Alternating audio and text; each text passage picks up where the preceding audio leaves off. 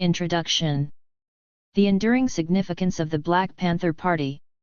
Diane C. Fujino and Matef Harmachis. There is a paradox in writing about the Black Panther Party for self-defense 50 years after its founding. The instant recognition of the Black Panther Party, BPP, contrasts with the sparsity of any sustained study of the party's continuing influence on later generations of activism. As is broadly acknowledged, the BPP is one of the most significant organizations of the 20th century. There is now a sizable literature of rigorous studies of the BPP, but nearly all of these, by design, examine the party during its existence. Yet even a cursory review of some of today's most visible activist and cultural productions are revealing of the Black Panther's ongoing impact. The widely covered Black Lives Matter protests against police violence call to mind, in different form, the BPP's famed police patrols. Mega-celebrity Beyoncé's 2016 Super Bowl halftime performance was a clear reference to and celebration of the BPP. Football star Colin Kaepernick's widely covered and controversial taking a knee against police brutality during the national anthem at NFL games harkens back to John Carlos and Tommy Smith raising the Black Power fist at the 1968 Olympic Games in Mexico City, with all three athletes inspired by the BPP.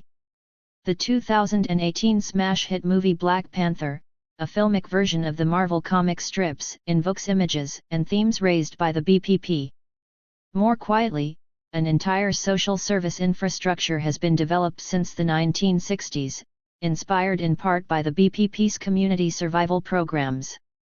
The influence of the BPP also continues in the children of former Panthers, most notably through the famed rapper Tupac Shakur, son of New York Panthers Afeni Shakur and Billy Garland, and the prominent black intellectual Ta-Nehisi Coates, author of the award-winning Between the World and Me and son of Baltimore Panther Paul Coates, founder of Black Classic Press. 145 years after the decline of the BPP's most active period, the Black Panthers maintain an influence in mainstream culture, sports, social service delivery, activism, knowledge production, and beyond, and have always had a presence in Black and alternative communities. Yet to our knowledge, there is no extensive study of the continuing impact of the BPP on later generations of political and cultural justice work. We thus call Black Power Afterlives into being to re-narrate the significance of the BPP, beyond its iconic image and symbolic meanings, to reveal how the party through former Panthers and direct lineages with later activists continues to impact and inspire social justice and racial liberation movements to the present. 2. That the BPP has captured the imagination of today's youth, as well as multiple generations of activists, is understandable enough. The BPP was the largest Black Power organization of the era, with an estimated 2,000 to 5,000 members at its peak in 40 chapters and branches across 68 cities, including Los Angeles, Seattle, Milwaukee, Kansas City, New Orleans, Winston-Salem, Baltimore, Philadelphia, and New York. By late 1968 and at least into 1970, the Black Panther newspaper sold more than 100,000 copies weekly. Even prominent mainstream institutions acknowledged that the Panthers garnered widespread support. An ABC TV poll in 1970 showed that 62% of those surveyed admire the work of the BPP, and the Wall Street Journal in January 1970 wrote that a clear majority of blacks strongly support both the goals and the methods of the Black Panthers. 3. Internationally, BPP groups formed in at least 8 countries, including Algeria, Bermuda, India, Dalit Panthers, England, Palestine, Israel, Australia, New Zealand, Polynesian Panthers. BPP political delegations traveled to China, Japan, North Korea, North Vietnam, Sweden, Denmark, Germany, France, Palestine, and elsewhere, and the Panthers influenced struggles in Cuba, Vietnam, and beyond. 4. Their national and international influence was so remarkable that Judson Jeffries asserts that the Black Panthers were not just an organization but a movement and a cultural happening. Joshua Bloom and Waldo Martin saw the BPP as the center of the revolutionary movement in the United States. While George Kachafikas called the BPP the most significant revolutionary organization in the United States during the latter half of the 20th century. 5.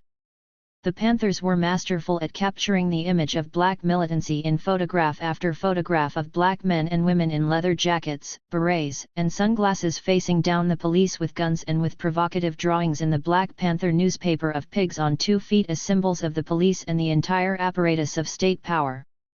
But the BPP's significance exceeds its sensationalist representations. The party, especially in its early years, was serious about ending the multiple violences of the police, poverty, and racism against black communities. They popularized the ideas of Frantz Fanon, Robert F. Williams, and others about armed struggle and bold tactics that worked to reduce police violence in black communities, even as it created other kinds of problems. They studied revolutionary theorists from Malcolm X to Mao Zedong to Fidel Castro.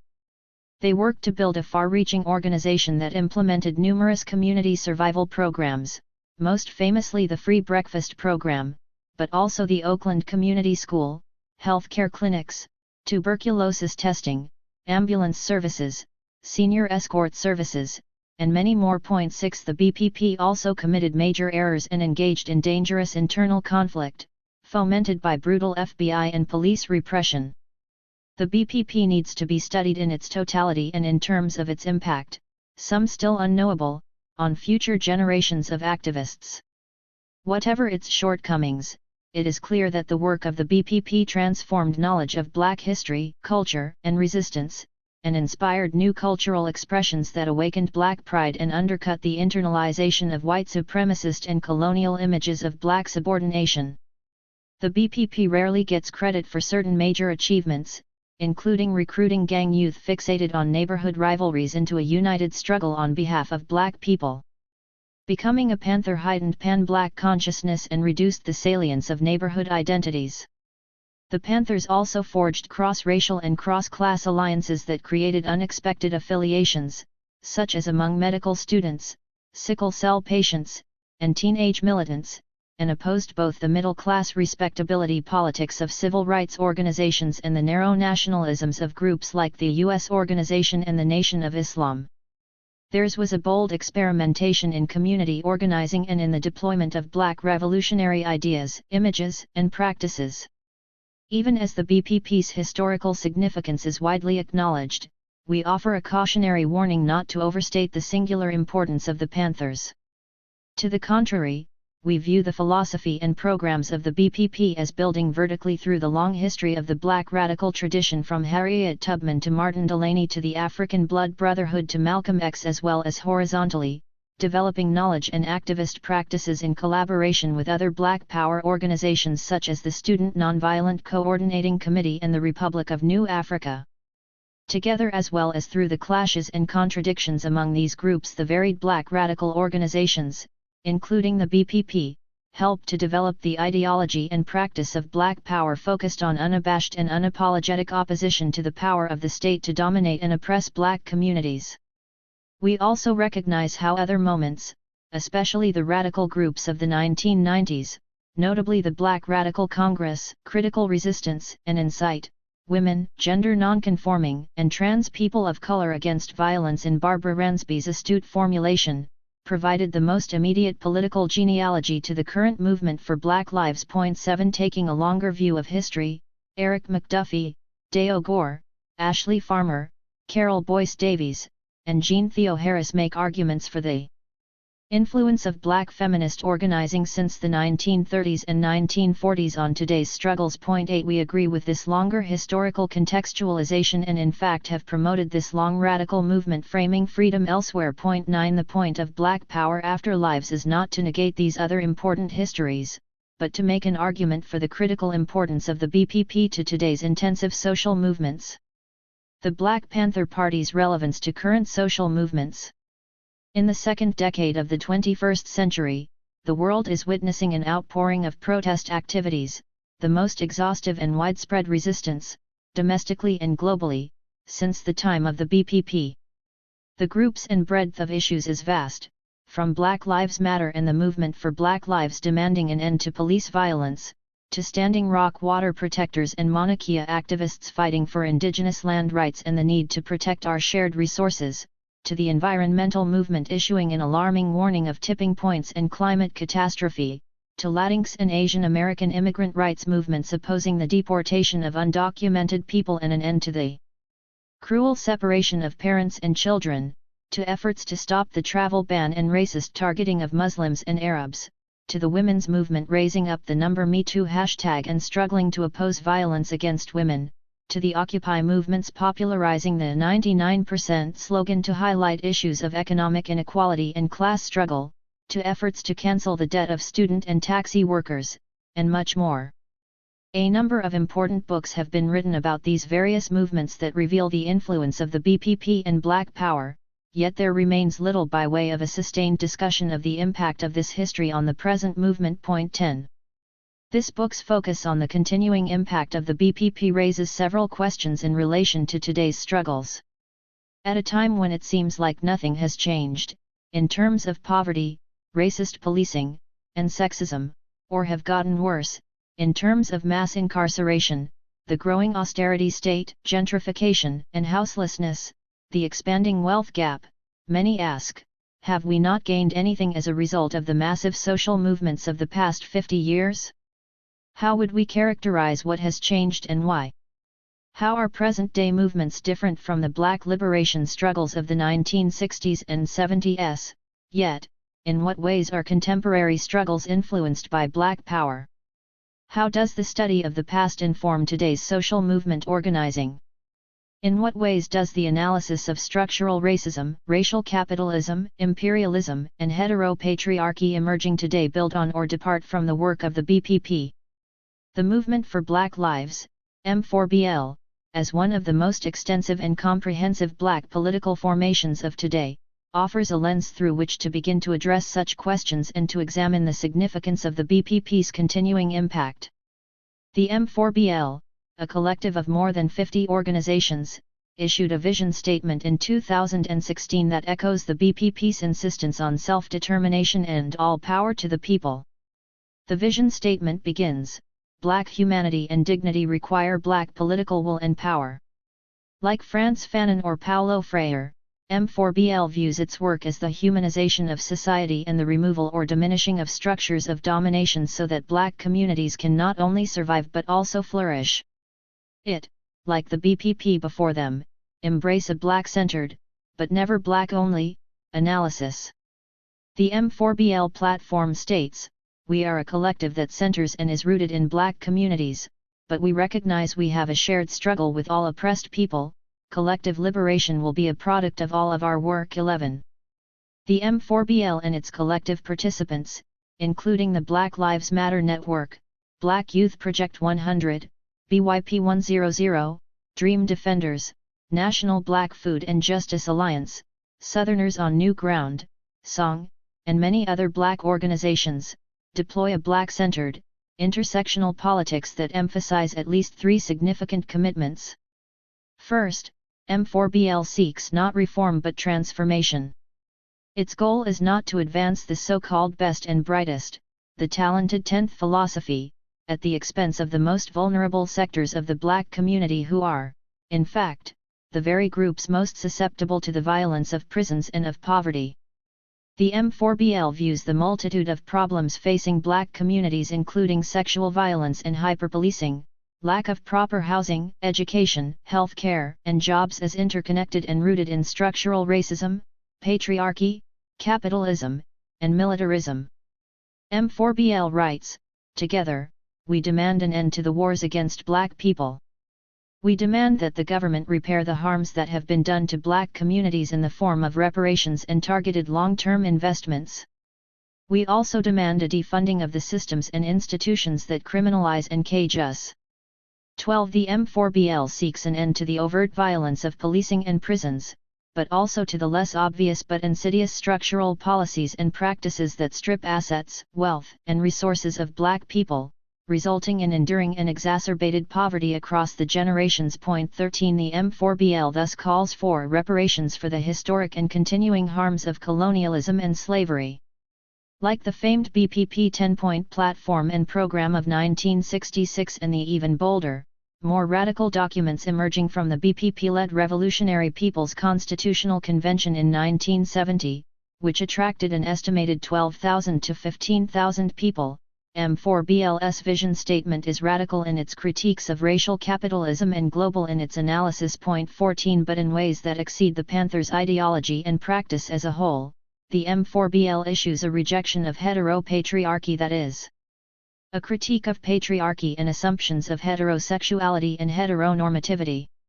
Second, M4BL seeks to promote and develop the leadership of the most marginalized within Black communities, including but not limited to those who are women, queer, trans, femme, gender nonconforming, Muslim, formerly and currently incarcerated, cash poor and working class, people with disabilities, undocumented, and immigrant. 15. They recognize that without an intentional focus on developing leadership, it is too easy to rely on the leadership of those already more advantaged by way of education, class, race, gender, citizenship status, and able-bodiedness.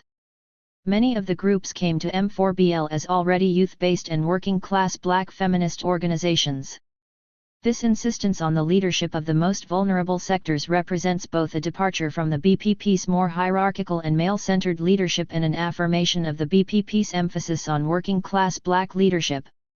Third, M4BL adopts what BYP100 calls radical inclusivity, that emphasizes the importance of addressing the varied identities, needs, and experiences of all Black people. This requires an intersectional analysis so as not to reproduce the ways, for example, that Black men's issues tend to stand in for the near totality of the Black community and marginalize the forms of violence directed against Black women. 16. In 1982, Akasha, Gloria T. Hull, Patricia Bell Scott, and Barbara Smith captured this idea in the title of their book, All the Women Are White, All the Blacks Are Men, But Some of Us Are Brave.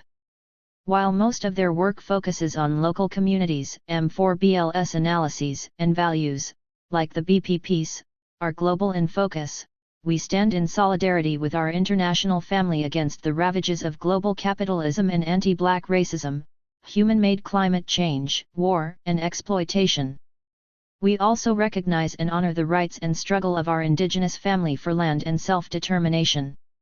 17. The BPP earlier rehearsed the broad inclusivity of the Black community as well as alliance building with multiple formations, including the white left, albeit with shortcomings, as addressed below.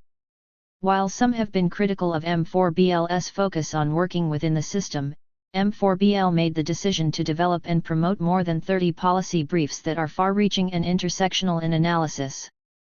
Their demands include an end to the war against Black people, investment in the education, health, and safety of Black people, an end to the criminalizing, caging, and harming of Black people, economic justice for all, and a reconstruction of the economy to ensure Black communities have collective ownership, not merely access, community control, and independent Black political power and Black self-determination. Surely these ideas echo the BPP's 10-point platform's demands for full employment, decent housing, fit for shelter of human beings, an immediate end to police brutality and murder of Black people, and ultimately, power to determine the destiny of our Black community. The M4BL organizations also implement programs that build from BPP's programs of free breakfast for school children, free health care, support services to the elderly, and liberation schools, as well as the BPP's engagements with global anti-colonial struggles. 18. Still, this book does not merely assert that M4BL and today's other radical movements emulate the BPP without critique. To the contrary, the BPP exhibited both a visionary model of Black liberation and devastating flaws dangerously fomented by police violence and the FBI's COINTELPRO, counterintelligence program. The COINTELPRO was devised to disrupt and destroy left movements through surveilling, harassing, and discrediting leaders and members, provoking conflict through the fabrication of false information, and extinguishing the movement through raids, bombings, and targeted killings. The FBI directed its greatest fury and attention on the Black Panthers, implementing 233 of its 295 official COINTELPRO actions against the BPP. 19. The Panthers clearly faced a nearly impossible situation, targeted by state repression and aggravated by the constraints of the times and their own internal contradictions. One would hope that today's movements improve on the past, while also recognizing that the changes in the political economy, racial structures, collective knowledge, and state surveillance since the 1960s and 1970s create new opportunities and new constraints that require the development of analyses, tools, strategies, and tactics for today's social context and racialized political economy. The most significant ways today's movements are extending and advancing the politics and practice of the BPP and other long 60s groups is in their prioritizing of gender and sexual liberation, in combination with racial and economic justice, and in their radical inclusion of the leadership of queer and trans people, women, and other people of color. There has been much written and spoken about how 3 Black, queer, feminist women originated Black Lives Matter and the ensuing movement. The BYP 100 was, from its inception, with intentionality, building a Black politic through a Black, queer, feminist lens and gathered the Black queer and trans community along with artists and labor unions to its founding meeting in July 2013. Southerners on New Ground, SONG, since 1993, has been a regional queer liberation organization made up of Black people, people of color, immigrants, undocumented people, people with disabilities, working class, and rural and small town, LGBTQ people in the South.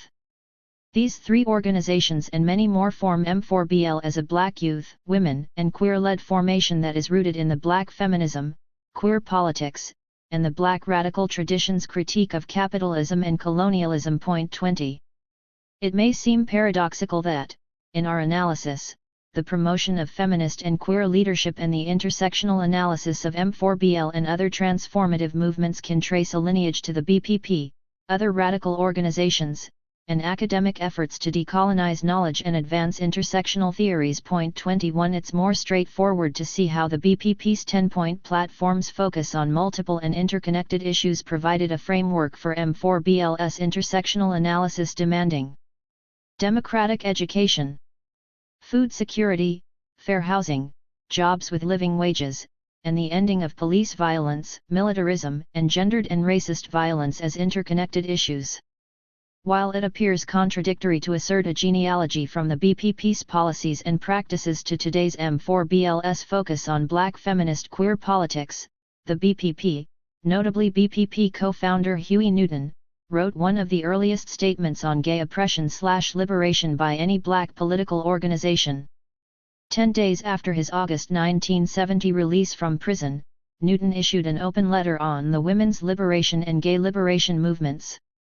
In that letter he viewed homosexuals and women as oppressed groups and called for the forging of coalitional politics among the Black, women's, and gay liberation movements. He acknowledged the psychological insecurities that form the basis of anti-gay beliefs. Just as many times the poorest white person is the most racist because he is afraid that he might lose something, or discover something that he does not have, Newton acknowledged the limitations of his analysis and effective understanding in that male homosexuality is a threat to me and to our manhood. But Newton was also self-reflective. Maybe I'm now injecting some of my prejudice by saying that even a homosexual can be a revolutionary. Quite the contrary, maybe a homosexual could be the most revolutionary. 22. It appears that Newton did not go on to champion Black gay liberation, in part because of the ways the FBI's COINTELPRO exploited tensions within the BPP on this issue, including fabricating letters to create divisions within the BPP and to undermine Newton's credibility. In response to Newton's open letter, the San Francisco FBI office sent a fictitious letter, allegedly from a Black community member to the BPP Chief of Staff, David Hilliard, which included, "Huey is wrong. Something must have happened to him in prison. Panther's got enough things to do in the 10-point program and fighting for niggers without talking up with F queers." 23. Given the ways the Black movement had an emphasis on reclaiming Black manhood, especially in terms of protection of the heteronormative family, community, and nation, it is not surprising that there was opposition within the BPP to Newton's support of gay liberation. But Newton's statement also generated internal teach-ins on homosexuality and a differing gendered response. According to BPP leader Erica Huggins, the Panther women did not have a problem with it, but the men were not down. 24. Moreover, Newton's letter was significant, given that, as Alice Lane observed, it was the first time any non-gay black organization, whether mainstream, like the NAACP, or radical, like Ron Karenga's U.S., recognized the oppression of homophobia, connected that oppression to the plight of black people, and attempted based on that connection to build coalitions openly with lesbians and gay men.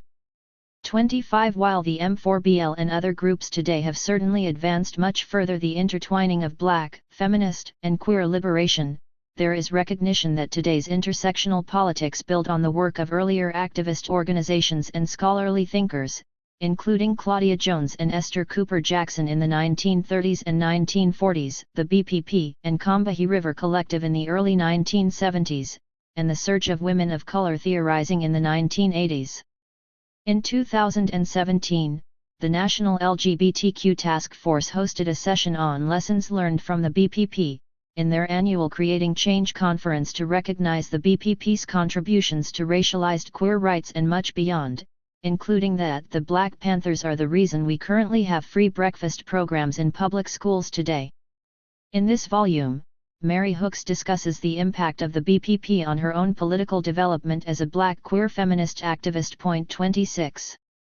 Why study the afterlives of the BPP? In titling this book The Afterlives of Black Power, it is not our intention to imply that Black Power or the BPP has died.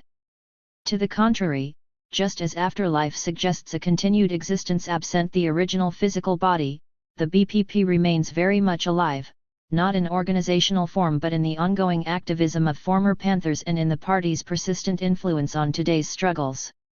This is precisely the objective of this book, to examine the enduring presence of the BPP. In doing so, this book also expands the historiography of Black Power in at least three significant ways. First, Black Power Afterlives extends the time frame typically associated with Black Power, with its origins in 1966, Stokely Carmichael's call to Black Power in Greenwood, Mississippi, and the formation of the BPP in Oakland, California, ending by the mid-1970s.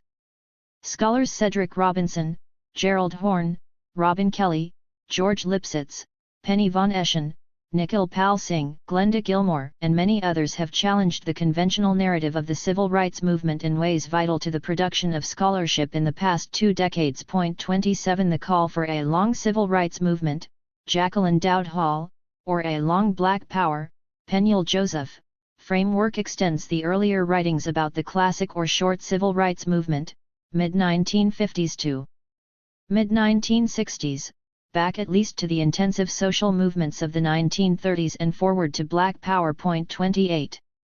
In a recent review essay in American Quarterly, Diane Fujino argues for the need to expand Black Power forward in time and space.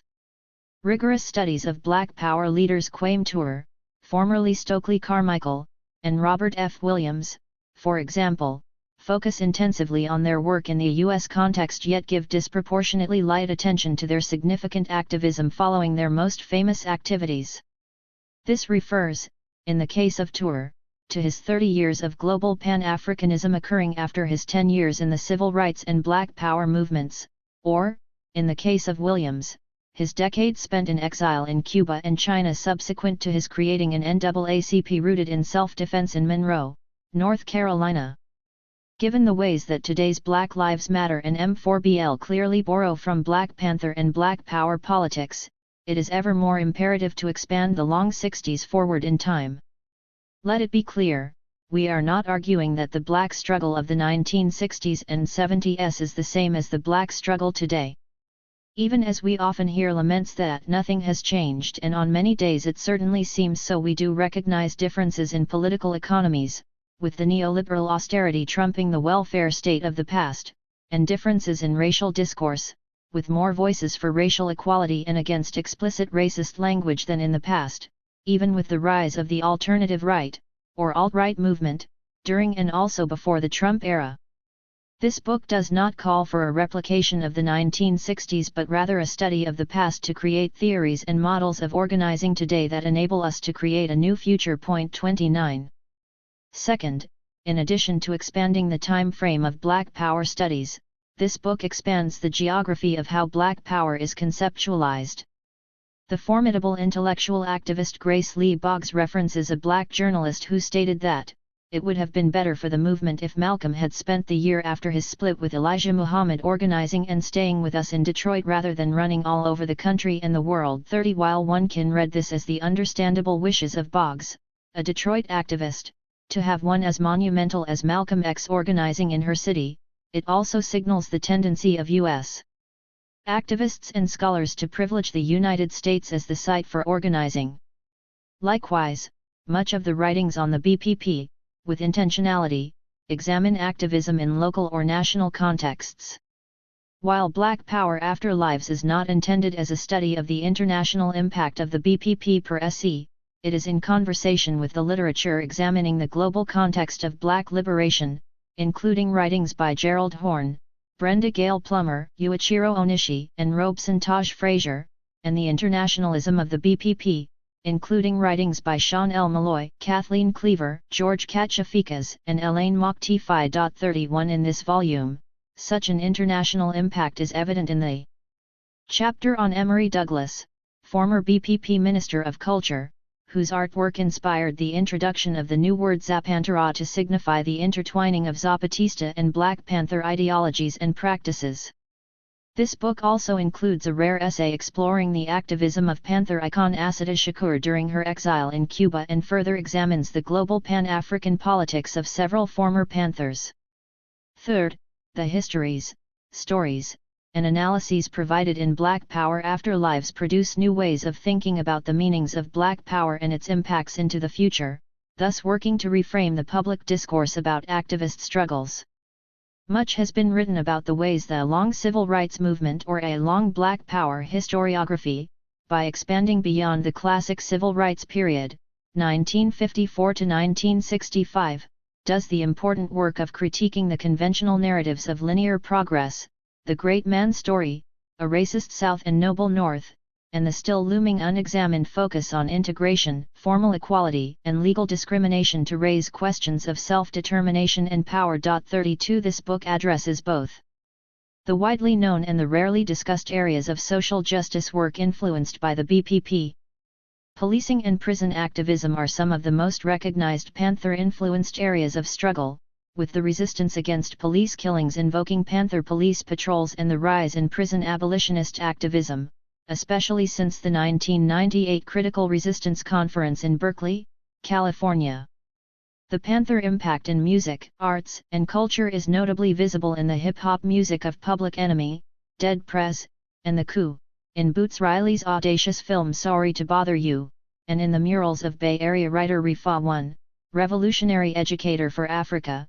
33 But, this volume, with intentionality, also examines the scarcely recognized areas of post-Panther influences, including the spiritual practices exemplified in the lives of former Panthers Erica Huggins, Damira Ahmed, and Hank Jones, the Pan-African internationalism of David Brothers, Dedon Kamathai, and Akinzanya Kamben, and the ongoing work of young activists today, as seen in the chapters on Southerners on New Ground, Song, in Atlanta, the African Black Coalition in California, the Eco-Socialist movement from the East Coast to South America, and the Chinese Progressive Association in San Francisco.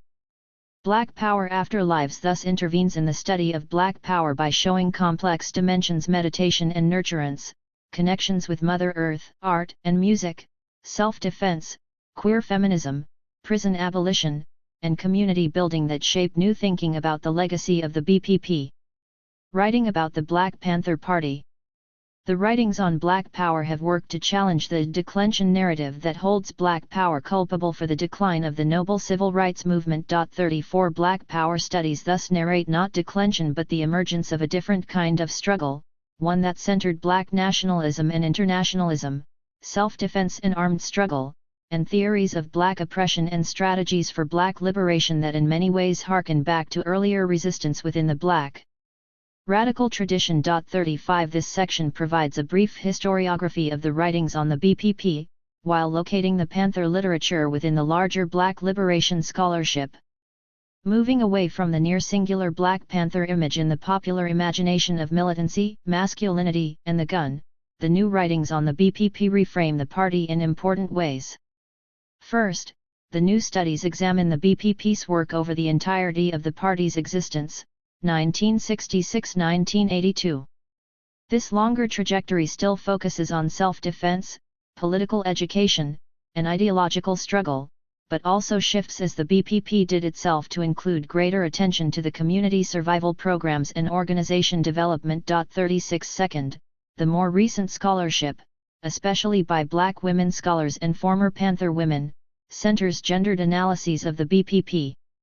These studies show how the BPP enabled political opportunities for and contributions by women, even as the BPP and some Panther women themselves both contested and reinforced patriarchal structures within the party. 37 Third, there is also greater attention to the study of local histories and local chapters. 38 Art and culture. 39 and cross-racial and coalitional politics. 40 Together, the surge in publications, including Panther memoirs and biographies, scholarly studies, and primary source documents, produce a multifaceted and polyvocal examination of an organization that spans 16 years, 40 chapters, and branches across the nation, an international section, and had significant shifts in its focus and programs.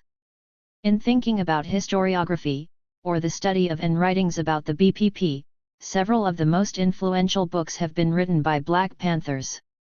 It is only in the past decade or two, especially since the 40th anniversary of the BPP in 2006, that a substantial number of scholars have taken up the task of examining the history of the BPP.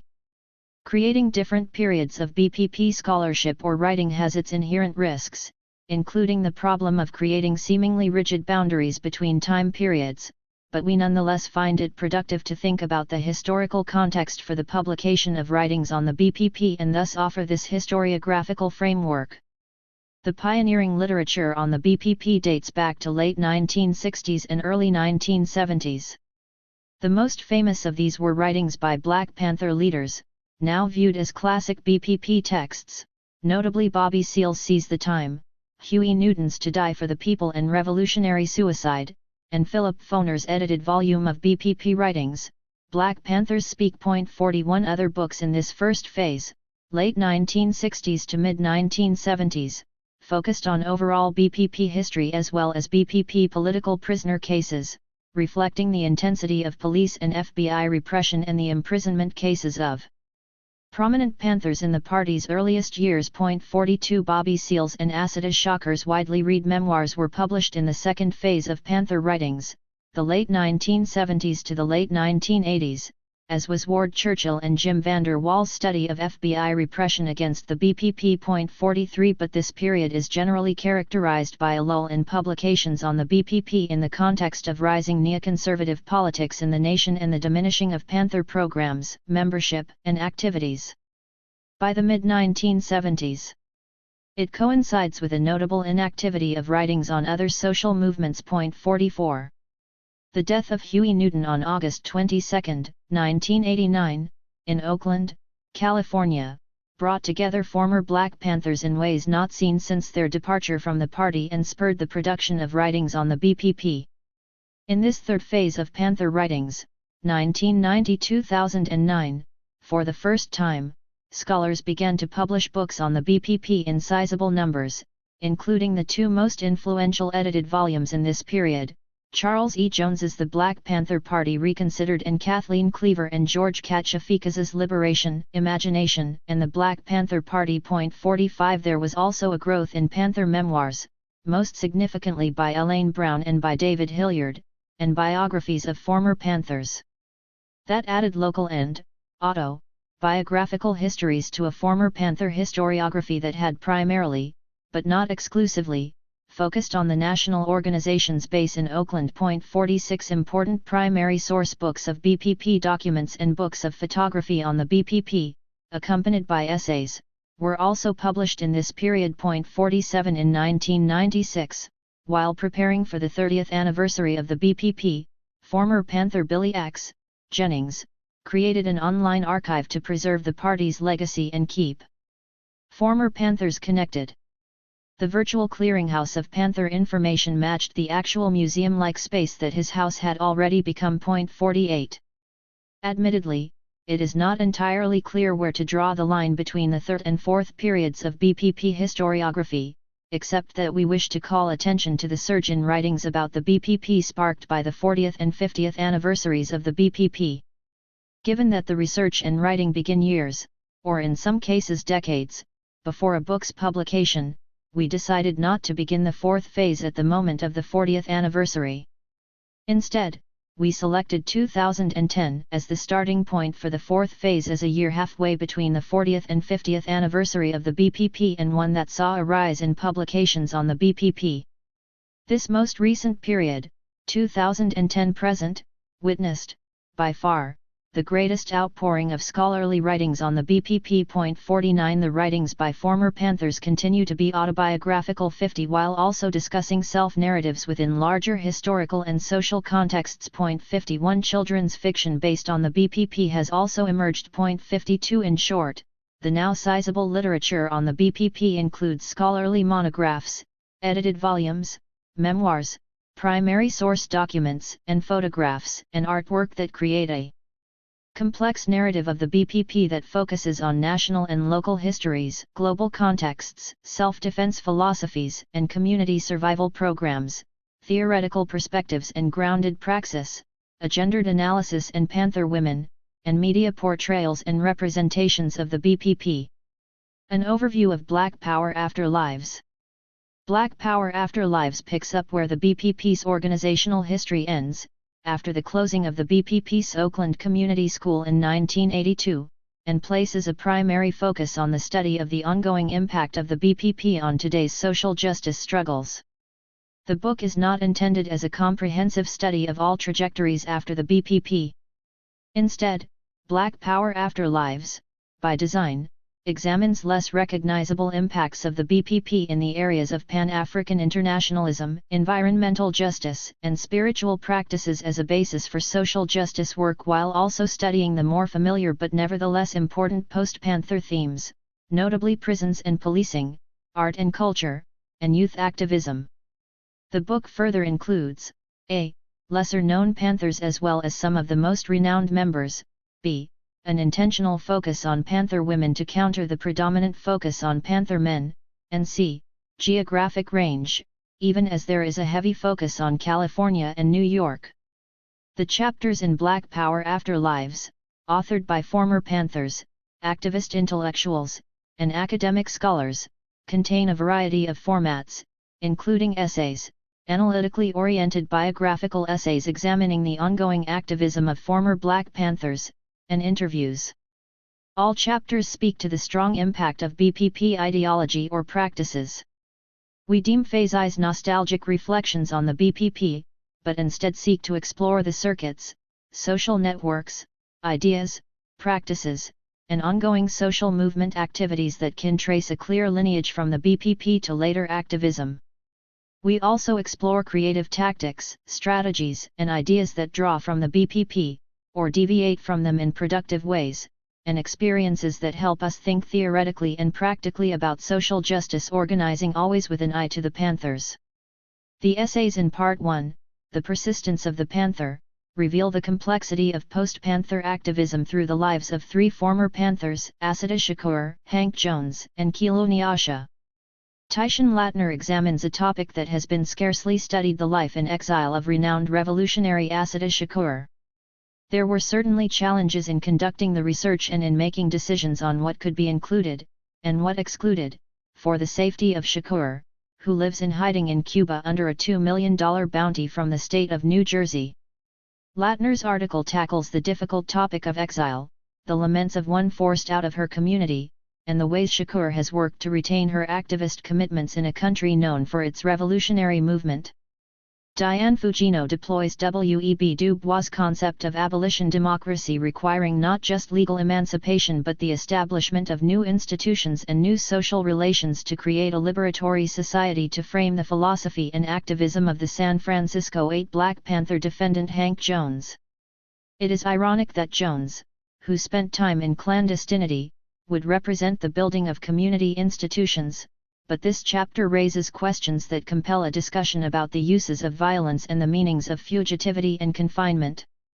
Paradoxically, it was in spaces of confinement that Jones found the greatest reserves to fight for freedom and to strengthen his spiritual practices. Tina Bartolomé's tender letters to the late Kilo Nyasha, written posthumously to Nyasha, are revealing of the remarkable influence former Panthers have had on younger activists. In Bartolomé's letters are discussions of support for political prisoners, the challenges of a lifelong physical disability, and the joys and struggles of writing and living a life of persistent activism. Part 2, Sustainability and Spirituality, addresses a little-studied area of post-Panther activism: the spiritual practices used to sustain one's activism and one's humanity as well as to heal the planet.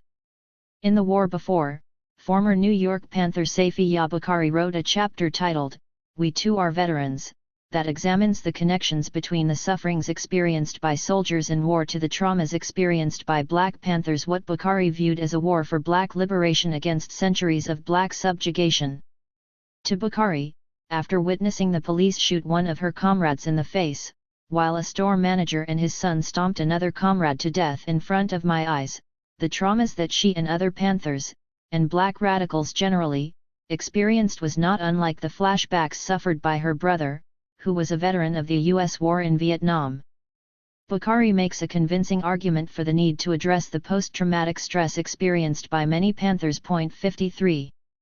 Perhaps more than any Panther, Erica Huggins represents the excesses of police and FBI repression and the possibilities for healing and political sustenance through meditation and a spiritual practice. She is best known in the context of the murder of her husband John Huggins and Al Prentice Bunchy Carter at UCLA on January 17, 1969, and 4 months later, for her arrest and subsequent trial with Bobby Seale in New Haven, Connecticut. The pain of her multiple traumas, especially the separation from her infant daughter, was nearly unbearable. In an interview with Diane Fujino, Huggins reveals the meanings of her spiritual practice, begun inside that Connecticut prison and practiced daily to the present, as a process not only of personal self-care but a collective self-care that requires one to attend to one's own healing and the collective struggle as intertwined and indispensable components of revolutionary justice work. Mariam Kashani's essay on former rank-and-file Panther Damira Ahmed shows the compatibility of a Muslim faith and radical politics, or rather for her, the essentialness of her faith to extending her post-Panther activism and support for political prisoners and the ways her life challenges what gendered, racial, class and religious-based justice movements look like.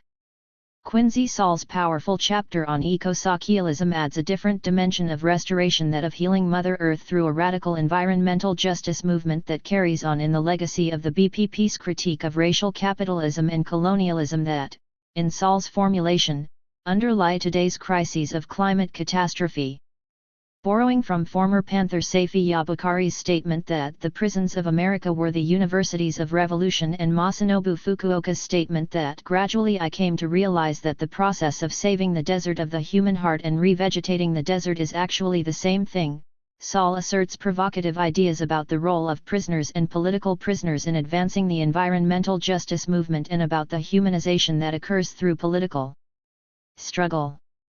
In Part 3, Sankofa, Pan-African Internationalism, Black Power Afterlives engages discussions of internationalism in ways that both reflect and diverge from the ideas of certain Panther leaders. The book calls attention to the fact that Black Panther activists did not adhere to a single ideology, nor did they follow any single trajectory after the BPP. There were, indeed, many paths in and many paths out.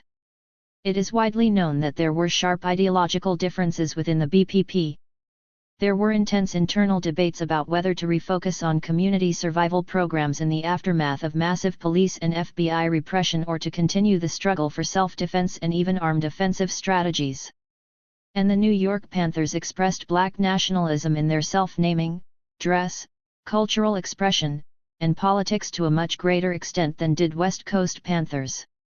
While largely absent from the BPP literature, a noteworthy minority of former Panthers adopted Pan-Africanist politics, particularly through the influence of Kwame Ture, whom top Panther leaders partnered with and then sharply criticized. In April 1970, Ture expressed that, the highest political expression of Black power is Pan-Africanism. In response, in September 1970, Huey Newton denounced Pan-Africanism as the highest expression of cultural nationalism, arguing instead that the Black Panther Party is internationalist. Yet this is curious given that Toure was an internationalist and socialist similar to Newton in many respects. In 1970, Toure framed black oppression within the systems of capitalism, racism, and the conditions of the settler colony, called for community control of political institutions and the development of an independent economic basis, and consistently argued for the intertwining of the problem of slavery in the U.S. and colonialism in Africa. Toure, like Newton, further insisted that black liberation be based on a unity of politics and not racial identity per se, calling for Third World solidarity with the people of Vietnam and opposed the genocide against the traditional owners of the land. These ideas resonated with the BPP's ideology and created a basis for the movement of former Panthers into global Pan-Africanism. 54. In Part 3, Maytef Harmachis examines the relationship and tensions between Black Power and Pan-Africanism through the lives of David Brothers, former chairman of the New York BPP, and Denton Comathai, former San Diego Panther, both of whom worked closely with Kwame Toure for decades in the All-African People's Revolutionary Party. 55. In doing so, he illuminates why these former Panthers view Pan-Africanism as the highest political expression of Black power. Diane Fujino studies the importance of African history and culture in the Pan-African art of former Sacramento Panther Akinzanya Kamben. She uses the concept of fugitivity to discuss the meanings of Kamben's literal and figurative escapes and marronage practices and his use of art to promote Pan-African culture and consciousness as well as to heal from the traumas arising from his experiences as a U.S. Marine in Vietnam and from the constancy of police harassment and violence since his Panther days. Part 4, Art, Revolution, and a Social Imaginary, examines the impact of the BPP on the cultural visualizations and sonic imaginings about what Black liberation looks like.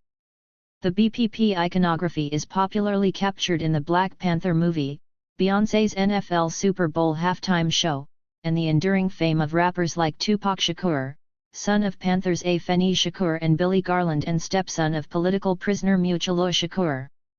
The impact of the BPP on music is widely recognized in the hip-hop lyrics and beats of KRS-One, Diggable Planets, and San Francisco-born rapper Paris, who refers to himself as the Black Panther of hip-hop and invokes the 10-point program in his piece Panther Power.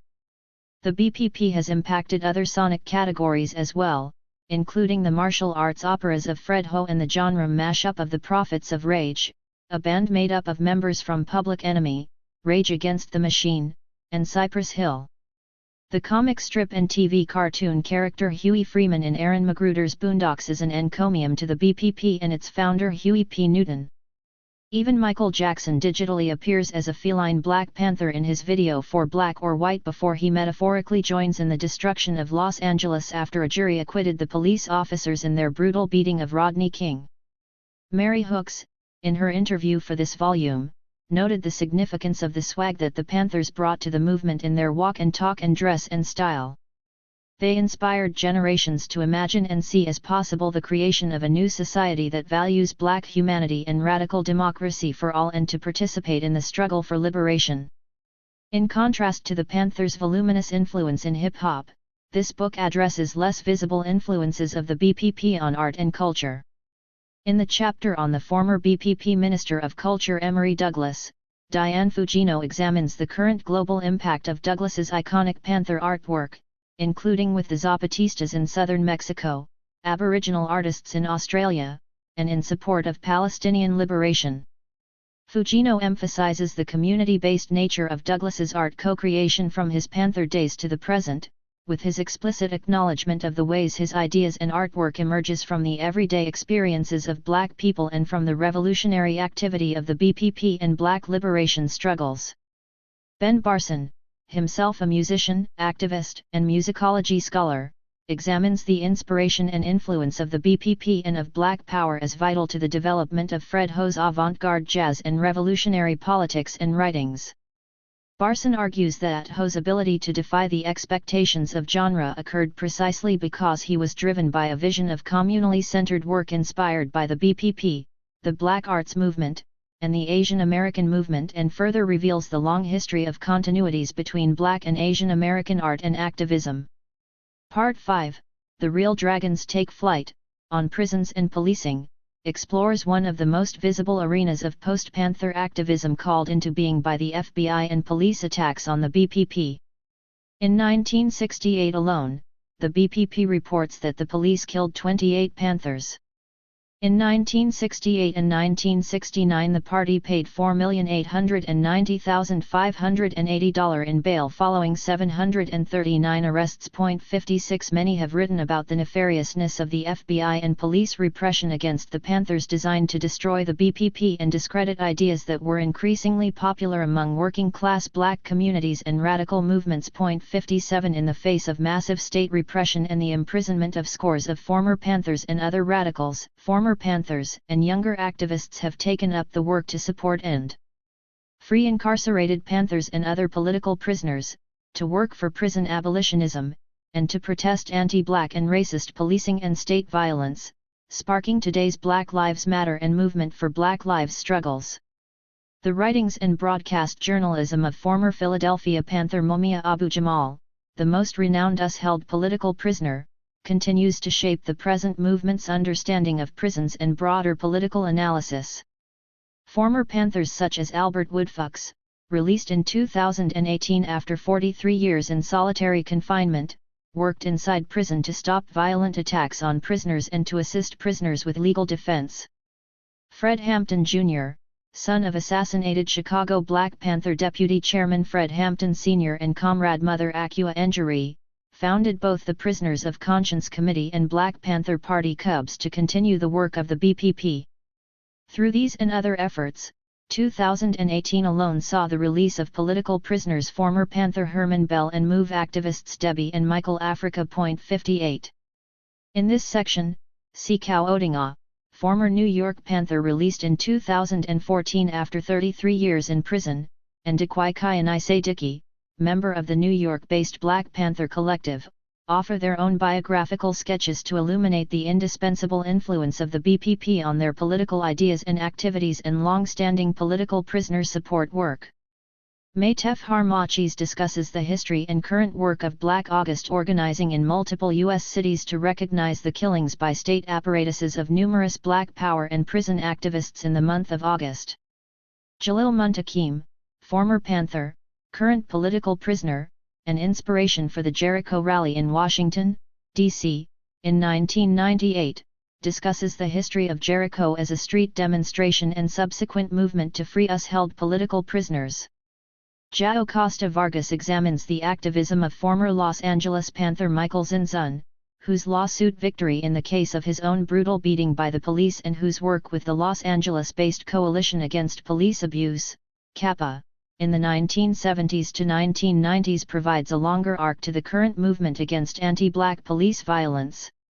Vargas's chapter engages theoretical critiques of CAPA's work as prioritizing multicultural coalition building over analyses of Black autonomy and Black genocide in ways that diminish how the particular atrocities and animosities against Black people function differently from a rubric of racism against people of color.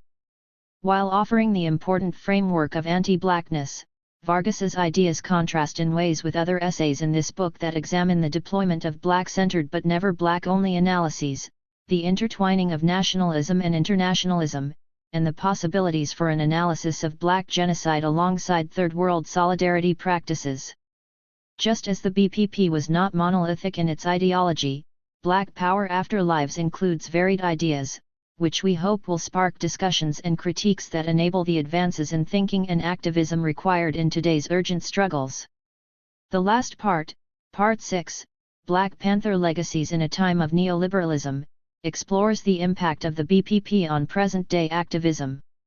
The part title acknowledges that today's organizing takes place in a different racialized political economy, with the welfare state of the 1960s and 1970s, including the War on Poverty office where Huey Newton and Bobby Seale wrote the 10-point program, being replaced by neoliberal austerity. Even as it seems like nothing has changed, there have been both noteworthy gains and painful rollbacks, such that the problems of anti-black police violence, poverty, prisons, joblessness, and houselessness stayed the same or became worse, partly because of the funding of militarism over human services and the diminishing of ideas promoting public spaces and the communal good. But the hardships produced by neoliberalism have also motivated today's activists to revitalize and transform ideas about shared resources and to build collective institutions. So while we face many of the same problems as the Panthers did 50 years ago, we argue for both continuity and disruption of political conditions, ideas, and organizing praxis that require not only generalized and understandable laments, "nothing has changed," but also more precise analyses of the enduring influence of the Black Panthers as well as departures in theory and practice from the BPP. In this section, Mary Hooks, co-director of Song in Atlanta, in an interview with Diane Fujino and Felice Blake, advances the politics of Black queer feminism as the antidote to white supremacist heteropatriarchy in ways that build on and exceed the work of the BPP. She makes clear that it is one's politics and not one's pigment that forms the basis of Black liberation theory and practice. Song seeks to build an ecosystem that connects the multiple issues of local, national, and international movements, one that borrows from and critiques the long struggles in the Black radical tradition.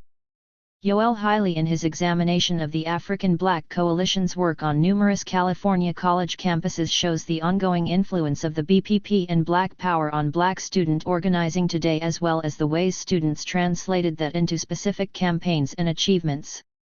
Blake Simmons explores his own family lineage from a former Panther and the ways the BPP in general shaped his work as a former student activist and a current community organizer in Oakland. Alex Tom's discussion of the Chinese Progressive Association in San Francisco extends the BPP's influence into the Chinese American community, noting the ways the Panther legacy directly impacts an Afro-Asian solidarity, while also provoking seeming contradictions in work around immigration rights with Chinese immigrant elders and queer rights with Chinese American youth. Black Power Afterlives is unique in offering a multifaceted examination of the enduring impact of the Black Panther Party shaping a new iteration of Black liberation and beyond. By deploying a usable past that informs present organizing and visions of a new future, the intervention of this book is more important than ever given the urgency of the current moment and the development of the largest, most profound, and vibrant social movements since the 60s. The book asks that we not simply evoke the BPP for inspiration or nostalgic remembrances of an earlier time, but that we engage in a serious study of the ongoing activism of former Panthers and the BPP-inspired work of current-day organizers, so that we can build on and advance the past to create a better present and future. The Black Panthers would ask no less of us. The Persistence of the Panther. Melanie Cervantes and Jesus Barraza of Dignidad Rebelled, a graphic arts collaboration of Oakland-based artists, created this poster in 2013 to protest the state of New Jersey's increased bounty for the return to the United States of Assata Shakur in exile in Cuba. Chapter 1. Assata Shakur. The Political Life of Political Exile. Titian A. Latner. In early summer of 2005, Assata Shakur moved out of her two-story home in Havana, in whose backyard garden she had tended tropical flowers and grown collard greens and, for the second time in her life, disappeared from public view. On the evening of May 10, Fidel Castro had appeared on Cuban television and denounced the actions of the FBI and the New Jersey State Police, which had announced a reward of $1 million for information leading to the apprehension of Shakur, Cuba's best-known U.S. political asylee. One newspapers in the United States reproduced translated portions of the speech. They wanted to portray her as a terrorist, something that was an injustice, a brutality, an infamous lie, the Cuban president affirmed, referring to Shakur as a victim of the fierce repression against the Black movement in the United States and a true political prisoner too. A former member of the Black Panther Party and the Black Liberation Army, Shakur had lived in political exile in Cuba since 1984, where she had been known within the intellectual circles of various research institutes throughout Havana for her insights into U.S. political life and her connections with U.S. Black radical movements, and where she had been a frequent speaker to delegations of visiting American students, academics, and solidarity activists. Although Shakur and her contacts in the Cuban government had long been aware of the danger of bounty hunters enticed by the reward, the May 2005 announcement represented a tenfold increase from the previous $100,000. Active since 1998, she had managed to live a semblance of a normal life in Havana, where her phone number and home address had once been listed in the telephone book, and where she had regularly been seen at public events throughout the city. Now, all this would change. Living at undisclosed locations for the indefinite future, Shakur would now be protected directly by the Cuban government's security apparatus. Limited in her ability to move freely and with little contact with her friends and family, Shakur now lived in an exile within an exile. In the long afterlife of the Black Panther Party, few living figures descending from the Black Power era occupy as prominent a place within the radical imagination as Assata Shakur. Due in part to the enduring critical success of her 1987 autobiography, Assata, Shakur remains one of the best-known living black radical activists among today's younger generations. Convicted of killing a New Jersey state trooper in 1973 despite significant evidence of her innocence, Shakur was sentenced to life in prison in 1977 by an all-white jury during a heavily politicized trial. To police, it was a long-awaited victory, a conviction, albeit on scant evidence, after 6 prior legal cases against her on unrelated charges in the state of New York had resulted in acquittals by trial juries or were dismissed by courts, with an additional trial resulting in a hung jury. 3 To many observers, the unrelenting legal charges brought against Shakur, who had become one of the most visible faces of clandestine black liberation struggle, was emblematic of state repression against radical activists, and of the virulence of COINTELPRO, the FBI's counterintelligence program, whose targeting of left-wing movements had been exposed by anti-war activists in Media, Pennsylvania, in 1974, but was suspected to have continued under other auspices. 4 Shakur's legal persecution was known in Cuba, prompting the state-run Granma, Cuba's largest newspaper, to describe her as a political prisoner the year of her sentencing. 5 Liberated in 1979 from a New Jersey prison by comrades in an audacious, carefully planned prison break that made headlines and unleashed a national dragnet, Shakur attained folk hero status among supporters, who framed her as a refugee from anti-black political persecution.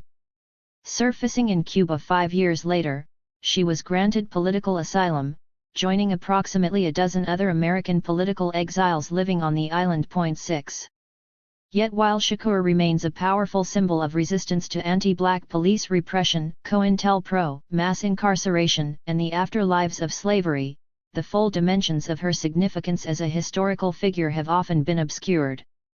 Little has been written about Shakur's life in Cuba, and the nature of her time in exile, now enduring for more than 3 decades, is not widely known. The iconography surrounding Shakur is largely derived from her political acts, real and alleged, prior to her arrival in Cuba, and her autobiography devotes only 7 pages of its postscript to her life on the island. As a result, the significance of Shakur's exile, in which the trajectory of her political life as a black woman revolutionary has become intermingled with the complex political project of the Cuban Revolution and its historical confrontation with U.S. global power, is often overlooked. This chapter provides a brief portrait of Shakur's political life in exile in Cuba, paying particular attention to the resonance between the internationalist legacy of the Black Panther Party and the praxis of her political engagement on the island.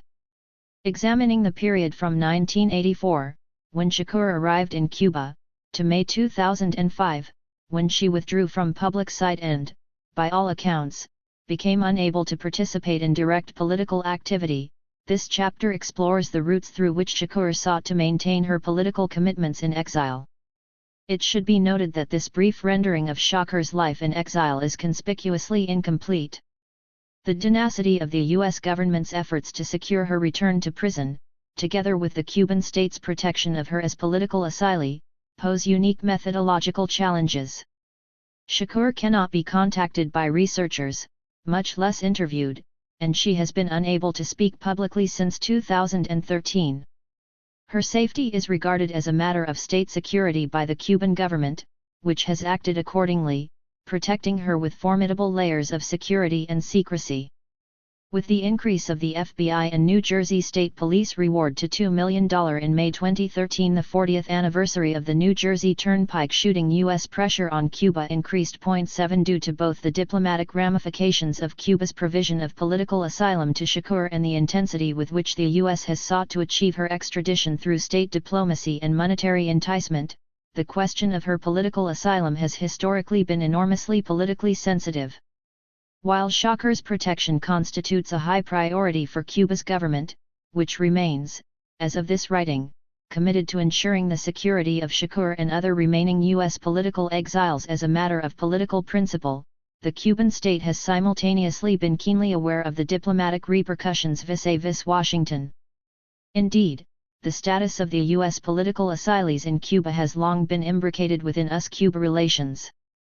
Washington has repeatedly attempted to make the return of the U.S. political asylees in Cuba, including Shakur, Nihanda Abiodun, Victor Manuel Jarina, Charlie Hill, and William Morales, a key requirement for the full normalization of relations, with Shakur's extradition always assuming the greatest priority for U.S. negotiators. 8 There is no evidence that the Cuban government has ever succumbed to these diplomatic overtures, despite frequent speculation, false claims, and misleading media reports. And Cuban officials have repeatedly reaffirmed their commitment to protecting Shakur and the other U.S. political exiles. 9 Nonetheless, a cloud of wariness hovers over the topic in Havana, making it an intensely fraught area of research. This essay is therefore a tentative historical sketch, constructed from available sources. It does not presume to speak for Shakur, who has the right to speak for herself. Rather, it is intended to generate greater understanding about the nature of Shakur's political exile, with the hope that she will one day be free to tell her own story publicly and free to engage the world on her own terms. Moreover, this chapter contains certain silences and omissions, some due to the unavailability of source information and others intentional.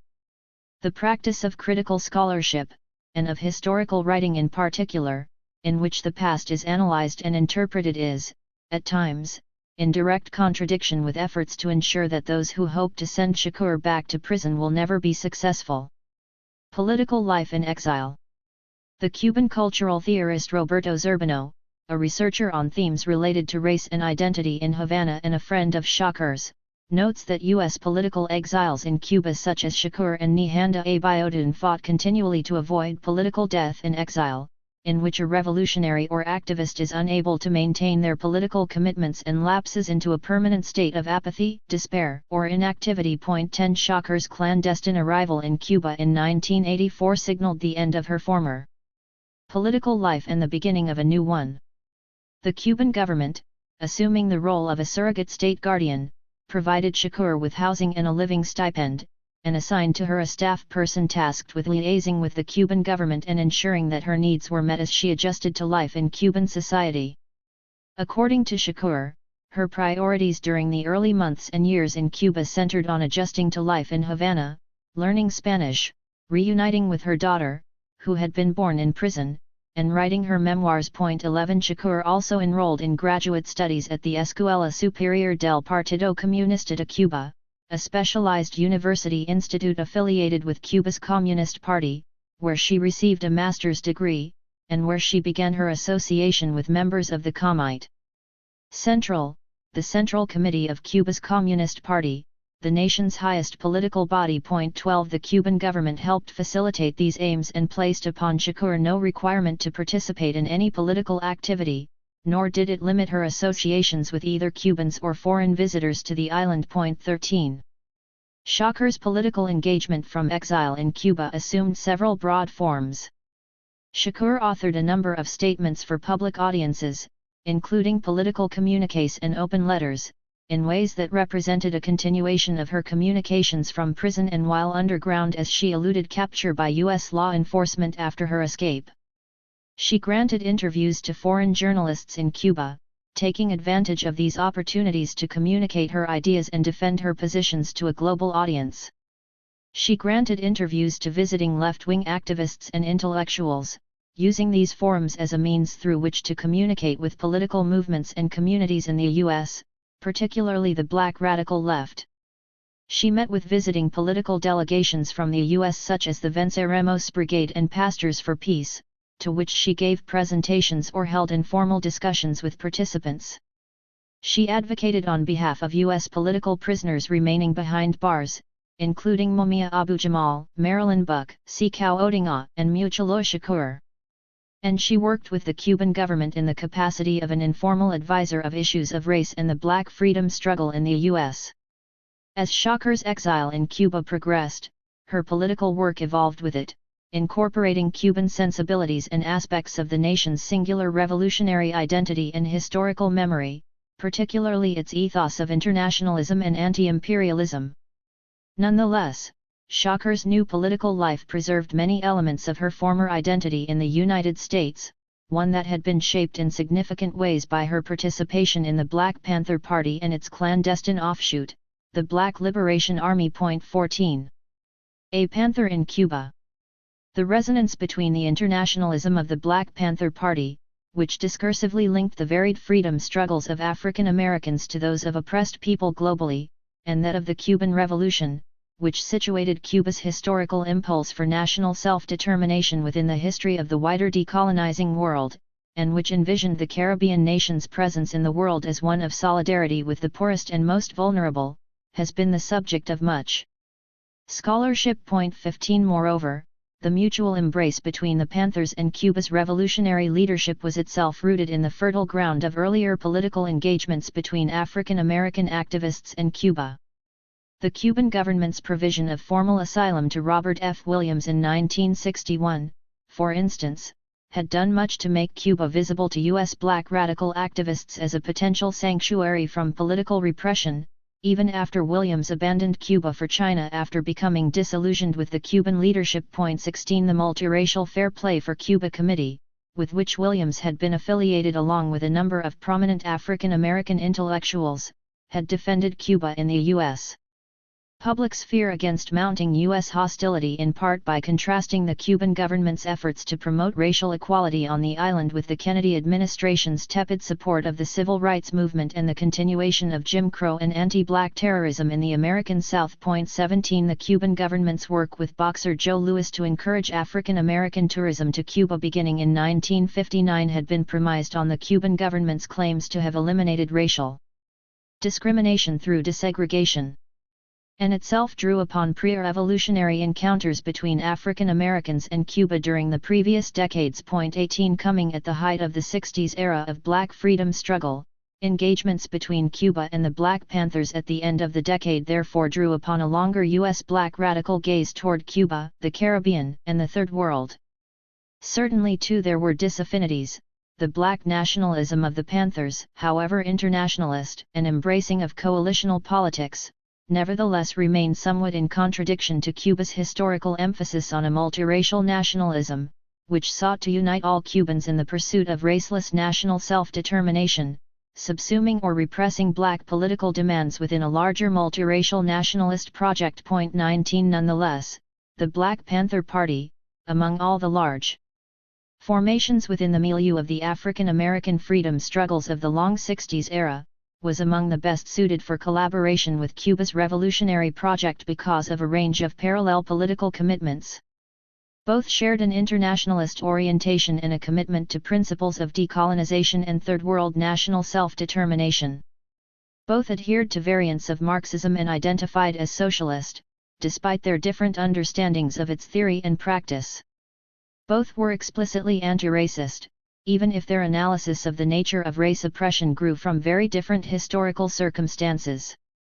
Both shared commitments to opposing U.S. imperialism, particularly the unfolding horror of the U.S. war in Vietnam, itself situated within a longer history of U.S. Cold War and colonial interventions.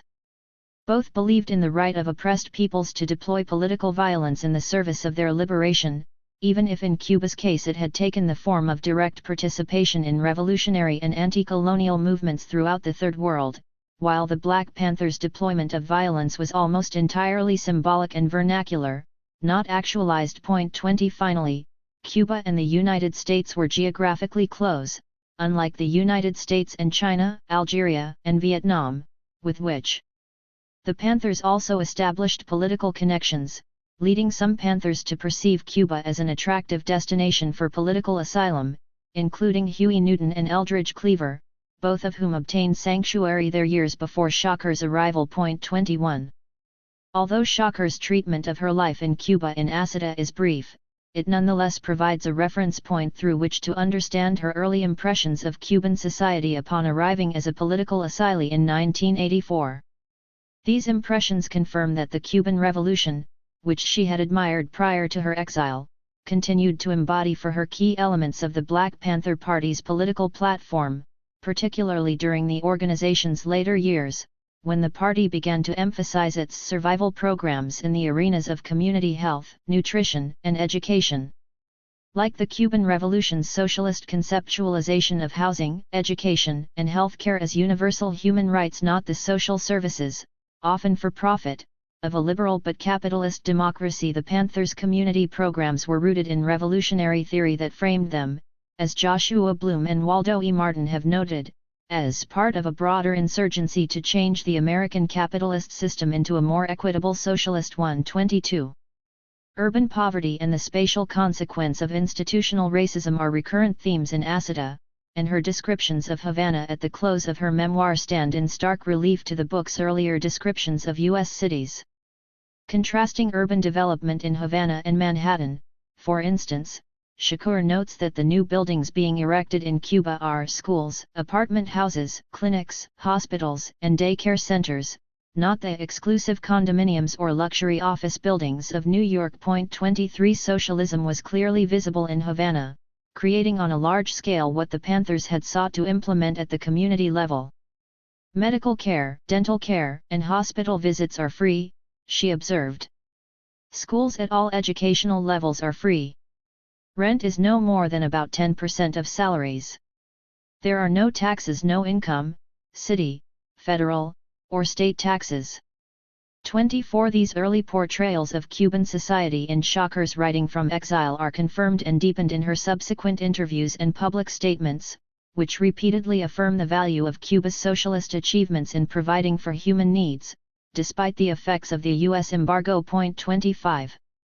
Shocker's early impressions of Havana, as described in Asada, similarly confirm that the internationalist strains of her political consciousness, already shaped by her formative years as a student activist and honed during her time in the Black Panther Party and Black Liberation Army, had become far more prominent as a result of her immersion in her new adoptive country, deeply influencing her political commitments. The brief postscript in Asada about her arrival in Cuba is immediately preceded by a paragraph describing the role of internationalism within the larger struggle for Black liberation. Any community seriously concerned with its own freedom, Shakur writes, has to be concerned about other people's freedom as well. Imperialism is an international system of exploitation, and we, as revolutionaries, need to be internationalists to defeat it.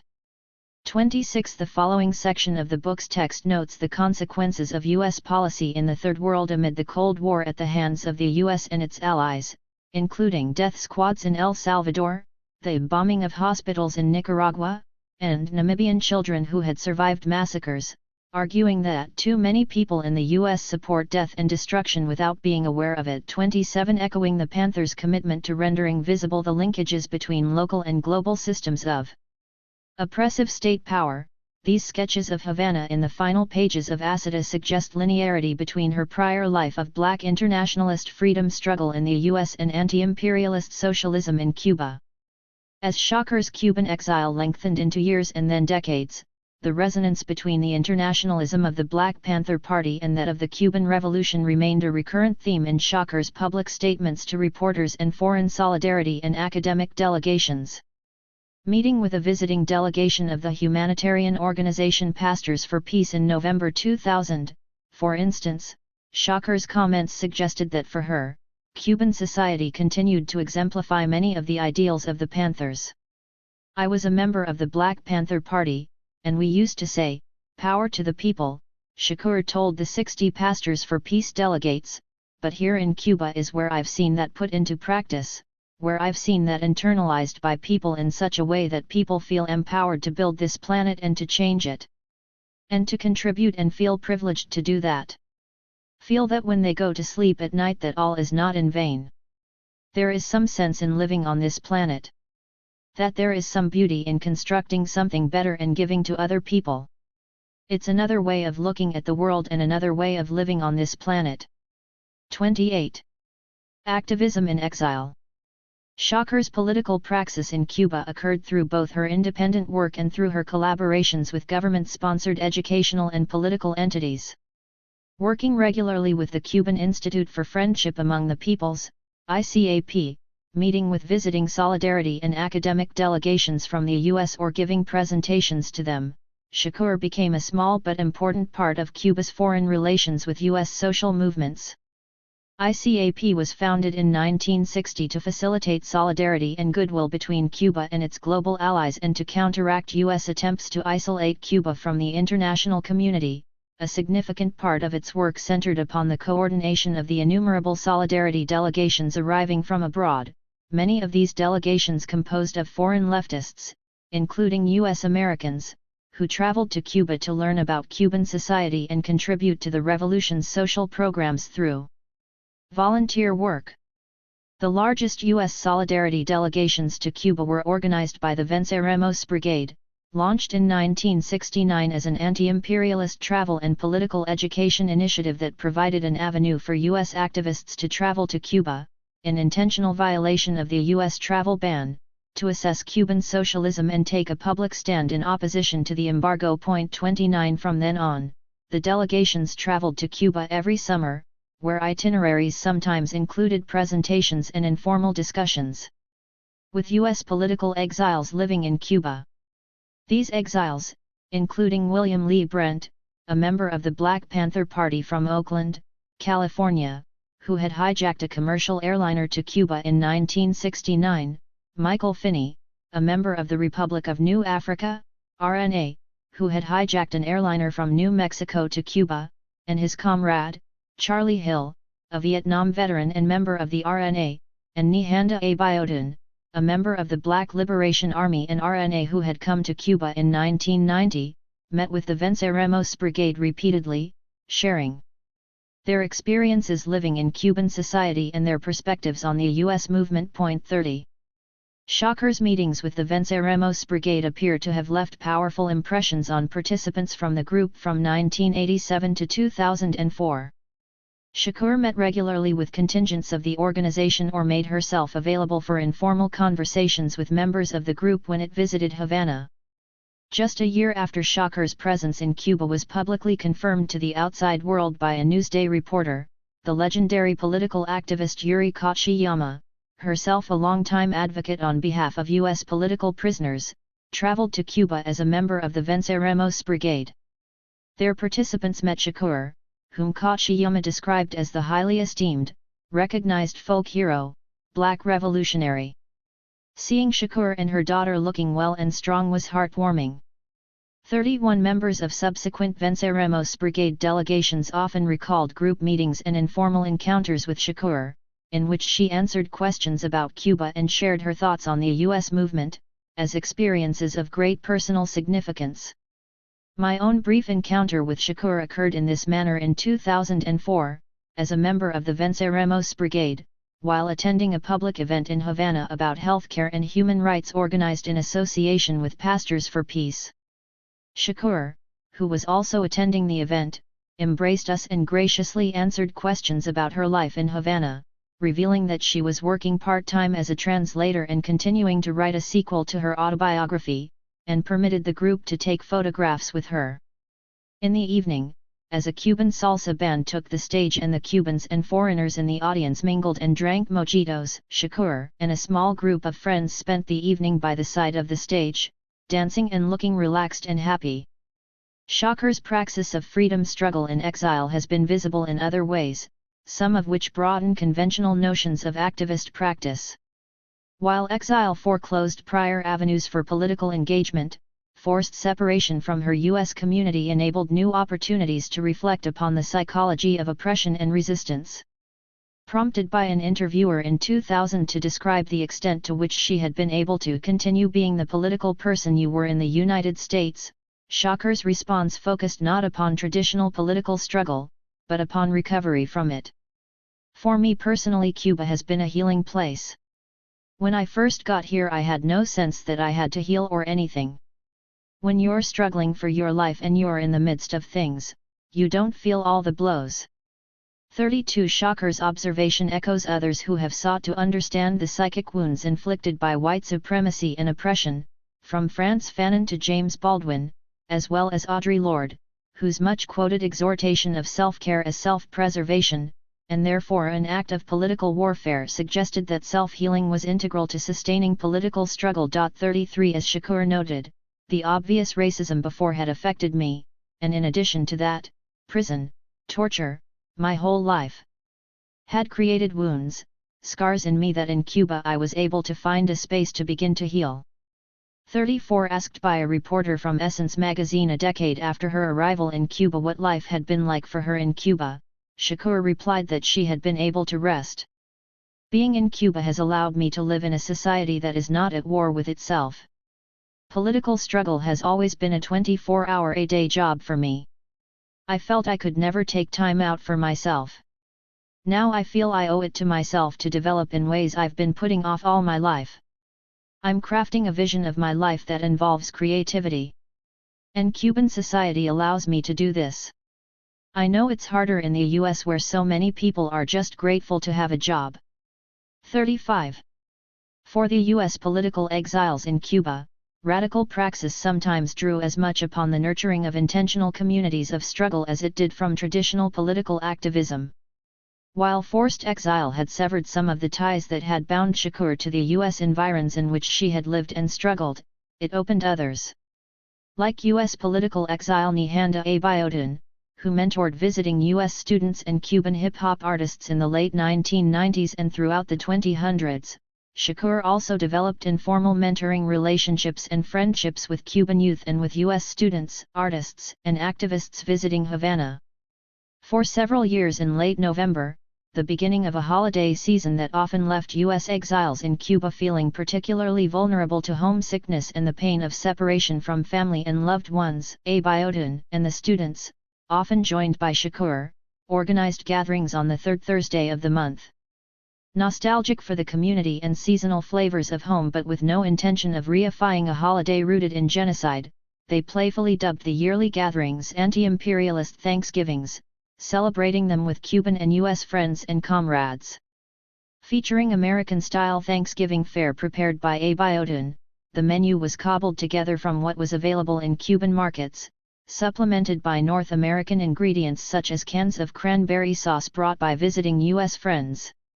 On one occasion, ICAP hosted the event, which drew 200 U.S., Cuban, and foreign guests. 36 Through this mixed milieu of visiting foreigners and Cubans, Shakur's radical community in exile took shape in myriad small acts of solidarity and camaraderie.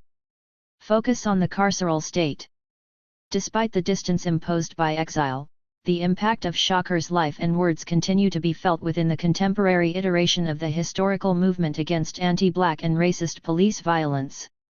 In the United States, activists in the Black Lives Matter (BLM) movement have read lines from Shakur's poetry at street protests and donned T-shirts featuring the words "Acid taught me," and BLM co-founder Alicia Garza has repeatedly invoked Shakur's 1973 public statement, "To my people," in her organizing work. 37 To many activists, the arc of Shakur's political life, embodying struggle, hope, resistance, and triumph over confinement and police terror, continues to serve a powerful symbolic purpose. 38 These deployments of Shakur's words and iconography within contemporary political struggles echo older engagements between Shakur and movements for prison abolition.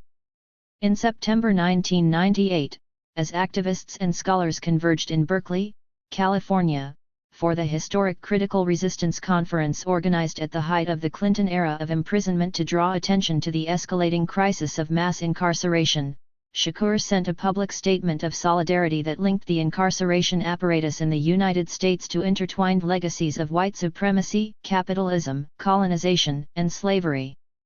The prison industrial complex is not only a mechanism to convert public tax money into profits for private corporations, she wrote, it is an essential element of modern neoliberal capitalism. It serves two purposes. 1. To neutralize and contain huge segments of potentially rebellious sectors of the population, and 2. To sustain a system of super-exploitation, where mainly Black and Latino captives are imprisoned in white rural, overseer communities. 39.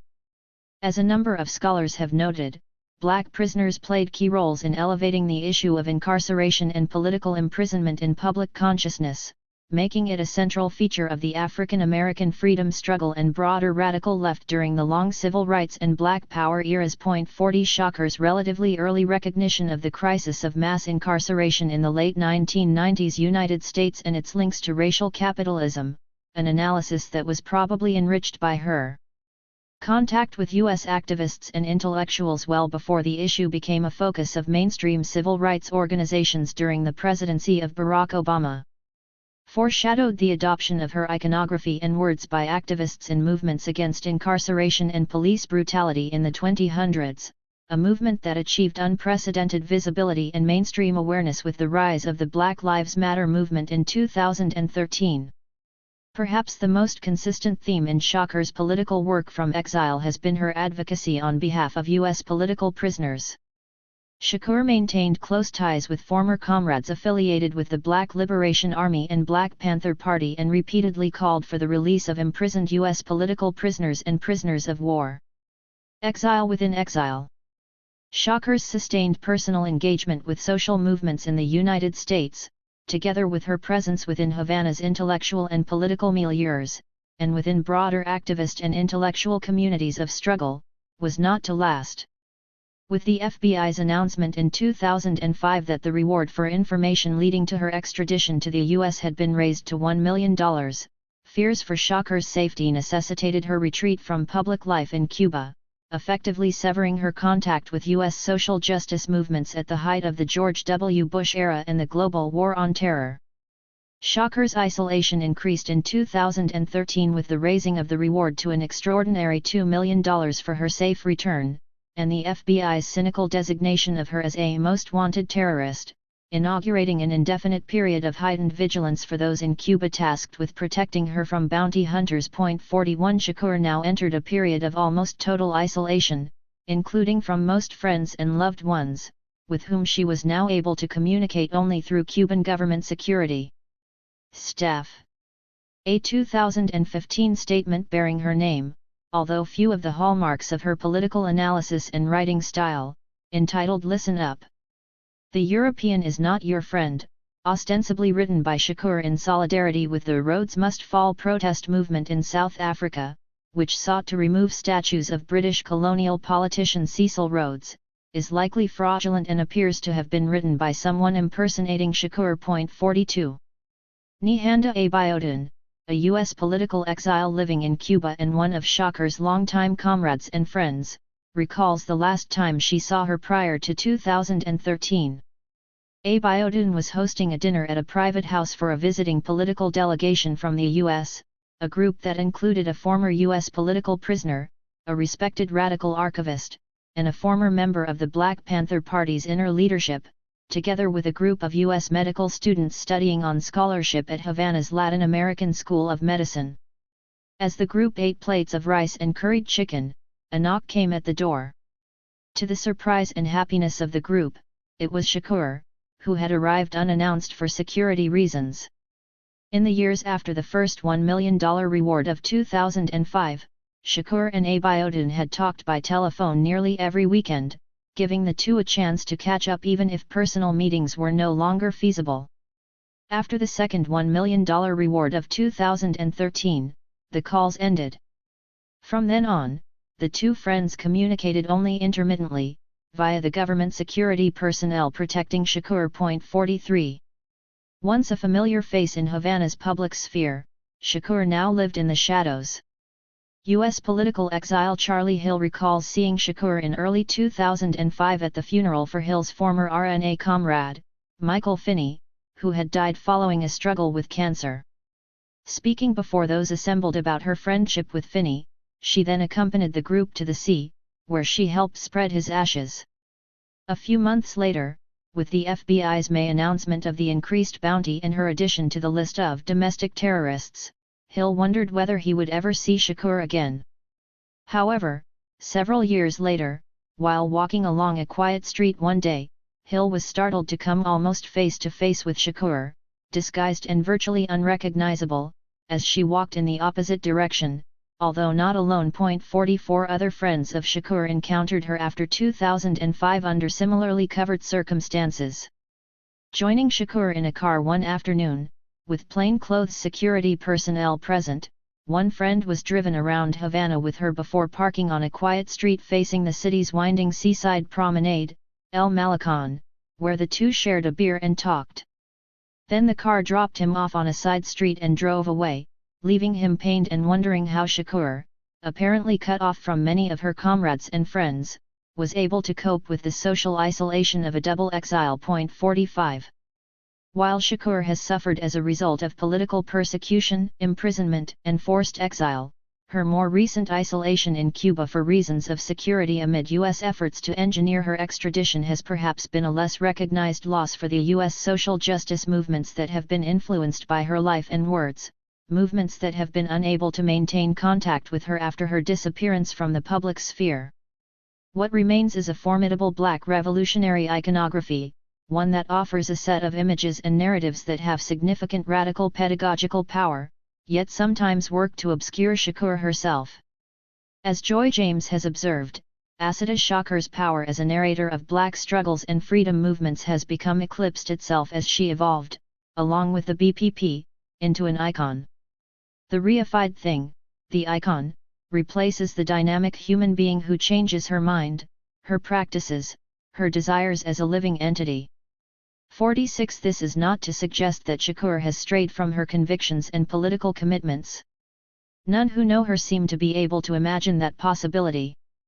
Asked in the summer 2018 what she would like to say about Shakur for this chapter, Nihanda Abiodun, who had managed to maintain intermittent contact with Shakur, spoke unequivocally, "If I can say one thing, it is that Assata absolutely remains a revolutionary. She is still completely committed to the principles of anti-imperialism, Black freedom, internationalism, and the liberation of all people everywhere. Even though she is mostly cut off from the world, she has never backed down, she has never given up." 47. Today's activists would undoubtedly benefit from Shakur's perspectives and unique vantage point as a Black woman political exile, a revolutionary and a former political prisoner who has survived, and even thrived, in Cuba for more than 30 years, making herself a unique asset to Cuba's revolution through her commitment to the ideals of freedom and justice for Black people and for oppressed and poor people the world over. The lack of avenues for dialogue between Shakur and the U.S. social justice formations that have embraced her iconography and words, such as the Black Lives Matter movement, have foreclosed important opportunities for dialogue and comparative reflection that might illuminate important concerns related to people of African descent in both Cuba and the United States, particularly concerning the nature of race, poverty, gender, incarceration, policing, and education, which have unfolded in Cuba and the United States amid very different historical and political conditions, yet have points of mutual legibility. Shakur's political sanctuary in Cuba, a Caribbean nation with a singularly unique place in the revolutionary history of the Americas and the modern world, remains an underexplored avenue through which to understand the legacies of the Black Power era within an international context. Cuba retains significant aspects of its internationalist, socialist, and anti-imperialist heritage, even as the country continues to undergo changes after the special period of the 1990s, and even as daily life for most Cubans remains materially precarious amid the weak economy, dampening the populace's once palpable revolutionary fervor. Shakur's political exile, which has merged her trajectory as a revolutionary activist within the historical arc of the U.S. Black freedom struggle with Cuba's revolutionary history, remains a vitally important point of intersection between these two significant forces of the 20th century whose effects continue to reverberate today. A poster created for the campaign to gain the release of the former Panthers targeted as the San Francisco 8 in 2007, reopening a cold case from the 1970s. The defendants, their lawyers, and supporters worked not only to win the legal case but also to expose the policies of the FBI's counterintelligence program, which used illegal tactics in efforts to terminate the Black Panther Party and other activist groups. Courtesy of the Freedom Archives. Chapter 2. We had our own community, Hank Jones, Spaces of Confinement, and a Vision of Abolition Democracy. Diane C. Fujino. Hank Jones's entire life has been shaped in the historic struggles of black people stretching from Mississippi to California. The brutality of racism in segregated Mississippi and the contradictions of living in the alleged paradise of post-war California established the foundations of his worldview. But even in Depression-era Mississippi, Jones's memories are also filled with being loved and cared for by his family as well as by a nurturing black community desiring to and forced to support one another for survival. The lessons he learned about mutual support and collectivity in his small rural town of New Albany later found resonance for him in the grassroots struggles to secure the freedoms that black people had long fought for, but that had been continuously denied or turned back. Like today's youth animated by anti-black violence, he found himself propelled into action by the brutal murder of Emmett Till. That incident produced a burning rage in him that in the early 1960s compelled him to organize with the Student Nonviolent Coordinating Committee, SNCC, and then the Black Panther Party, BPP. Paradoxically, it was in spaces of confinement that Jones found the greatest reserves to fight for freedom.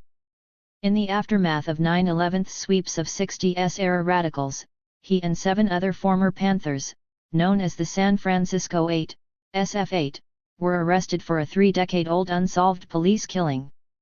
Though little discussed in the Black Power literature, he relied on a growing spirituality and introspective meditation to fortify his political resolve while in prison.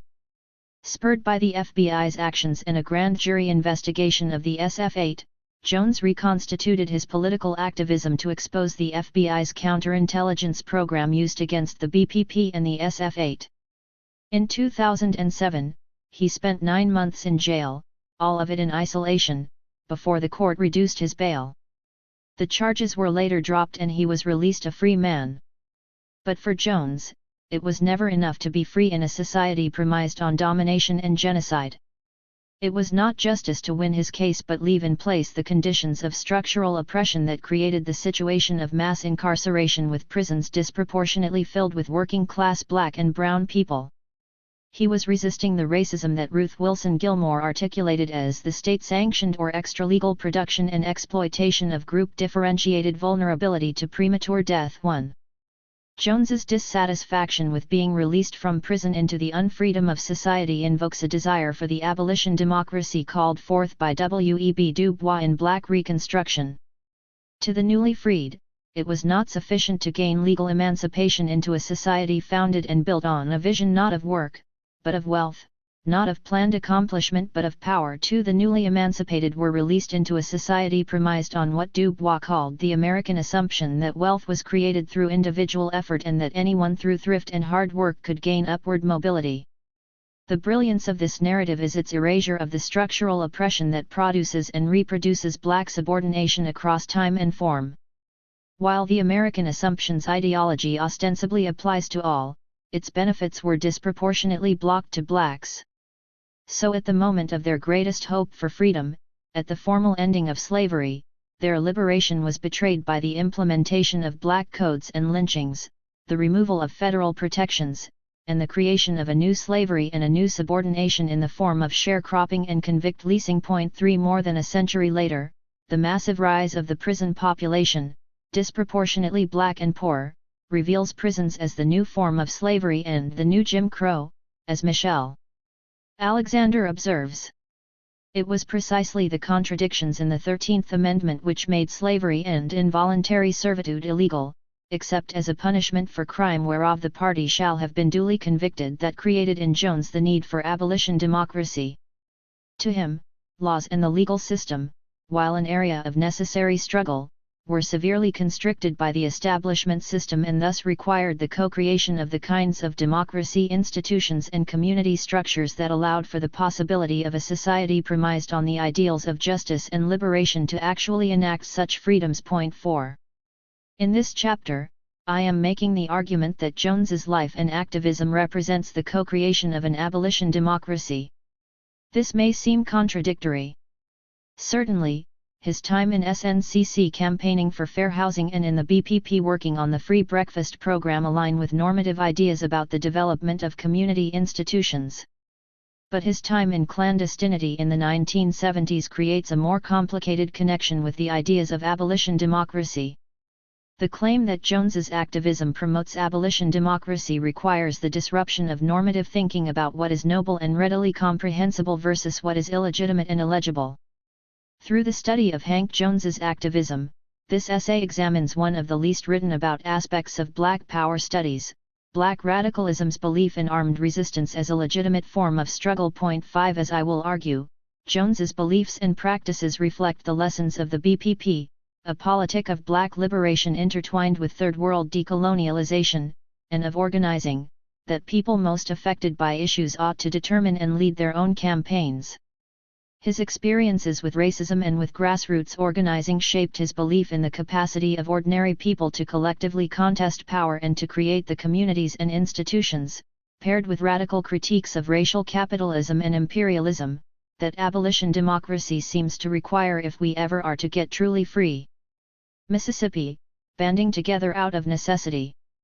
Henry Watson Jones, Jr., known to all as Hank, was born on July 28, 1935, in New Albany, in northern Mississippi, the birthplace of his parents and grandparents.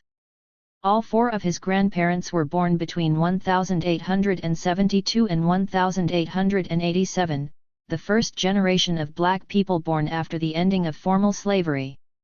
His paternal grandmother, Tommy Rose Taylor, was mixed race and inherited her father's land in the black part of New Albany, and her husband, Hank's step-grandfather, George Taylor, was a brakeman in the railroad industry.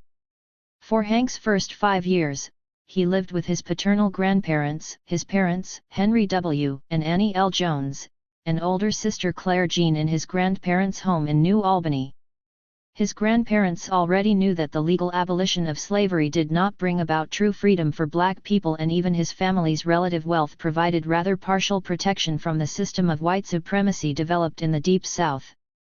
Hank's most vivid memories of growing up in New Albany center on living in daily terror in a strictly segregated town under the reign of the Ku Klux Klan. His parents taught him to never look a white person in the face, to get off the sidewalk when a white person passed, to go to the back door of white people's homes, to not ever stare at a white woman, and to never, ever walk alone at night. These were behaviors that Black parents taught their children as a matter of survival. 6. But in New Albany, Jones also found a flourishing and nurturing Black community. I felt loved and cared for and protected, he recalled. Out of necessity, we were forced to band together and to work together. We had our own professionals. We had our own artisans and craftsmen. We had our own community. 7. So even though the paved roads stopped at the railroad tracks that separated the Black neighborhood from the white one, those living in poorer sections of town didn't merely survive, they thrived by building a community that supported a generative social life. To Jones, the key to liberation revolves around building community as a place where people have autonomy over their family and social lives, where people have economic self-determination, where people can co-create a participatory democracy, and where children can not only access public schooling, but also learn about their own histories. These were lessons that drew Jones to the BPP in San Francisco in 1967. But his ideas also reflect a longer trajectory of the Black radical tradition and of the Du Boisian concept of abolition democracy to argue that beyond legal abolition, Black people, in solidarity with others, need to build, and be allowed to build, the democratic institutions and social structures that would end their racial subordination and economic exploitation to approach a truer emancipation. 8. California contradictions. Jones's life reflects the rhythms and patterns of Black history. He came to the BPP already schooled in community organizing in SNCC's urban programs in San Francisco.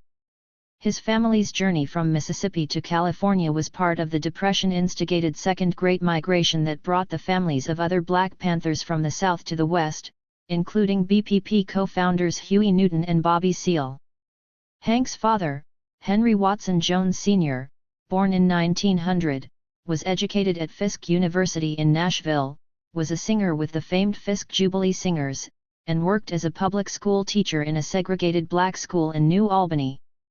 But, responding to the ways the Great Depression exacerbated the ongoing racist repression of Southern blacks and to the economic lure of shipyard jobs in California, he relocated his family in 1941. Hank and his older sister first lived with relatives in Santa Monica, west of downtown Los Angeles, while his parents looked for work in Northern California. To Hank, his new town, with its streets lined with fruit trees and its bright schools and nearby beaches, seemed like paradise compared to New Albany. Within a year, he and his sister were reunited with their parents and living on Grant Avenue in San Francisco's Chinatown. Living in a residential hotel above Chinatown storefronts, Hank loved the sights and sounds and aromas of his new neighborhood. But he learned that racism didn't end at the borders of the South, nor was it solely a black and white problem. He was one of 3 black students, one being his sister, among the predominantly Chinese and Italian American students at Gene Parker Elementary School. The other kids gave Hank a rough time, teasing him about Little Black Sambo and taunting him half the way home. 10 The next year, his parents transferred him to Raphael Weil Elementary School located in the predominantly black area of Fillmore, a neighborhood that overlapped with the heavily Japanese American Western Addition. By still living in Chinatown, Hank was an outsider to the Fillmore, and the daily hassle for lunch money and other kinds of harassment continued, that is, until he fought back. This was an early lesson for Hank in the efficacy of self-defense. He also remembers his shock when in 1945, Japanese American kids suddenly appeared at the school. It was only then that he came to understand that the Japanese had been rounded up and put into concentration camps in spring 1942. To his delight, he fell immediately in love with the Japanese American girl who sat next to him but seemed to barely notice his existence. In school, Hank had gotten actively involved as the president of the student body and captain of the traffic squad. 11. Jones recalls his father as a race man and a professional who wasn't about to stay in his place and who taught his son about Marcus Garvey and the politics of self-determination. But, like most young men of his generation, Jones was also influenced by the construction of masculinity during the unprecedented military buildup of the early Cold War. He joined the Reserve Officers Training Corps, ROTC, in junior high school and served in the Marine Corps from October 1954 to October 1957. He was fulfilling the military service mandated by the Universal Military Training and Service Act of 1951, while also performing the martial masculinity that linked the achievement of manhood with patriotic service. 12. He vividly remembers the moment of his political awakening. He was stationed in Japan in September 1955 and received his regular copy of Jet magazine. 13 There, on the inner pages, were the gruesome photos of Emmett Till taken at his funeral in his hometown of Chicago. The article explained that, for the act of whistling at a white woman, the woman's husband and brother-in-law abducted the 14-year-old from the home of his great-uncle and aunt in Money, Mississippi. Afterwards, he was found with a bullet hole above his right ear, the left side of his face, crushed to the bone, and a grotesquely distorted face, after being pulled out of the Tallahatchie River with a 200-pound gin fan tied around his neck. Till's mother decided to hold an open casket funeral to show to the world the horrors of white terror in the South. It shook Jones to the core. He had grown up in Mississippi about 100 miles from where Till was murdered, and Till was only 5 years his junior. Jones started questioning, "What are you doing over here in this people's country? You're supposedly bringing them democracy, but you never had it yourself." The U.S. military-based town in Japan was racially segregated. But after Emmett, Jones recalled, "I remember thinking that they were going to have to kill me too because I wasn't going to put up with that anymore. We were a small number of blacks in a Marine company, but we started integrating that town. We integrated everything. Wherever we had been denied before, we went in. And if we weren't welcomed there, we tore the place up." 14. It's important to Jones to make clear that the Black Marines were fighting fellow U.S. servicemen and not the local Japanese people, with whom they had no problems. Moreover, they were not fighting to be close to white people per se and in fact were content enjoying drinking, dancing, and socializing in the black clubs, but they did not want to be denied access on the basis of their skin color. The intense rage that Jones felt about Till's killing and all it represented stayed with him throughout his life, so much so that for 20 years it was to the point where I couldn't even talk, said the outwardly mild and soft-spoken Jones of today. This fury fueled his actions to desegregate that base town in 1955 and his activism a decade later. A knock on the door, the roots of activism. In the early to mid-1960s, living again in San Francisco and now married with children, Jones got involved in political organizing with a knock on his door. There before him stood a young white man, a SNCC organizer and housing activist, who had recently been the student body president at San Francisco State College and would go on to support the campus's Third World strike of 1968-69. Tom Ramsey asked if Jones knew that city officials were getting ready to bus his kids to a white neighborhood. Jones hadn't heard a thing but showed up at the next planning meeting and soon got immersed in that campaign. He and another parent would later issue a statement on behalf of the parents at Dudley Stone Grammar School to protest the busing of their children and indict the school board for failing to provide quality educational facilities at predominantly black schools.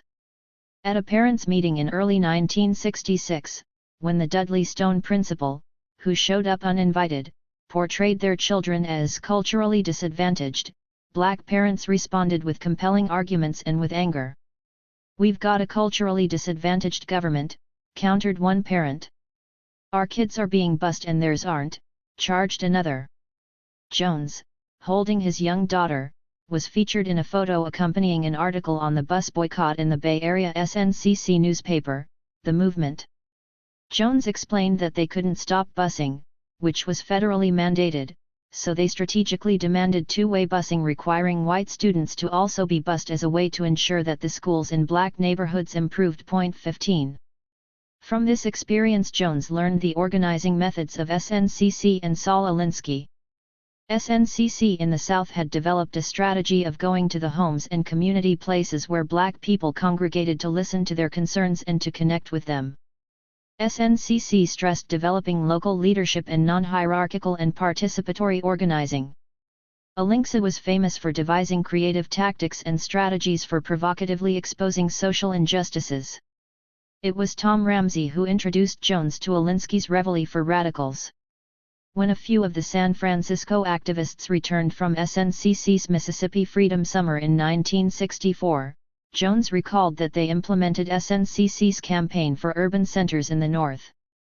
Their End Slums campaign sought to end not only race discrimination but also poverty. Implementing SNCC's organizing strategy, Jones, with SNCC organizer Danny Brown, knocked on the doors of seemingly every housing unit in those Little Victorians in the Western Addition discussing code violations, inferior heating, absentee slumlords, and other housing problems. They also deployed an Alinsky-style tactic, taking roaches and rats to the affluent neighborhoods of absentee landlords to publicize the substandard living conditions in black communities. 16. Their work for decent housing coincided with efforts by the city of San Francisco and other U.S. cities to mark for redevelopment areas deemed to be blighted. In 1964, the San Francisco Redevelopment Agency, headed by Justin Herman, began the second phase, A2, of its urban renewal plans for the Western Addition. The Board of Supervisors implemented its first phase of redevelopment in 1956 designed to turn the overlapping Western Addition and Fillmore districts, predominantly Japanese American and black, into a space filled with luxury apartments and modern businesses. The first phase proceeded with little opposition, but, by Phase 2 Project A2, residents began protesting the bulldozing of their homes and businesses and the lack of adequate replacement housing. In 1967, a coalition of progressive ministers and community activists, primarily black, like Mary Helen Rogers, but also Japanese, like Yori Wada, and white, formed the Western Addition Community Organization, WACO, to address issues of housing, education, and racial discrimination in hiring in their neighborhood. As Jones distinctly remembers, SNCC rounded up the community activists and religious leaders to start Waco and, as was SNCC's model, promoted the leadership of local activists to the point of organizing yourself out of a job. Waco won an unlikely federal lawsuit that placed residents' rights on the negotiating table in urban redevelopment plans. They managed to delay redevelopment and to demand that residents' needs be considered in some fashion, but by then 20,000 to 30,000 residents had been displaced, almost 900 businesses closed, and 2,500 Victorian houses that lined the streets demolished. Justin Herman, the head of the redevelopment agency, strategically invited Black Fillmore residents to work at his office and had them oversee the raising of their own neighborhood, including one highly placed staff person responsible for demolishing the church his own father had built. 17. Jones worked as a SNCC volunteer organizer for 5 years, devoting every moment he wasn't doing his paid work to the organizing campaigns. But when each of their efforts was outmaneuvered by Herman and other pro-development forces, it became a lesson in disillusionment for him. As he viewed it, it took us a year of daily organizing and a day for the government to co-opt all of it. They paid off the tenants' rights groups and offered the parent watchdog groups that we had organized jobs as teachers' aides and things like that. From this experience, Jones discerned 2 crucial political lessons that propelled him into Black Power politics and the BPP. First, this experience solidified in Jones a critical view of integration as the unquestioned goal of civil rights campaigns. For many, integration seemed like a reasonable antidote to racial segregation. But Black Power advocates, in particular, raised critical questions that challenged this seemingly noble objective. SNCC leader Stokely Carmichael expressed that if integration meant unidirectional movement from black spaces to white spaces, then integration was in actuality a subterfuge for the maintenance of white supremacy. 18 to Jones, integration represented a loss of foregoing of the kind of cohesive black community of his New Albany childhood and the relinquishing of our minds in the process of trying to fit into the overall society. The famed author Bell Hooks, having personally experienced busing to integrated schools in white neighborhoods, writes about the power of all black spaces prior to desegregation as well as the difficulties of forced integration and its continuing spatial segregation. 19 Second, Jones came to the conclusion that the system required more than fixing, it needed to be completely transformed. Like Du Bois, he would soon argue for the development of an alternative system to advance abolition democracy. Still, to the present, Jones retains his belief in community organizing and in SNCC's model of developing local leadership among those most affected by a particular issue. Significantly, it was when he became engaged in community organizing that he turned from a state of rage to learn to love all oppressed people and their struggles for humanity. 20. Panthers, prisons, and possibilities. The Black freedom movement has always been more complicated than the way it has been portrayed, as if integration were the singular goal and as if legislative victories signaled the death knell to racism. Jones was increasingly drawn to the politics of Black Power, to its critique of power and its goal of radical transformation of social, economic, political, and racial relations, to ideas of Black pride and self-determination. So after SNCC, he helped to establish 2 Black nationalist organizations, the Independent Action Movement, IAM, and the Black Panther Party of Northern California, BPPNC, based in San Francisco. It was through this work that he came to know the Oakland-based Black Panther Party for Self-Defense, BPPSD, famously founded by Huey Newton and Bobby Seale, when the 2 Black Panther groups provided security for Betty Shabazz, Malcolm X's widow, for a program on February 21, 1967, the second anniversary of Malcolm's assassination. Like Eldridge Cleaver and Emory Douglas, who relay a similar pathway from this incident into the BPPSD, Jones was awestruck when the BPPSD entered the San Francisco International Airport, walked all the way to the gate, and provided armed escort for Betty Shabazz. After that, Jones gravitated toward the BPPSD in San Francisco, one of the first chapters of the BPPSD and the publication site of the Panther newspaper, headed by Eldridge and Kathleen Cleaver and Emery Douglas. 21 Joining the BPPSD in 1967, Jones did the work of a rank-and-file member, including securing food from local businesses for the BPP free breakfast program and serving meals to school children. Jones joined the BPPSD in a period of intensive police and FBI attacks on the party. At the time, neither he nor any of his Panther comrades understood that the FBI was launching in August 1967 its counterintelligence program, COINTELPRO, to expose, disrupt, misdirect, discredit, or otherwise neutralize the activities of black nationalist, hate-type organizations. In February 1968, FBI agents began round-the-clock surveillance on the San Francisco Panthers. In July 1969, FBI Director J. Edgar Hoover announced that the Black Panther Party represented the greatest threat to the internal security of the country. The FBI was determined to stop the BPP by any means at its disposal, whether inside or outside the bounds of legality. Of the FBI's 295 official COINTELPRO actions, 233 were directed against the BPP. 22. From the start, the Panthers promoted and practiced a politic of self-defense, expressed as a desire to defend the black community from police violence and advocated the Second Amendment right to bear arms, including while patrolling the police, as stated in point number 7 of their 10-point platform. The Panther leaders reasoned that violence and the threats of violence had long been used in the process of creating the U.S. empire by seizing indigenous lands and by maintaining slavery and the continuing subordination of blacks after formal emancipation. To many Panthers, armed self-defense was an antidote to the violence of the state. In this, the BPP followed in a long history of black and indigenous armed resistance to the violence of slavery, colonialism, and white supremacy. In the 1920s, the African Blood Brotherhood advocated the creation of paramilitary self-defense units. In the 1950s, ex-Marine Robert F. Williams reconstituted an unusual chapter of the NAACP in Monroe, NC, teaching its members to fight back with gun power against the Ku Klux Klan. While Williams acknowledged that nonviolence is a powerful weapon in the struggle against social evil, that it depended, as he saw it, on the conscience of one's adversary meant that nonviolence is no repellent for a sadist. In the early 1960s, Malcolm X condemned the hypocrisy of nonviolence. How are you going to be nonviolent in Mississippi, as violent as you were in Korea? Why was it that black people were asked to be nonviolent against the violence of white supremacy, while the U.S. government enlisted black soldiers to kill in wars overseas? 23. As with so many men of his generation, Jones had already learned how to shoot in the U.S. military as well as a rationale for the use of guns in defense of the nation.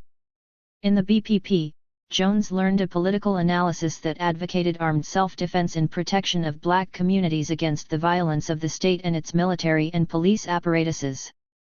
The Black Liberation Army, BLAT, as an underground and armed wing of the Black Liberation Movement, arose in this context. The most common account presents how the BLAT originated in the BPP as a result of external repression by the state and the internal conflict within the party. Others, however, contend that the Black Underground existed prior to and was broader than the BPP. Whatever its origins, the BLAT apparently did not function through any centralized command. Its work intensified in 1971. In that year, the public break between Huey Newton and Eldridge Cleaver that took place during and after a San Francisco television show led to deadly internecine fighting within the BPP. One major component of the struggle centered on whether the BPP should continue to promote self-defense and armed struggle, Cleaver's position, or whether, as a way to counter mounting police and FBI repression, the party should focus exclusively on community survival programs and electoral campaigns, Newton's position. Another major aspect of the struggle centered on Newton's unprincipled expulsions and purges of the 19 New York Panthers, Los Angeles Panther Geronimo G. Jaga Pratt, and others he perceived as opposing him. A few days after the televised Newton-Cleaver break, Panther Robert Spider Webb was killed in an ambush near the Harlem BPP office, followed by the killing of Panther Sam Napier. Meanwhile, the police and FBI violence against black communities continued. An article in the BPP newspaper estimated that the police had killed nearly 1,000 black people between 1971 and 1973. Before this, the police had killed a total of 28 Black Panthers in 1968 alone, according to BPP lawyer Charles Gary. 24. In this context, the BLA viewed offensive campaigns against the police as part of a combat strategy needed to defend and protect black communities. In August 1971, the BLA claimed responsibility for attacks on police stations in San Francisco and New York, in retaliation for the killing of George Jackson, BPP field marshal and prison activist with growing influence. On August 21, 1971, in the San Quentin prison in Northern California. The BLA was responding to FBI and police violence as well as to a longer history of anti-black violence, and in turn, the FBI and police heightened their campaigns against the black militants, with a particular vengeance against the BPP. In that tumultuous year and fearing for the safety of his family, Jones made the difficult decision to go underground, leaving behind his wife and 4 children, while he endured the difficult daily struggle for survival in clandestinity. 25. In 1973, the FBI, working with local police departments, arrested black militants in New Orleans, Los Angeles, and Georgia. Jones, who had been living in New Orleans, fled town and was traveling in Alabama when he heard an all-points bulletin issued for his arrest. He was being indicted for the killing of the unsolved police killings in San Francisco 2 years earlier. He took off to Atlanta but was caught a few months later. He and others had robbed a bank, what many would condemn as criminal activity, but what Jones viewed as necessary for their survival while underground.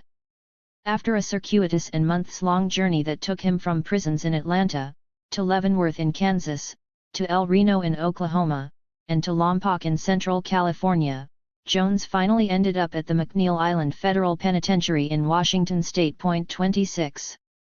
When Jones was released from prison in 1977, he immediately went to work. In prison he had received training as a machinist, so he took the first job offered to him, a machinist job in Berkeley. He had hoped to attend graduate school to become a psychoanalyst, but he had recently remarried and his new wife hadn't gotten to attend college, so they prioritized her schooling while he worked, and they jointly raised her daughter and later had a daughter together. His wife had worked with the BPP and understood the importance of struggle, but she also understood the dangers involved. Knowing that Jones had emerged from clandestinity and then prison, she didn't want him to resume his activism. Jones felt immense guilt from leaving his first family. And there were costs. He acknowledges never having formed a bond with his 4th child and only son, who was only 18 months old when he went underground. Only in the past several years has he re-established relations with his 2 oldest daughters. He vowed he wouldn't leave his family ever again. So, despite his ongoing social justice longings, he lived a life of quiet domesticity in Oakland, attending to his family, working steadily as a machinist, and putting his kids through college, a life devoid of Panthers, prisons, and politics. 27. Still, there were a few moments of reconnection with former Panthers. When he emerged from prison he reunited with a few Panthers, notably John Bowman and Wayne Thompson, dedicated community activists in Spencer, Oklahoma, who had continued the kinds of survival programs initiated by the Panthers. In the early 1990s, he re-established contact with Ray Boudreaux and traveled to Los Angeles to attend a New Year's Eve party at Boudreaux's home in 1993. This was the first time in 15 years, since exiting prison, that he had seen Boudreaux, one of his closest friends and comrades, with whom he had shared many years of prison time and underground space. And in the late 1990s, following the fatal stabbing of the daughter of a former Panther in East Oakland, Jones interacted with his former Panther comrades. But these interactions, while meaningful, were the exceptions to his life. 28. Propelled into action, COINTELPRO and the San Francisco 8. The FBI propelled Jones back into activism. In 2003, they came knocking on his door. He was expecting them. Following the attacks on the World Trade Center and Pentagon on September 11, 2001, the government had heightened its surveillance and repression against 60s radicals. Immediately after the Twin Towers fell, prison officials moved into the hole or isolation long-held imprisoned radicals, including Black Power activists Sundiata Acoli, Puerto Ricans Antonio Camacho Negrin and Carlos Alberto Torres, and white activists Marilyn Buck, Ray Levasseur, Richard Williams, and 77-year-old Philip Barragan. Most had their visiting and phone rights to family and legal counsel revoked. For Richard Williams, that was the beginning of a 15-month stint in solitary that led to a dramatic decline in his health and his dying in prison at age 58.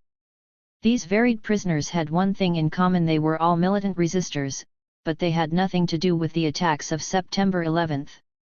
Particularly since 9/11, the FBI began doubling down on 1960s-70s cold cases, especially those involving police killings allegedly by militants, black, white, or otherwise. 29. When the FBI knocked on his door, Jones let them in, knowing, he says in retrospect, that you should never talk to the FBI without an attorney present. But he was curious about what they had to say. Their first question bordered on the ridiculous: "Do you know any white people?" They proceeded to ask him about the Weather Underground, environmental activists, and other white militant organizations. When they got to the BPP, Jones asked if they had any legal documents to hold him and, finding none, ended the conversation. In 2005, the FBI returned, this time with a subpoena for Jones and other 60s activists to appear before a grand jury in San Francisco. Grand juries are legal proceedings that investigate potential criminal conduct and can compel documents and sworn testimony in order to determine whether to proceed with criminal indictments. Critics argue that grand juries are a method for the government to require people to testify, without the presence of an attorney, and otherwise produce information in order to gather broad and nonspecific information. 6 former Panthers, including Jones, were subpoenaed and all 6 refused to testify.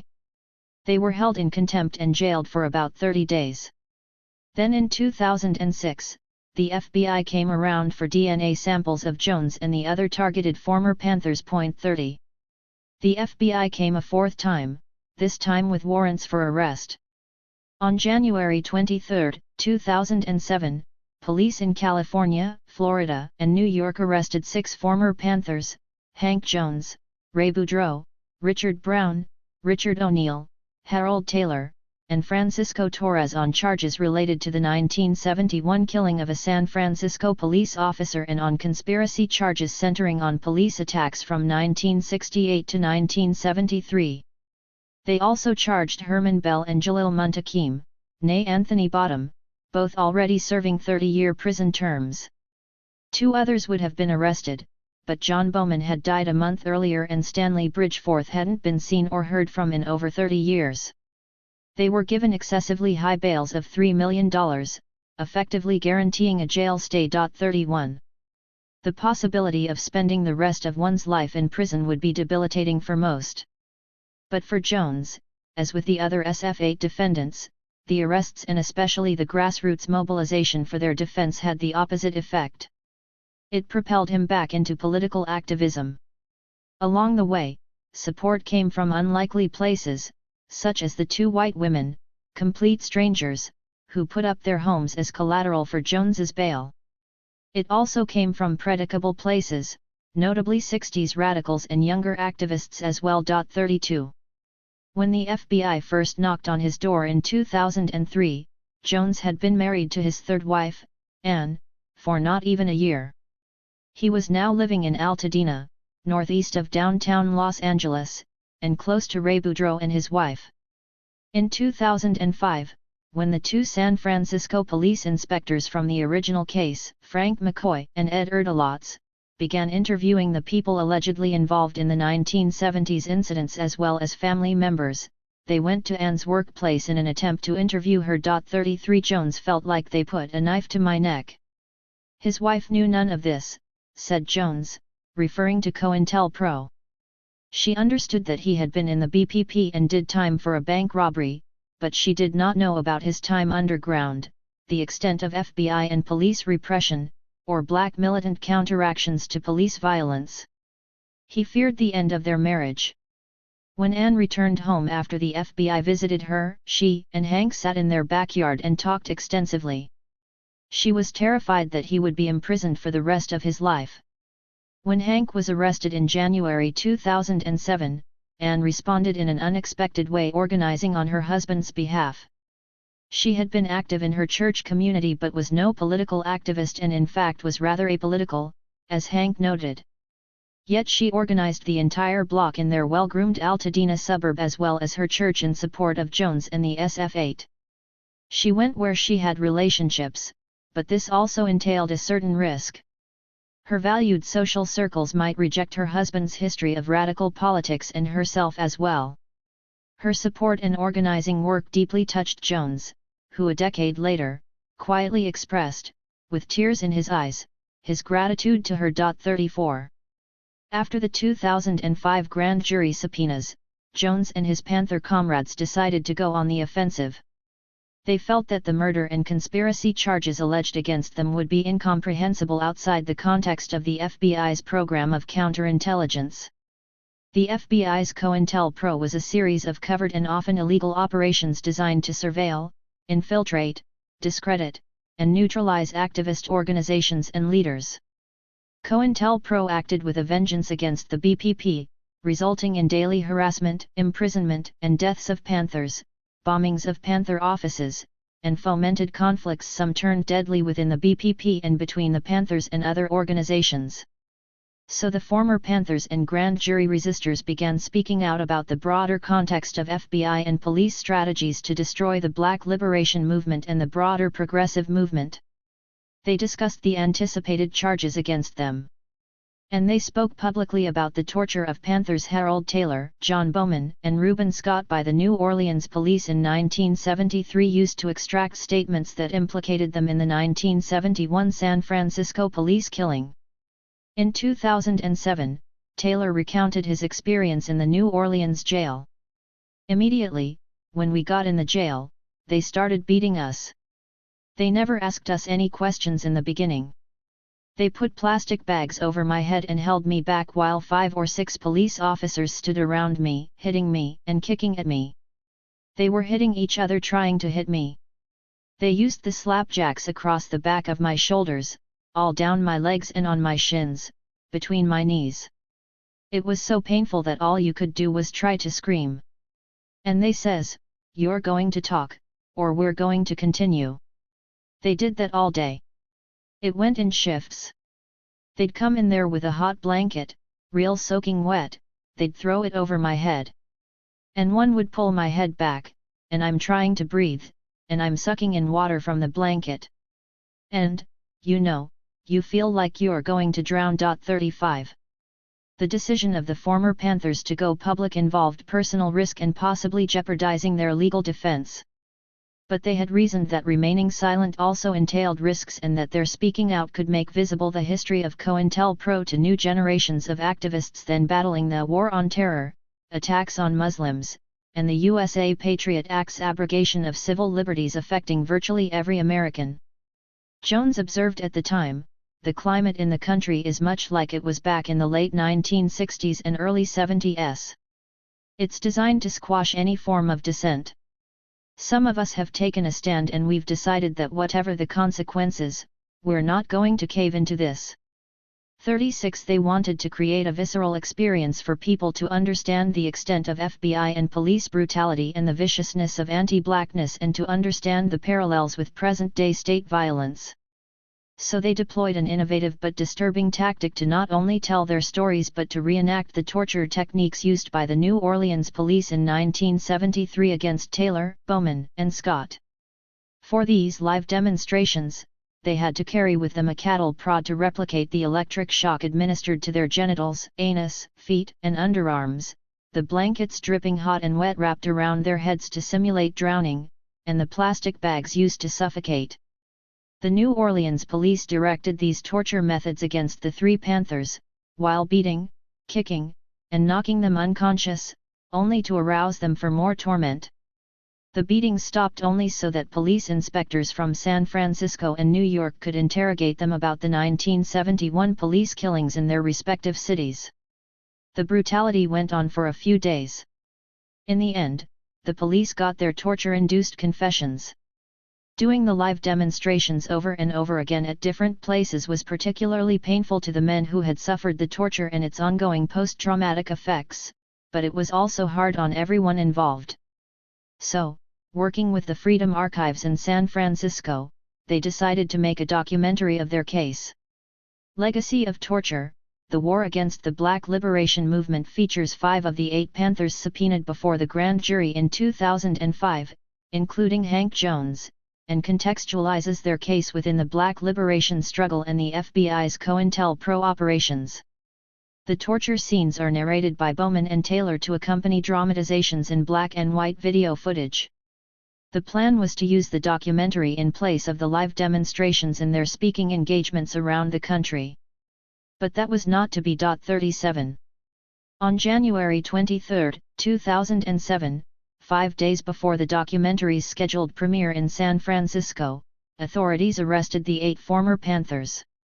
The 2 years of organizing since the grand jury resistance had raised public awareness, particularly in activist circles, of the government's efforts to reopen the 1971 case.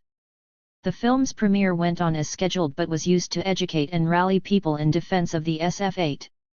The Committee for the Defense of Human Rights organized community backing for their case and further helped to galvanize a number of activist organizations already doing prison, political prisoner, and anti-racist organizing. 38 With his typically dry wit and understated demeanor, Jones remarked, "The SF-8 organizing community did incredible work. All we had to do was go to jail." 39 His statement reveals his recognition of the tremendous work that goes into grassroots organizing and its power to create change. It further recognizes that his arrest was not a reflection of his individual actions or ethics, but rather part of a larger struggle premised on repression and resistance. The breadth of the grassroots organizing for their case is revealed in this statement by SF-8 defendant Herman Bell, admittedly gushing with gratitude. "I am so proud of you and all the work you've done on our behalf and in waking our movement from its lethargy. Proud of your speaking, proud of your fundraising, proud of your organizing, the Labor Council, the city supervisors, the caravan to Sacramento, such a sweet piece of mainstream organizing, and the tribute to Panther women. So very proud that you were in court to smile your greetings whenever we appeared, proud that you made bail for those of us who could bail out, and that you routinely visited those of us who could not. 40. Based on the work of the legal team as well as the grassroots campaign, the SF-8 gained reductions in bail from the initial $3.5 million down to $200,000 to $660,000 that made possible their release from jail on bail. The conspiracy charge was later dropped. 41 Finally, in early July 2009, 2.5 years after their arrest, all charges were dropped against Jones and 3 others. 2 others, both already serving life sentences for a 1971 New York police killing case, made plea bargains that resulted in no additional prison time and helped lead to the release of their co-defendants. Richard O'Neill's charges had been dropped earlier, while the charges against the final defendant, Francisco Torres, were finally dropped in 2011. 42 The defendants and activist community consider the case of the SF-8 to be a people's victory not only in terms of the legal case, but also in mobilizing the grassroots and educating a new generation about the impact of state repression in the 1960s-70s. It was a lesson from history that was particularly relevant in the post-9/11 environment. Their case also anticipated the need to once again retell their story in the current context of the movement for Black lives and its work to connect anti-Black police violence with poverty, colonialism, environmental degradation, and the collapse of the public institutions and communal spaces, as well as the post-2016 election context of unbridled capitalism, neoliberal austerity, white supremacy, xenophobia, misogyny, and neo-fascism. Health and healing, spirituality and struggle. Around the time of the SF-8 case, Jones began attending the monthly Black Panther breakfasts, started by former Los Angeles Panthers Marvin Jackson and Roland Freeman and held on the second Sunday of each month, at restaurants in the Crenshaw and Slauson areas, west of the original Panther office at 41st and Central. 43 According to Jones, the breakfasts started as a place of healing for former Panthers to connect and share about their lives as well as to make brief announcements about political or community events. But in time, especially after a microphone was brought in, it became a place where people pontificated about all kinds of matters, particularly political ones, and the sense of intimacy was lost. They have recently revised the format, and while non-Panthers continue to be welcome, the public talking is now kept to a minimum. As political as Jones is, he prefers the more personal atmosphere. To him, many Panthers, himself included, have been traumatized by their time in the party, especially owing to the intensity of police repression, and the difficulties for many former Panthers of growing up in tough neighborhoods encapsulated in violence, poverty, and structural racism. 44. The healing process for Jones began many years ago. He describes himself as having been filled with an inconsolable rage after finding out about Emmett Till's brutal murder, one that lasted for 20 years and left him with a quick temper to the point where, as he recounts, he couldn't even talk without filth coming out of his mouth. Even as early as the 1960s, he had begun to read about healing practices and began to do internal work and meditation. While in the Marine Corps at age 19, he had wanted to be a psychoanalyst and was briefly enrolled in a graduate program in psychology at San Francisco State College. But his spiritual practice intensified during his time in prison in the mid-1970s, beginning with his arrest and incarceration in Georgia in 1973. He engaged in a process of introspection and practiced meditation to the point where he could shut out the other 11 people in the cell. He also discovered that he had a heightened spiritual radar. He recounted, "I had a manner of blocking negative stuff that I had devised from my readings. I could sense if you're negative, I could stop you 6 feet from me, and I would often try to extend that further. I could ward off that stuff. I know from the spiritual realm, like attracts like and negative attracts negative. So I utilized that and it worked for me." Jones found himself attracted to Taoism because of the freedom he found in it and at different times identified with Taoism, Shintoism, and Islam. While in the federal penitentiary at McNeil Island in the mid-1970s, Jones became an imam in training, connecting other prisoners to the teachings of Warithdin Muhammad, the son of Elijah Muhammad, the longtime leader of the Nation of Islam, after Muhammad moved from the Nation of Islam to more orthodox Islam. Jones managed to survive in prison by doing meditation, studying the Quran, and running half marathons on the weekends, all practices that took him to another state of consciousness and removed him from the physical and mental confinement of prison. 45. Then in 2007, while in prison on the SF-8 charges, Jones found the spiritual path he had been searching for most of his life. The Azar Azat Society, founded in 1973 by R. A. Union Nefer Amen, author of the 7-volume Metu Neter, promotes a Comedic, ancient Egyptian, system of spiritual cultivation. 46. It was his lawyer who introduced him to this spiritual practice, which Jones views as a blueprint for the spirit. To him, it explains how you nurture that spirit and move towards your divine state. For Jones, spirituality represents the path to liberation. In prison, what I discovered is that when I tapped into spiritual power, the supreme intelligence that created everything, there was nothing they could do to me. I was in control. I shifted the power from them to myself.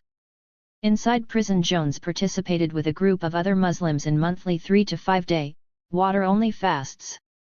For him, after the 3rd day, he found himself on a spiritual high where all kinds of things occur to you.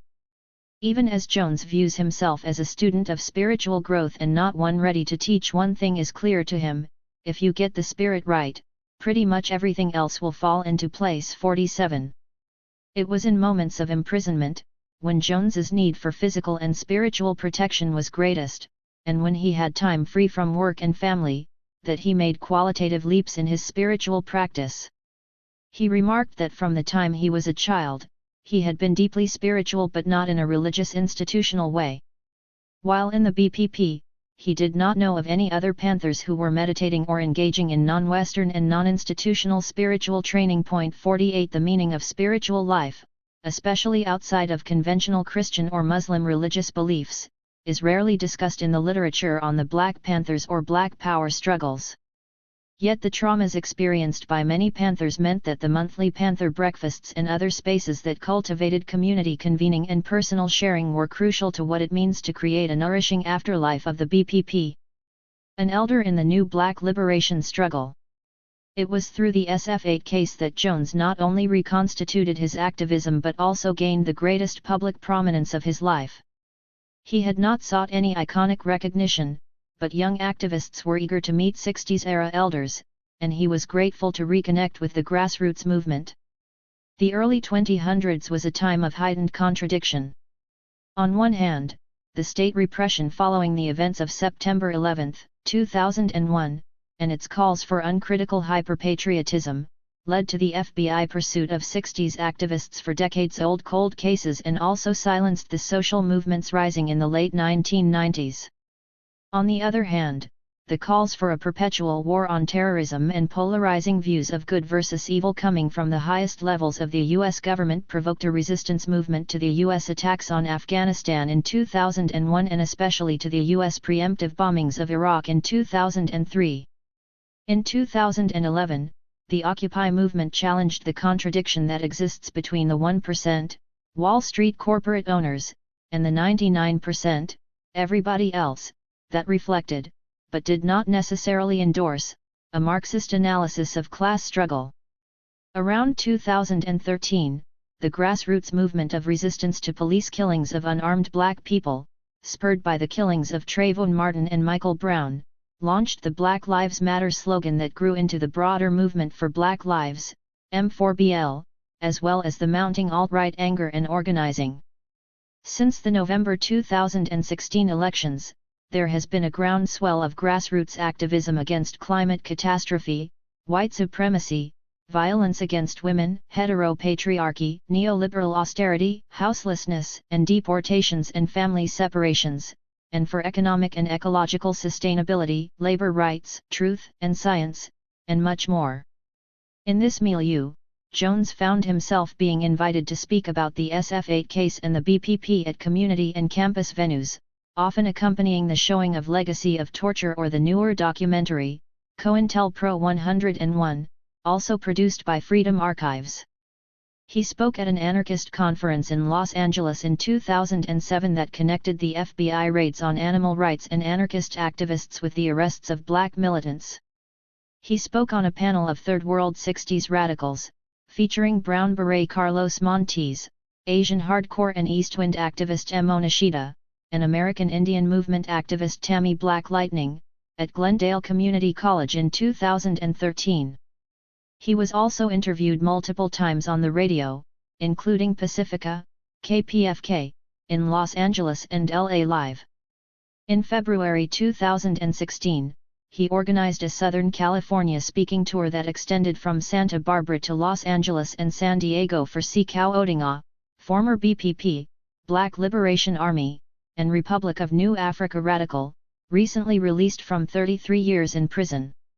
He further coordinated, with Emo Nishida, a series of film showings and discussions on activist history and issues at Pasadena Community College and Occidental College, and on spirituality and revolution at Pasadena Community College. These are but a small representation of the talks Jones began doing, primarily in Southern California, but also in the San Francisco Bay Area and beyond. 49. Jones views the M4BL as one of the best indicators of the growth and promise of the US-based liberation movements. At the first national M4BL convening, held in Cleveland, Ohio, in July 2015, he, along with about 2,000 others, gathered to reflect on the state of the Black movement for liberation and to collectively reimagine the future. It was a gathering of youth and elders, of queer, trans, and cisgender people, and of the differently abled coming together across difference to reclaim Black humanity.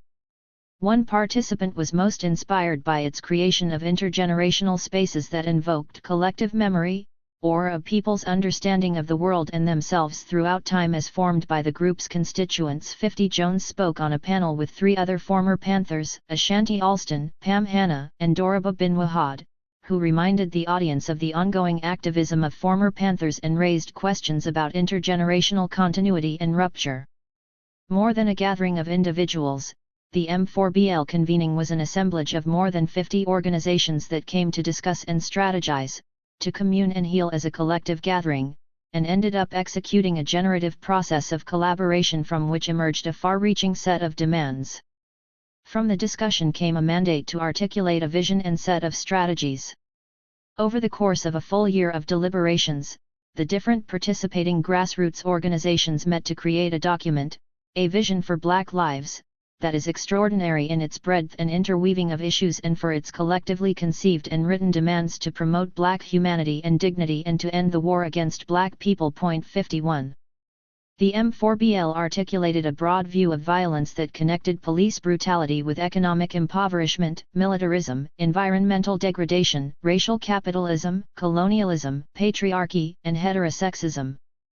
Cleveland reaffirmed what we already knew. Neither our grievances nor our solutions are limited to the police killing of our people. State violence takes many forms. It includes the systemic underinvestment in our communities, the caging of our people, predatory state and corporate practices targeting our neighborhoods, government policies that result in the poisoning of our water and the theft of our land, failing schools that criminalize rather than educate our children, economic practices that extract our labor, and wars on our trans and queer family that deny them their humanity. 52. Jones, who was already working with and attending meetings of the Los Angeles Black Lives Matter group, was inspired to participate in the M4BL convening, which included but extended beyond the Black Lives Matter formation and that connected many of the issues important to him since his days organizing with SNCC and the BPP. Like the Panthers, the M4BL sought an end to the wars against Black people and recognized that the injuries of history reverberate in the present. As recognized in their statement, we demand that the government repair the harms that have been done to Black communities in the form of reparations and targeted long-term investments. Moreover, like the Panthers, the M4BL was rooted in a politic that saw anti-Black racism intertwined with all forms of oppression locally and globally. The M4BL platform states, "We are a collective that centers and is rooted in Black communities, but we recognize we have a shared struggle with all oppressed people. Collective liberation will be a product of all of our work. We stand in solidarity with our international family against the ravages of global capitalism and anti-Black racism, human-made climate change, war, and exploitation." The M4BL articulates a demand for transformational change to create a fundamentally different world, but also recognizes the necessity to address the current material conditions of our people and will better equip us to win the world we demand and deserve. The document includes specific policies and strategies to create that change. Jones hadn't seen anything like this since the 60s. Indeed, the M4BL explicitly recognizes its roots in the Black Power movement. This agenda continues the legacy of our ancestors who pushed for reparations, Black self-determination, and community control. But the M4BL also recognizes the shifts in thinking and in practices that build on and advance the 60s generation, including linking Black liberation to struggles for reproductive justice, holistic healing and reconciliation, and ending violence against Black cis, queer, and trans people. 53. Jones, now an octogenarian, graciously accepts his responsibility to speak as an elder in the movement, but also repeatedly states his unequivocal desire to learn from the younger generations. At a public program at UC Santa Barbara, Jones shared his views about giving advice to young people. "I belong to a different era, so I try not to influence the thinking about the kind of world this generation will produce. We didn't like anyone telling us what to do. I try to give the benefit of our generation's experiences, our successes and failures, and then try to get out of their way. We want them to be better, faster, better organized. That's what progress is all about. I don't try to tell them what to do. If I design it, it'll look like what we created and probably with similar outcomes." He further encouraged young people to get involved. "It'll take everything we got. Find some place to plug in, do what you do. If you're not a street soldier, don't try to do that. If you're a teacher, writer, whatever, do it the best you can and in the interest of our people, of all oppressed people globally. 54. This view, rooted in Third World solidarities, further propelled Jones to participate in a 10-day delegation to Palestine, convened by Dr. Rabab Abdul-Hadi, professor at San Francisco State University, in spring 2016. He was part of a 19-person delegation of anti-prison, labor, and scholar activists, which included former Black Panthers and former political prisoners, that met with a variety of activists, former political prisoners, and families of young people killed in the struggle as well as human rights organizations. They observed Palestinian towns devastated by Israeli occupation and an Israeli military tribunal. Jones went because he wanted to see for himself the conditions of life and struggle facing a people whose land was occupied and colonized by Israel in 1948 and whose daily lives are marked by racialized arrest, segregation, settler violence, land confiscation, forced relocation, home demolitions, and civil rights violations, and where 40% of the male population has been imprisoned. 55 Jones recalled one particularly heartbreaking moment when meeting with the parents of Palestinian youth and children killed through settler violence. The parents of Muhammad Abu Qudair talked about how their 16-year-old son was abducted, beaten unconscious, awakened and forced to drink kerosene, and then burned alive by 3 Israeli settlers. 56 In that meeting, Jones disclosed how his mother used to tell a story of a black father in Mississippi forced to bring the kerosene that white supremacists used to kill his son. It seemed to him that Qudair was another Emmett Till. The conditions Jones witnessed in Palestine were eerily familiar to him, reminding him of growing up in 1930s Mississippi and of current-day police violence against and imprisonment of black people. It served to strengthen his resolve to fortify international solidarity and to fight not only racism, but all forms of colonialism as well. Jones's experiences as a former Black Panther and former political prisoner elevated his stature in the eyes of many in Palestine. The knowledge gained from his activist and prison struggles as well as his ability to eloquently and concisely articulate poignant stories and ideas meant that he had many speaking invitations to fulfill. Jones saw it as his responsibility and was happy to oblige. On several radio programs, on multiple campuses, and at community venues, including at the Black Panther Breakfast and at a Black August program, annual commemorations of Black prison martyrs held in multiple U.S. cities, primarily in Los Angeles, he spoke about what he witnessed in Palestine, taking seriously the Palestinian people's request to the delegation to tell the world about what's happening in Palestine. 57. Jones's commitment to Black liberation intertwined with Third World internationalism is further revealed in an art exhibit that he co-organized. Jones worked with the curators and artists of the Rise Arts Collective to develop an art exhibition inspired by the BPP. Rise, Love, Revolution. The Black Panther Party was launched at ArtShare LA in Los Angeles on February 21, 2014, and traveled to Oakland. The Chicago exhibit opened in November 2018, followed by plans for New York and London. The exhibit featured art by over 30 artists, including former Panthers Emory Douglas and Akinzanya Camben, art featuring images of Panthers Bobby Seale, Assata Shakur, Eldridge Cleaver, and the BPP Free Breakfast program, and general Black and African-themed art, including a Black Madonna and an enlightened Black Buddha. The exhibit was Black-centered, but not Black only.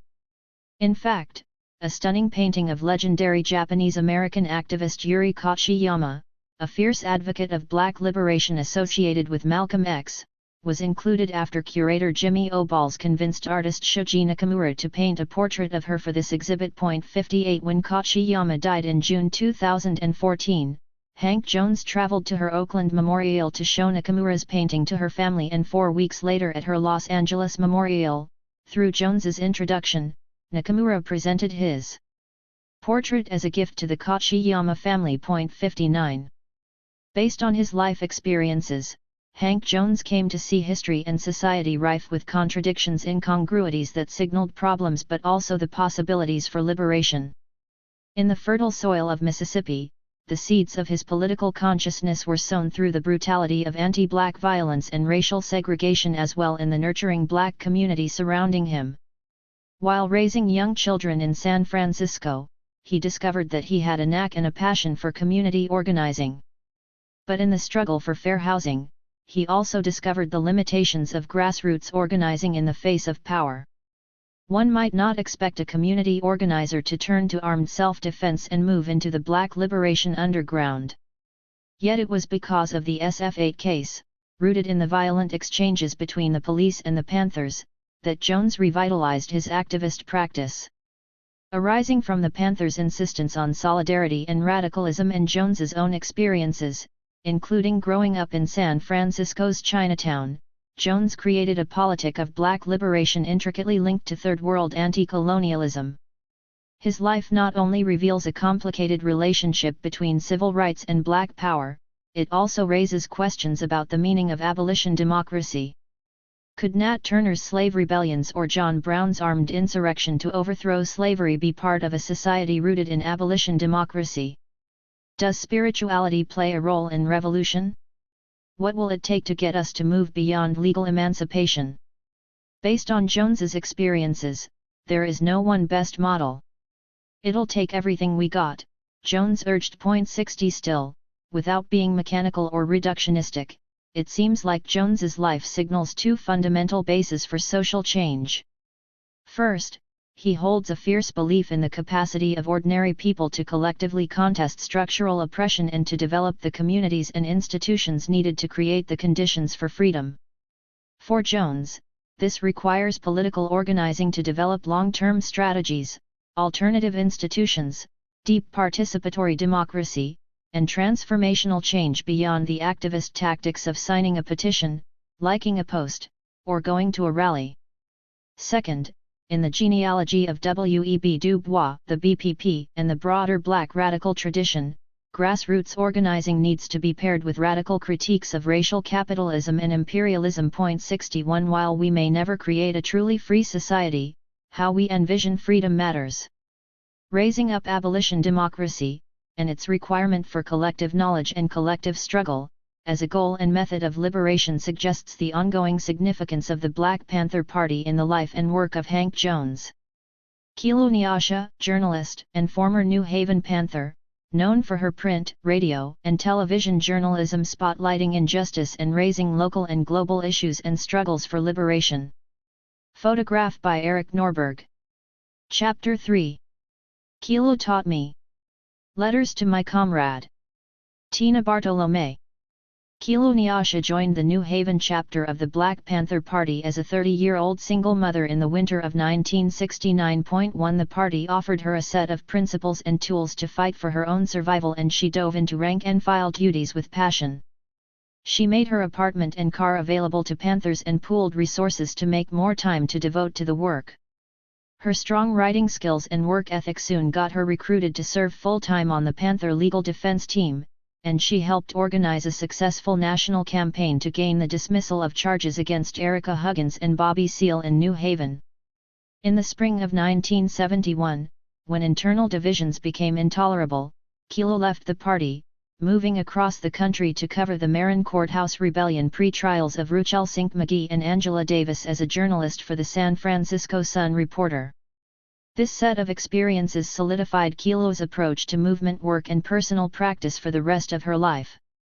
As COINTELPRO effectively waged its war and the political landscape continued shifting to the right, she gave birth to her second child, took up studying wushu kung fu, and then developed polymyositis, a chronic muscle disease that left her permanently disabled by 1980. Continuing through adversity, Kilo blossomed into a prolific print, radio, and television journalist, exposing injustice and amplifying local and global struggles for liberation through the SF Bayview newspaper, various radio programming, KPFA, KPOO, SF Liberation Radio, Free Radio Berkeley, and her longest-running media project, Freedom is a Constant Struggle, a bi-monthly television show. 2 She earned a reputation as a news junkie, staying current with an impressive range of world events and as a sharp critic of nationalist and capitalist tendencies within the Black liberation movement. Her articles were meticulously researched and carried the weight of urgency and ultimatums, always pushing toward bold collective action and divestment from the system.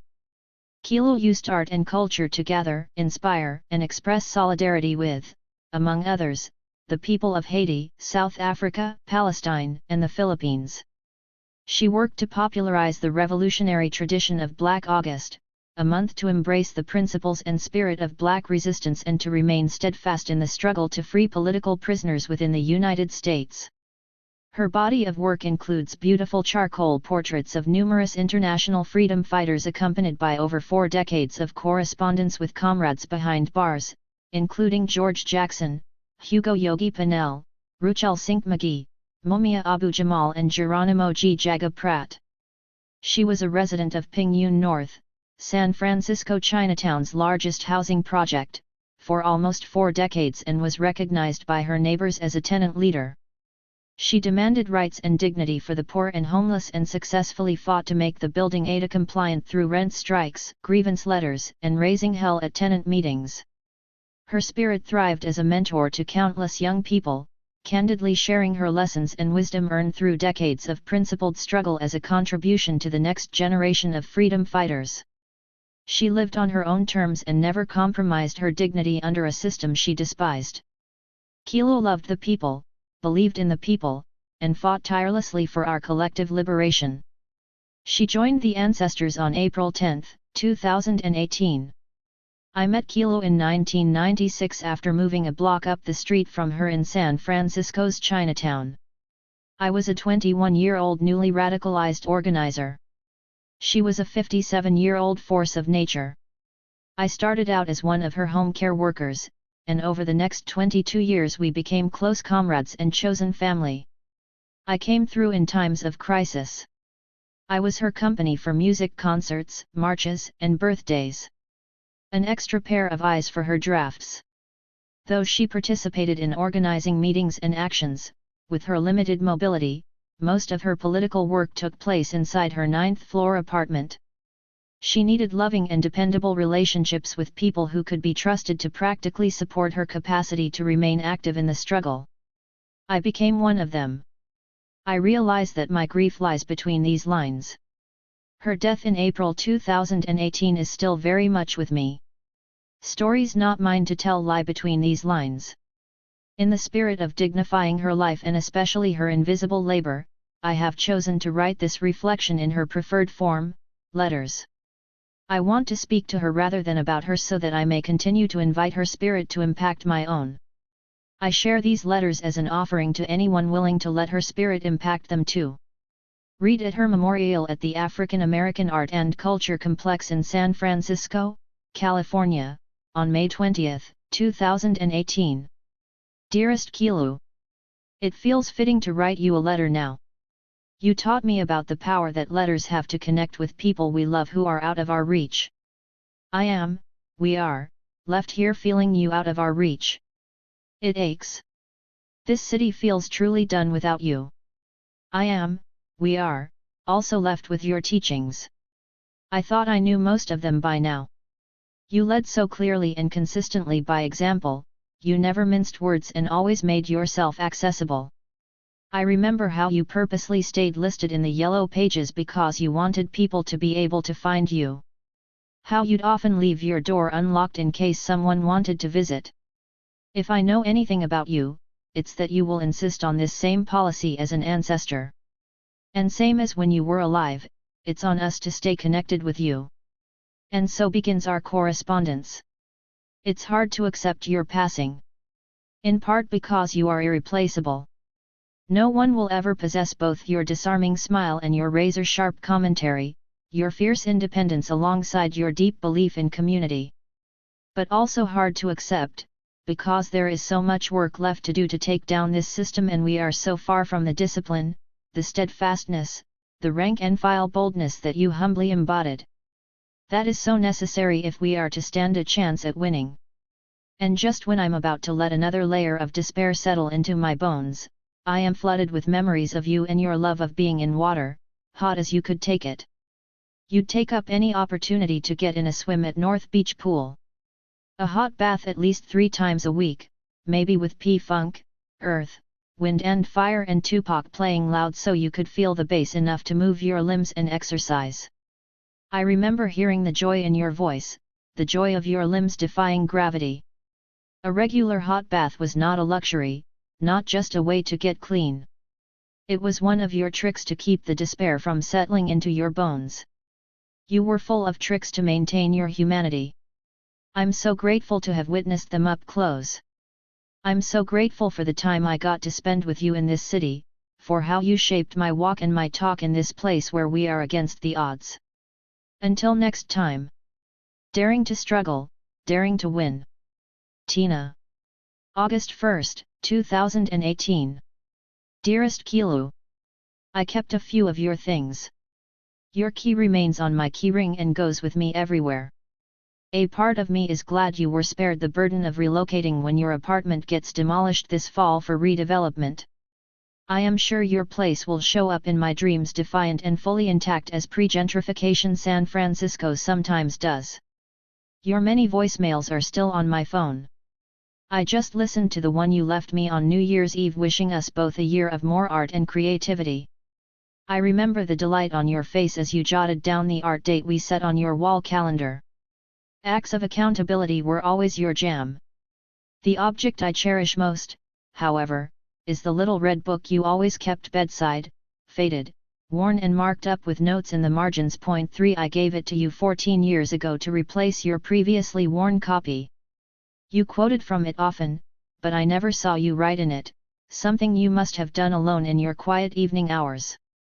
The little red book was your touchstone, from the day Dougie Miranda and Robert Webb came to your New Haven apartment to recruit you into the party to the morning you died in your bed at the age of 78 in San Francisco. I don't know anyone else who embodied its principles more. You came up in a historical moment when Mao's writings had become shared language to support national struggles for liberation around the world. You were brought into amplified purpose through your own praxis in the company of millions. Then the moment passed. You went from living in the Bayview and Fillmore surrounded by black community to living in isolation in the Chinatown projects, the only place the city claimed was wheelchair accessible when you got out of the hospital. Over many years you built community with other tenants to meet your mutual interests. After demanding that tenant meetings solely conducted in Cantonese also be translated into English, you joined efforts to collectively demand hot water when it ran cold and to make sure the elevators got fixed when they were broken. Even housing authority staff grew to respect how you wielded your power. When in-home support services paid less than a living wage for your home care providers, you worked the system as long as you could to pay them a higher wage and gain more control over your own care. Use what you have to get what you need, you used to say. Preserve the style of plain living and hard struggle, Mao wrote. Point 4 So you did. And slowly it became known that there was a bona fide Panther living in the Ping. In the absence of vibrant international mass movements for liberation, you continued to advance the Panther legacy, always striving to eliminate contradictions between your personal practice and political principles. I never told you this, but it's why I wanted younger black and brown organizers that I mentored to meet you in person. They were sometimes starry-eyed about the party's heyday and the trajectory of its surviving visible leadership. Your intellect did not come with a professor's title from a prestigious university. You preferred being single over being married. You had not extended your leadership into electoral politics, in fact you advocated boycotting elections entirely. You lived unapologetically in a 12-story housing project, not in a nice big house in the hills. You proudly served the people and were of the people. Each summer I'd bring a new crew of organizers over for an informal PE session as you like to call them. Point 5 We'd pile into a tight circle in your cozy living room, their eyes lingering over your freedom fighter portraits lining the walls and the titles on your bookshelves, stealing more cautious glances at your hospital bed and weed stash. They would be awestruck by your stunning and unobstructed view of the Bay Bridge, remarking on how much people paid to have this kind of view. They would later see it with new eyes when you described it as a saving grace because you spent so many hours unable to leave your bed. Before sharing your story, you wanted to learn their names and hear about their organizing work, curious to ask them follow-up questions if you were unfamiliar with a term they used or a campaign they mentioned. I would watch their bodies relax and settle in your presence as you candidly shared, the good, the bad, and the ugly of your time in the Panthers with generous sprinklings of profanity, health advice, and revolutionary agitation. Sometimes you would quote Fanon, "Every generation must, out of relative obscurity, discover its mission, fulfill it or betray it." 6. You acknowledged the sacrifices that came with committing your life to serve the people and fight their enemies. You intervened in respectability politics by emphasizing that to be attacked by the enemy is not a bad thing but a good thing. 7. And that they must never forget to defend our comrades behind bars. You urged them to study movement history but use tactics that respond to current conditions. You spoke as one generation of freedom fighters speaks to the next, to their hearts, rooting for them to achieve the victory that you knew you would never get to see. Kilu, so many young people, many now full-grown like myself, credit a conversation with you or a series of conversations, with deepening their understanding of protracted struggle and their own role in carrying it forward. You always told me how much these visits recharged your batteries and lifted your spirits. These visits were part of my role. You always looked forward to the next one. So did I. Missing you. Tina. August 21, 2018.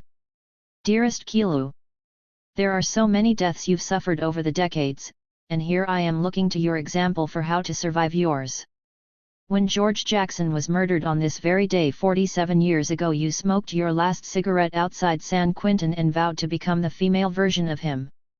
When Yogi was murdered inside New Folsom Prison in 2016, you were so heartbroken you got sick with pneumonia and stopped corresponding with prisoners altogether. So many times when I came over in the morning, I found you shedding tears upon receiving the news of a loved one's passing. Still you rolled out into the sun for Lil Bobby Hutton Day and Malcolm X Jazz Arts Festival, and you rooted for Serena Williams and the Spurs from your bedside. You got dressed up to meet Oscar Lopez Rivera and celebrate his long-awaited release. You continued hosting Freedom is a Constant Struggle and turning out for Palestine, Haiti, the Philippines, Frisco 5, SF8, and World War II Comfort Women. You faithfully promoted the origins of Black August. Year after year, you marked their birthdays and death anniversaries, both privately and publicly, committed to saying their names and honoring their spirits. When death piled up, you met its weight with resolve. You assessed the damage and figured out what new discipline was needed to stay alive. You looked to your heroes for inspiration. You saw George Jackson make prison a time to study, train, and organize, so you used the same approach for the 3 painful and abusive years you spent inside the medical system when you first got sick. You smiled when you would show up to the courtroom extra early for the SF8 trials and Yuri Kochiyama would already be there. Yuri's daughter continued to check on you after her mother passed, bringing you soup when you were sick. When Grace Lee Boggs came to town for a film screening and study group, you were the only one who raised her hand when she asked who had done the readings. I remember how touched you were to sit side by side in your wheelchairs, and she reached for your hand when it was time to take a photo. Kilu, you were on the same level as your heroes. I know it was sometimes frustrating to deal with the rest of us. Those of us who said we would visit but didn't. Those of us who didn't give you the credit due for your work. Those of us who ignored your suggestions but took them seriously coming from an able-bodied man's mouth. These things told us more about ourselves than they did about you. Your bullshit detector was impeccable. Your face was incapable of masking shade in untrustworthy company, and you were quick to keep a fool at arm's length. You had high expectations of anyone with basic decency, and you were a practiced master in the art of giving second, third, and even fourth chances. Part of cultivating people power required not discarding one another, trusting in our capacity to do better next time. You often spoke of how we were all in lifetime training to become our best selves, the new men and women that were needed to build a new society. Even in interpersonal conflict you could point out precisely where there was individual accountability and where the system was to blame. Nedzada and I came through the days before you died because you were short on regular help. 8 You had been suffering through the poor care of a home care worker you had started calling Evelina. She often would not speak one word to you during her whole shift and ignore your requests for basic things. You fired her, even though this left you stranded for the weekday mornings to come. You told her to her face that she didn't care about you as a human being, that she was mean and you didn't need to put up with treatment like that in your own home. More important than safety or belonging was your dignity. You would not let anyone compromise your dignity, not a caretaker, not a man, not your children. Still, you signed off on her timesheet for the rest of the week. In-home supportive services was designed to fail. None of your home care workers could afford to live in the city. Traveling from Antioch to San Francisco to work half a day for $13 an hour is a joke, you said. Kilu, I did not understand what dignity was until I met you. Unlike so many of the other struggles you were famous for championing, the ongoing struggle to get your basic needs met while living with a disability was most often waged in private.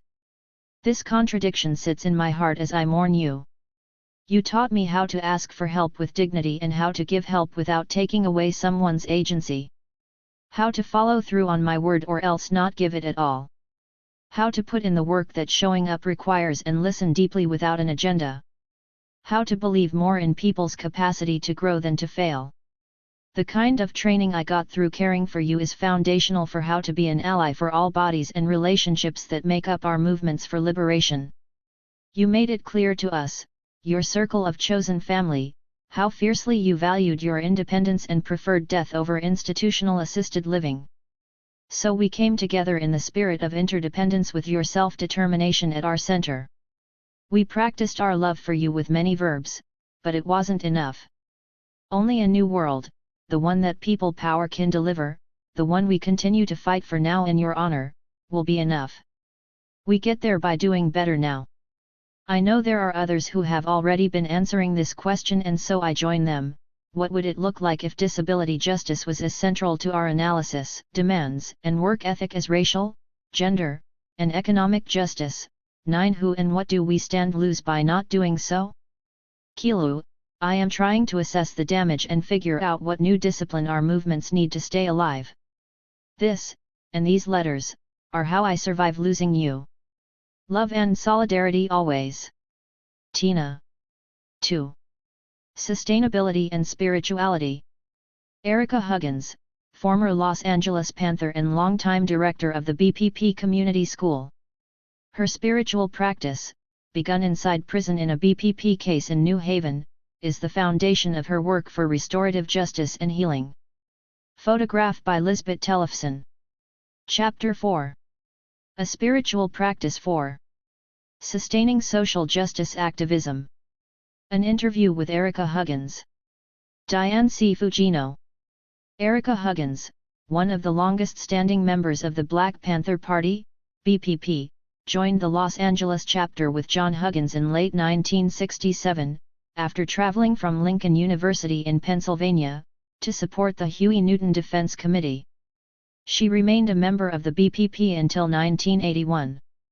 After exiting from Niantic Prison in 1971, she served as an editor of the Black Panther newspaper, director of the BPP's Oakland Community School from 1973 to 1981, and was a member of the BPP Central Committee. 1. She is most widely known as the wife of Panther leader John Huggins, who was killed with Al Prentice Bunchy Carter at UCLA's Campbell Hall in January 1969. Erica was subsequently arrested and stood trial with Bobby Seale in New Haven, Connecticut, a trial that was eventually declared a mistrial. She speaks in the interviews about the heartbreak of separation from her daughter, Mai, only 3 weeks old at the time of John's murder and 3 months old upon Erica's arrest in New Haven. A poet since age 10, writing helped her survive prison not just physically but emotionally and spiritually, as did the spiritual practices of meditation and yoga, which she began in prison. She was incarcerated from May 22, 1969, to May 25, 1971. To this day, her daily practice of meditation helps to focus her mind, preparing her to face the challenges of human life and the pressures of social justice activism, while enabling her to walk in the world with extraordinary compassion, humanity, dignity, and self-power. The following is based on 2 interviews I conducted with Erica Huggins on April 17, 2018, at her home in Oakland, California, and on October 5, 2018, by phone. The dialogue is edited to reduce the lengthier ways of oral conversation. To focus the interview and for space considerations, I did not include the first part of the April interview. That interview began with a common practice of Erica's asking the interviewer questions. Scholar Mary Phillips writes about her own interview experience with Erica. Erica told her, "I care about your work and I know that you've read many books and articles that party members have written. So before we begin, do you understand where I'm coming from? Because I do not want you to think I am picking apart your work or anybody else's. I just want you to understand how it feels to be written about while we are still alive." 3. Erica's questions claim her own subjectivity and agency, rather than being the object of another's interview and writing. She is direct and clear about her expectations, but also compassionate and connects in the ways of women. Her questions to me included, who is in the book? What other women activists are included? She offered well-placed criticism. If the book doesn't have a balance of women and men, it makes me feel uncomfortable to contribute to it. There is such a hole. It's not a blame or critique about the party or writers. What's needed is a shift in perception about the history of the party, and why it has an impact today. She made clear the 2 areas that she wants emphasized in any interpretation of BPP history. "I'm happy you're doing this book, to move from mostly men to a balance of women and men and to show how the community survival programs were a form of self-defense, a form of community health and well-being." The interviews focus on Huggins's spiritual practice as a basis for social justice work. Diane Fujino, "You began a practice of yoga inside prison, in that very traumatic environment. I'm interested in how you use your spiritual practice. You meditate every day, what you're calling self-care and how it relates to social justice work." Erica Huggins, pause, "I know you know about COINTELPRO. I know you know that John Huggins and Al Prentice Bunchy Carter were murdered at UCLA on January 17, 1969, just 3 weeks after my daughter's birth in December 1968. When John and Bunchy were killed, I became a widow and single mom in a single breath. To say I was heartbroken doesn't suffice. Bunchy was the dearest friend to me, other than John. There was something about both of them. John was absolutely a feminist man. Bunchy was chivalrous, but open in a way I know few men are today. I felt he saw me as an equal. He was brilliant. Both of them gone in one moment was a lot. I had my baby daughter to care for and I was very young, just 21.4 then. 3 months later, I was arrested, and my daughter had to be taken from me. Prisons don't have a setup where women can live with their children. So I was forced to stop breastfeeding, which was traumatic in and of itself. The Huggins family was so kind, they lived an hour from the prison and brought my daughter to see me every week for 1 hour, for 2 years. My daughter's life became the catalyst for me to shift something. I'll explain. When I recognized I could only see my new baby for an hour once a week, my heart felt like shattered glass. Just shards everywhere. There wasn't any thought I could have or feeling that made me feel okay. So I spoke to my friend Charlie Gary, one of the main attorneys in our legal team. People don't know that Charlie practiced yoga for a good part of his life. Before he entered any courtroom, he'd do a full headstand, dressed in his suit, with his fancy tie clip, and big topaz ring.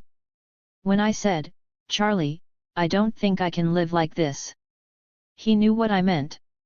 I asked him if he'd bring me a book on yoga. He did. The book included pictures of a woman doing yoga poses with clear descriptions of how to do them. I laughed, thinking, I always loved to move, but if I snap or break something, oh well.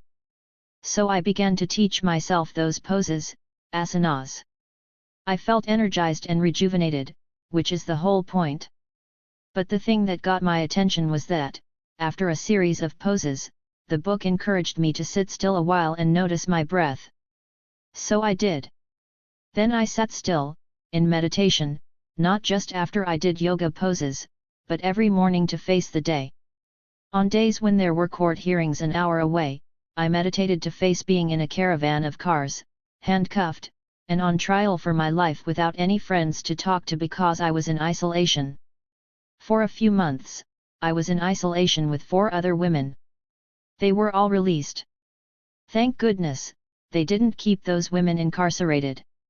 Then I was in isolation by myself in a wing locked away from the rest of the population. I existed in this cloistered environment for 14 months before the trial started. The trial took 6 months, and, after the jury hung twice, the judge declared a mistrial. The hung jury was due to one juror's bias about the BPP and Bobby and me. The day the mistrial was declared, Bobby Seale and I were released from prison. Meditation made me capable of shifting my experience in that carceral site. I became self-reflective. What is the kind of world that I have been envisioning and speaking about? How can I create programs for people that change inequities? And what is the world that I want to know from the inside out? How will I heal the woundedness I'm feeling right now?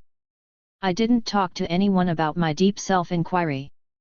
I wrote poetry, as I had done all of my life. Some of those poems are in a book that's out of print, Insights and Poems, co-authored with Huey Newton. 5 Meditation kept me resilient, aware, and awake in a good way. I didn't want to be hypervigilant and paranoid. I wanted to be aware of my circumstances. I wanted to be able to trust people when I needed to. It was necessary to trust people and not let everyone's stuff in. COINTELPRO was literally trying to kill us. Every day in the courthouse I wished for Bobby the awareness of this infinite power inside him, inside every human being.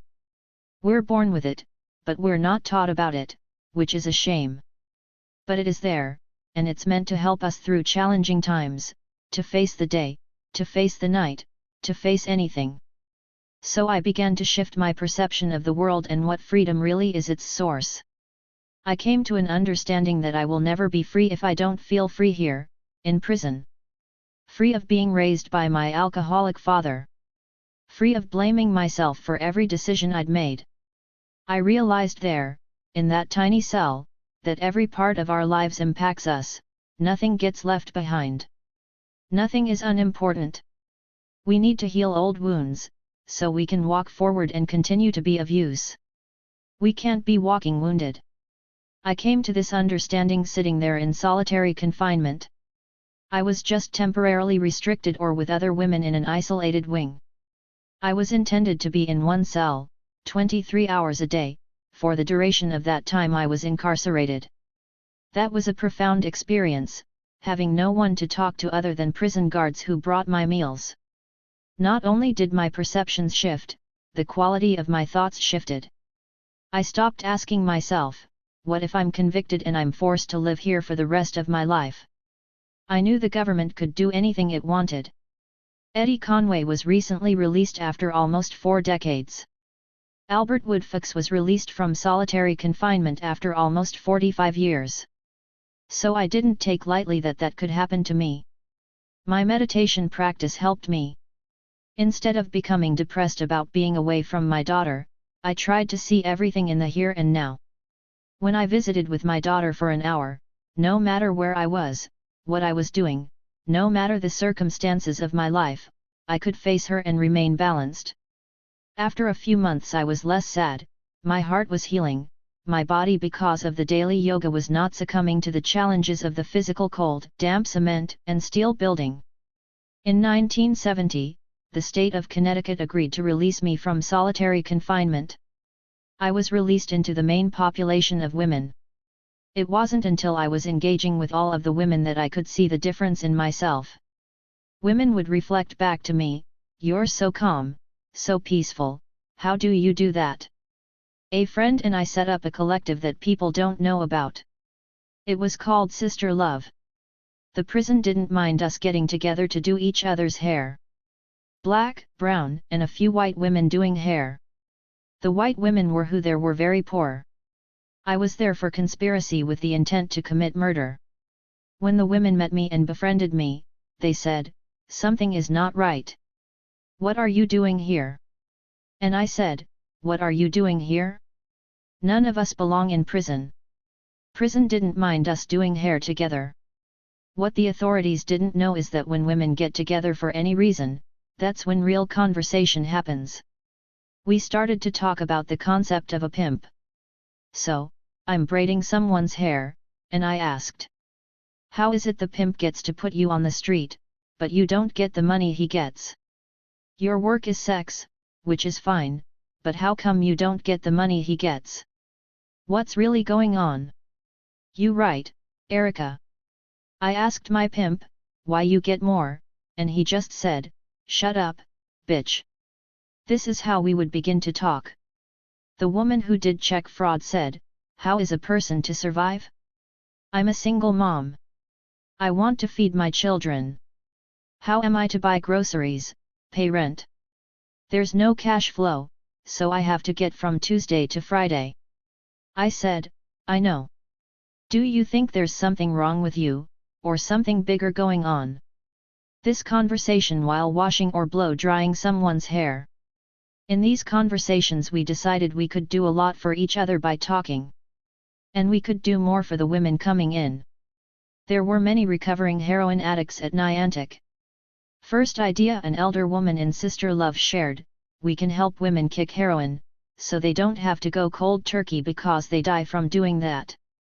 I was isolated, so I didn't know women die in a kick cell, a special isolation cell where they were deprived of the drug and medical attention and human contact. It was supposed to be rehab, but it wasn't.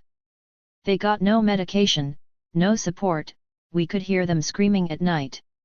So we'd smuggle in cigarettes and candy.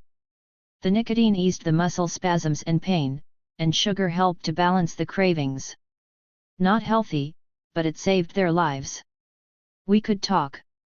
We could talk through the open vents that went to the kick cell and just say kind things. Can we get you a lawyer? Where are your children? Who has your children? Through my legal team, we got lawyers for many women. This was an organic thing, Sister Love. No one encouraged us to do this. It is what was needed, love. My training was in the Black Panther Party. I knew what to do, you serve people wherever you are. There, I made lifelong friends. I've continued to mediate every day. Why? Because it gives me the same resiliency I experienced when I was incarcerated. Over the years I've become more and more grounded in myself. I've become less swayed by external circumstances. I've learned to protect my heart in order to keep serving. That's why one topic I speak about is the importance of spiritual practice in sustaining social justice activism. Radical self-care is what we call it.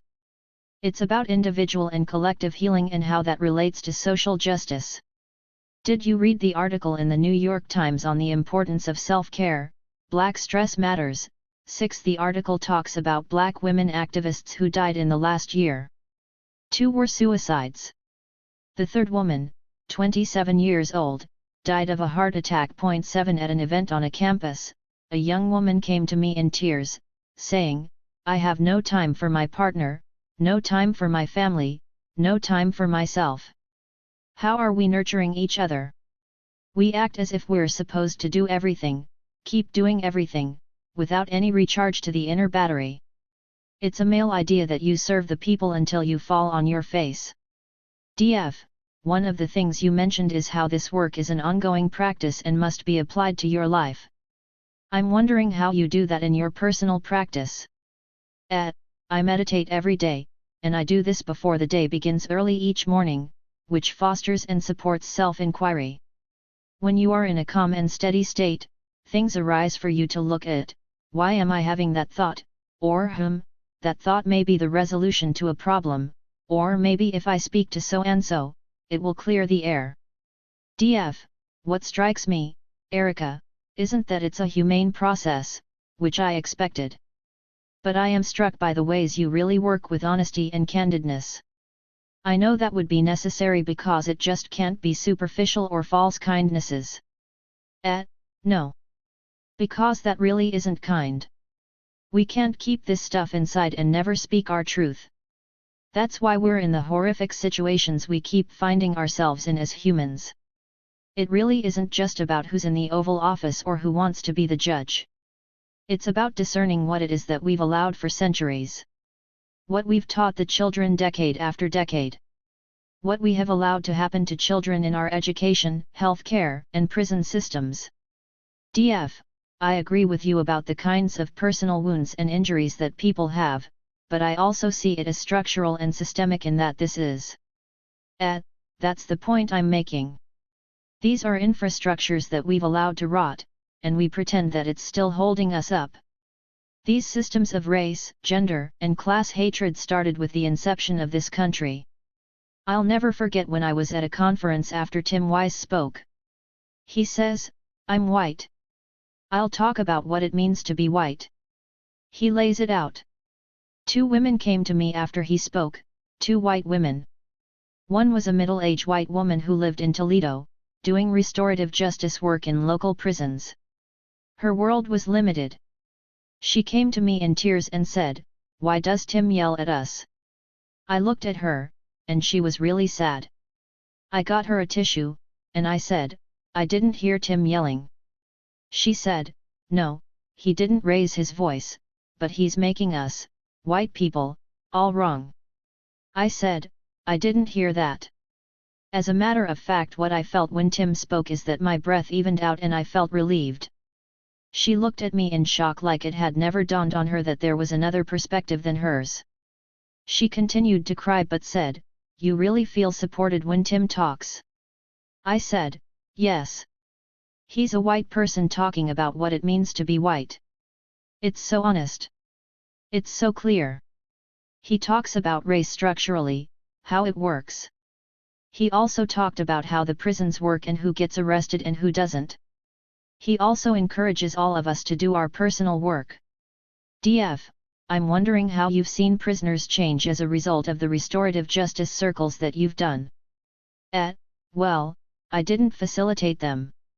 I was invited into them. Here's one way that they work. The circles are for incarcerated men or women.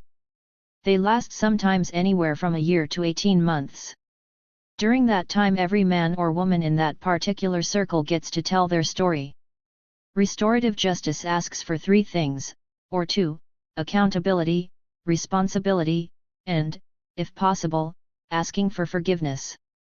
Each person in the circle is scheduled to tell their story without making excuses, being entirely accountable and responsible, knowing that the circle is a brave circle, that everybody in the circle is willing to do the same thing. The day that I went to San Quentin, which was the first circle I sat in, the man who was scheduled to speak was to share his story of how he beat and robbed someone. He said that the week before he was to speak he was sick to his stomach every day. He had restless nights because he knew he was going to have to make his story clear to all the men he knew, the men he supported, and he had to trust that they would support him. He'd never told this story until that day. He cried as he moved through the story of the person he harmed. I mean, he could barely get some of the words out. And midway through he says, "One of the things that made me sick when I was preparing to tell this story was I remembered how my father beat me." He wasn't making an excuse. He said he was having a flash of how his childhood and his adulthood were connected. The men in the circle were nodding their heads. Every single one of them, Diane. They nodded their heads in recognition of the connection. Hurt people hurt people. My experience is that this is a familiar story for incarcerated women and men. That day the facilitator asked me to go in and share my story of harm done to me and the healing that occurred for me when that person asked my forgiveness. The men told me that they felt uplifted and encouraged. They felt, if that could happen with me and the person who asked my forgiveness, maybe someday they would be able to speak to the person they harmed. Or, that at least in their heart they could ask forgiveness in the hope that it would reach the people that they harmed. I felt transformation happening in those 2 hours. I saw the result of the healing in that circle. The healing had been continuous for a year or more. It was palpable and tangible to everyone. I had a completely different experience when I went to a prison for women to sit in a restorative justice circle. It was just as difficult for the women to share their stories. When a woman shared her own story of harming a family member, the women on either side of her were holding her hand as she talked. It was beautiful. Everyone appreciates the speaker for doing the hard-ass work of healing from the heart. They are continually offering their forgiveness. That is the intent that circles had centuries ago in parts of the world where this was the natural way communities would restore and thrive.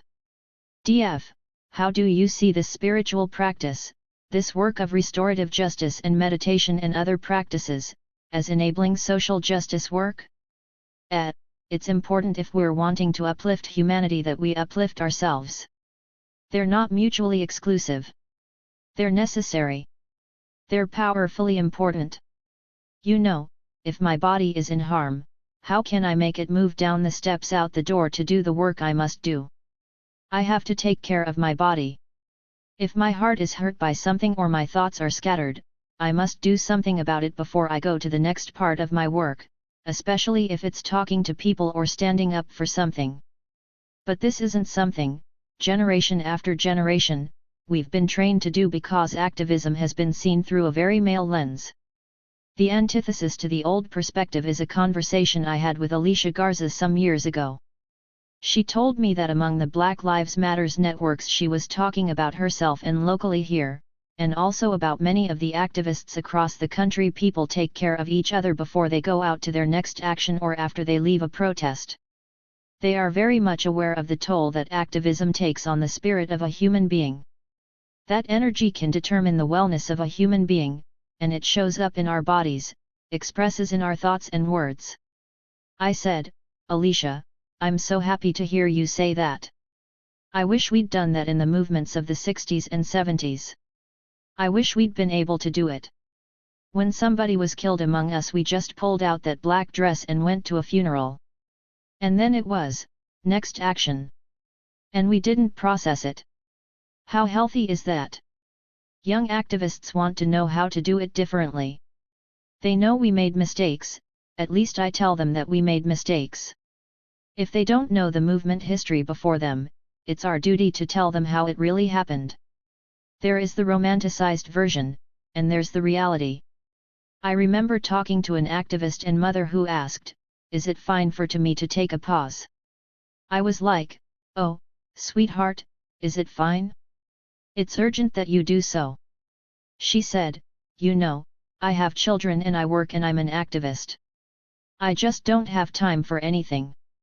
I'm not as clear as I used to be. I'm not sleeping well." I said, "You must stop." Pause. "Is that okay, Erica?" she asked again. I had to convince her. Isn't that amazing, Diane? That I would have to convince her that rest was all right, important. So, yes, we all know our work is to abolish systems of violence, like prisons. However, it's interrelational and personal. It's all these things at once. It's not one or more of those things instead of another one. It's a Western and male paradigm that puts parts of our lives and work in boxes. But being a person who was a single mom raising children while being an activist, I know that men don't have to consider raising the children when they say, "You don't stop, you keep going for the revolution." People must take care of themselves because our bodies, minds, and hearts are the vehicle for real transformation in our world. It's not a self-referenced taking care. Cars cannot run without fuel. The human body needs a different kind of fuel. Not just food. But we need to fuel our hearts and fuel our minds with great things. We need to have people around us to support us. I want younger people to know that there are people, whom they will never see, who are proud that they are doing the work they're doing. I want them to know that we support them in taking care of themselves while taking care of our world. Damira Ahmed, educator and former Oakland and San Francisco Panther, lived as if religion and revolution are one because they are both expressions of a people's culture. Photo courtesy of Nisa Ahmed, daughter of Damira Ahmed. Chapter 5. Serving the People and Serving God. The Everyday Work and Mobilizing Force of Damira Ahmed. By Mariam Kashani. When I think of Sister Damira, I see her sitting on a grey metal folding chair, her long skirt and coat draped majestically on either side, her face illuminated framed by a neatly pinned blue or white headscarf. She sits quietly reading the Quran, smiling, or more likely, she is attending to the women and children who assemble around her for hugs and greetings of peace. It is before or after the Friday congregational prayer, Jamu'ah, at Lighthouse Mosque, a small, but all-encompassing storefront mosque in North Oakland.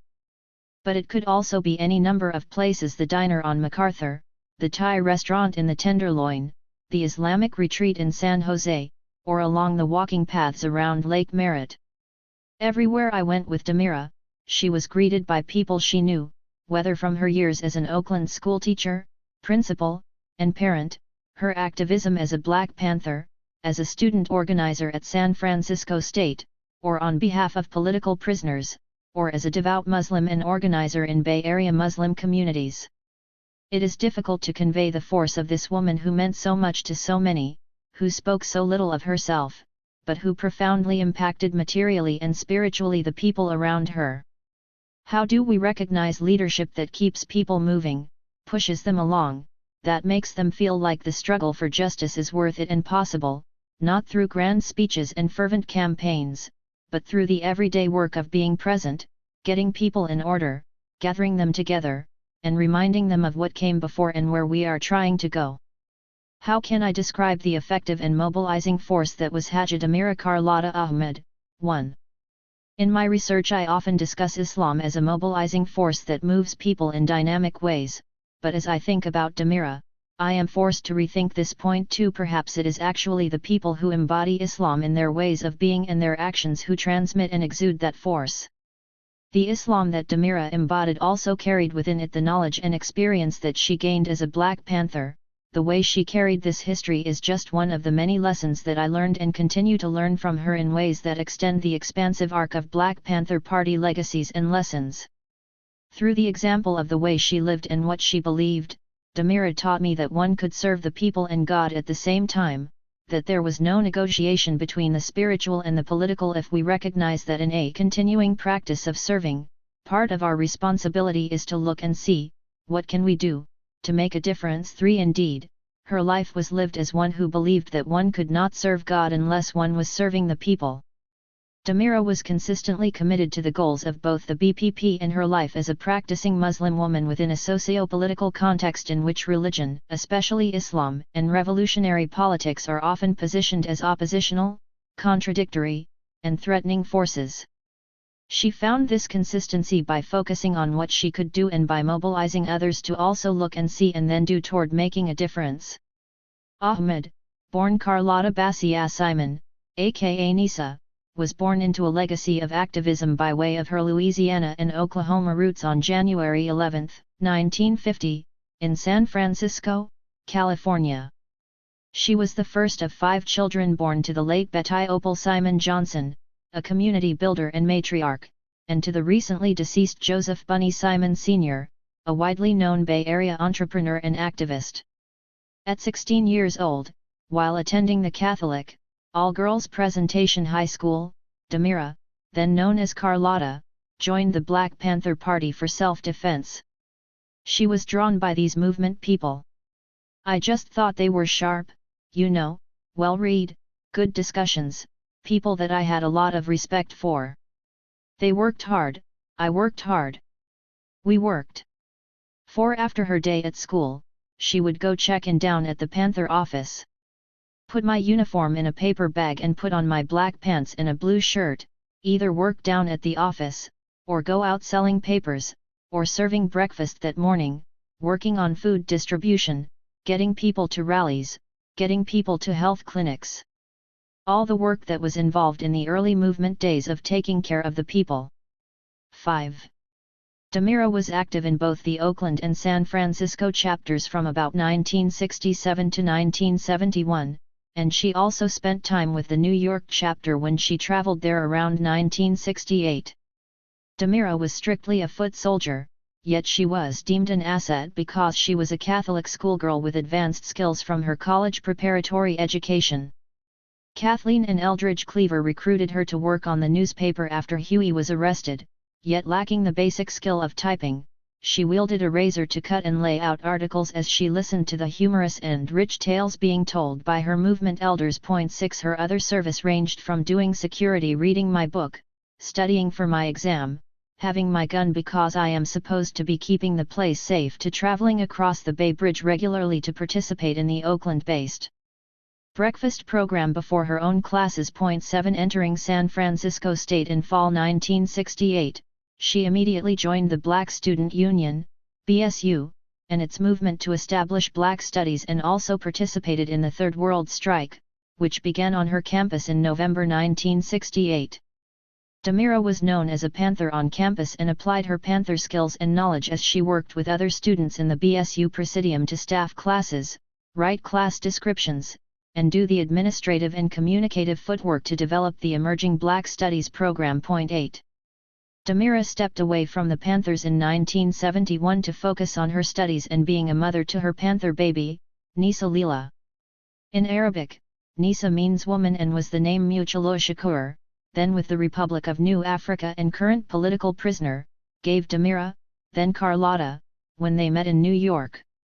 Damira passed the name on to her daughter and added Leela for Palestinian freedom fighter, Leela Khaled, symbolizing the internationalist commitments and solidarities that she and the BPP held. Although Damira would enter the Nation of Islam, NOI, in the mid-1970s, she had been introduced to Islam as a global faith in the 1960s through her interactions with African American Muslims, some of whom were members of the Black Panther Party and Black Liberation Army, and through her study of the Palestinian struggle, of Algeria in France Fanon's Wretched of the Earth, and of the speeches and autobiography of Malcolm X, El-Hajj Malik el-Shabazz. Movement histories say little about spirituality and faith, often setting up false dichotomies between revolutionary politics and religion, or situating religion-based organizing as inherently reformist. People's faith is often marginalized as false consciousness, the opiate of the masses, or regarded as peripheral to the political in the case of the Nation of Islam.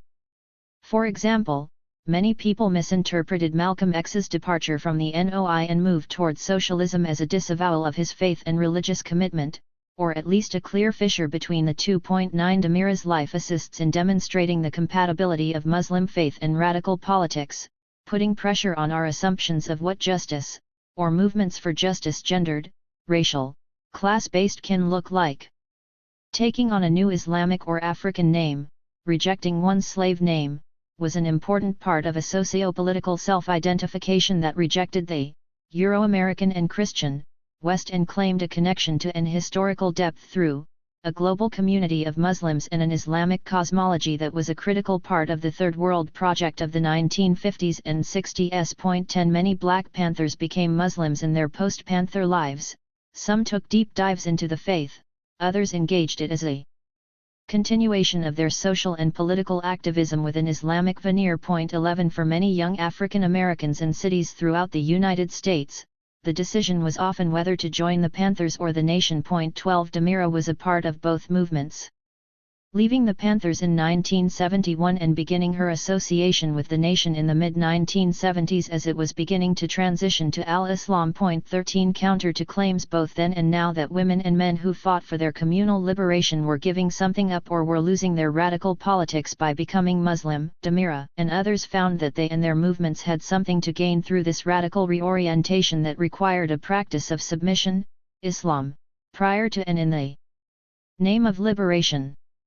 In the BPP and the BSU at San Francisco State, Damira felt empowered to speak her mind, yet she was also cognizant of how her relationships with particular Panthers sheltered her from misogyny in the party. When she joined the Nation of Islam, she had to negotiate a different set of patriarchal gender dynamics. The patriarchal tenets of the NOI located the Black Muslim family and the respective roles and responsibilities of Black men and women within it as the foundation for a Black nation. 14 While women's responsibilities to their homes and children were foreground, as opposed to the domestic labor Black women performed for white families, Black Muslim women extended this form of leadership and kinship into their communities as well. Damira's commitment to social justice and movement building for Black people motivated her participation in the NOI. She was one of the first teachers at the Clara Muhammad School, and she took on a leadership role in Muslim Girls Training, MGT, where women trained in the domestic sciences, but also found sisterhood, opportunities for leadership, and mentorship. 15. Damira, like other women who joined the nation or converted to Islam, embraced and took pride in the gendered roles she took on. Muslim women revalued these roles as essential for the reproduction of social, spiritual, and material life, and they revalued the labor of the men in their lives as well. It was important to Damira and her family that people recognized that she was a good Muslim, a good wife, and a good mother. 16 Though Damira worked outside the home for much of her 41-year marriage, she took these responsibilities seriously. Educating and feeding her husband and children, while also educating other children in Oakland and organizing food distribution and feeding programs, were a part of her social justice vision, informed by both Islam and the Black radical tradition, in which people had roles and responsibilities to each other that both reinscribed and challenged capitalist and patriarchal relations. Her kinship network extended horizontally beyond her blood ties and across racial and ethnic identities to all those whom she felt a responsibility toward as someone who was able, an elder, and who had survived state violence and its after-effects. It was for this reason that she often focused so much of her energy on the most vulnerable and disenfranchised in society: Black and brown children, the unhoused and hungry, and the imprisoned. She enlisted her friends in the everyday caretaking for Marilyn Buck when a cancer-stricken Buck was finally released from prison, and she often brought her husband and children with her on prison visits across the country.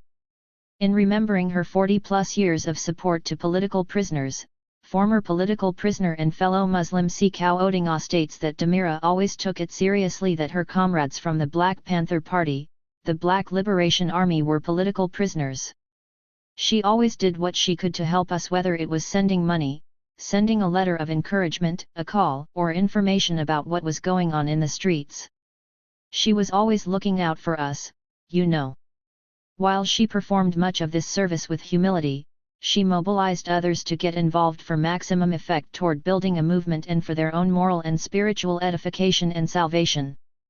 Many popular accounts of Black Panther history discuss the period from 1968 to 1972 as a conservative shift from revolution to reform. Scholar Donna Murch suggests that a more useful framework for understanding this new development was the Panthers' attempt to create a long-term organizing strategy to ensure the party's survival in the face of massive state repression. 17 Having experienced the state's policing and counterintelligence against the BPP and the Third World Strike firsthand, while also recognizing the significant need for and contribution of the BPP service programs, Damira, in her post-Panther life, applied herself toward the long-term sustenance and survival of communities that would fuel movements for social justice. Developing a spiritual relationship with Islam was a critical part of ensuring survival and longevity, not only for Damira herself but for those around her. As her friend and writer Asha Bandali describes, Damira was deeply rooted in her own spiritual traditions, deep in practice. This was a woman who has seen so many of her comrades, her peers and contemporaries, devastated by the FBI's war on the Black Panther Party. She went further and further into the regions of her own spirit and soul to strengthen herself.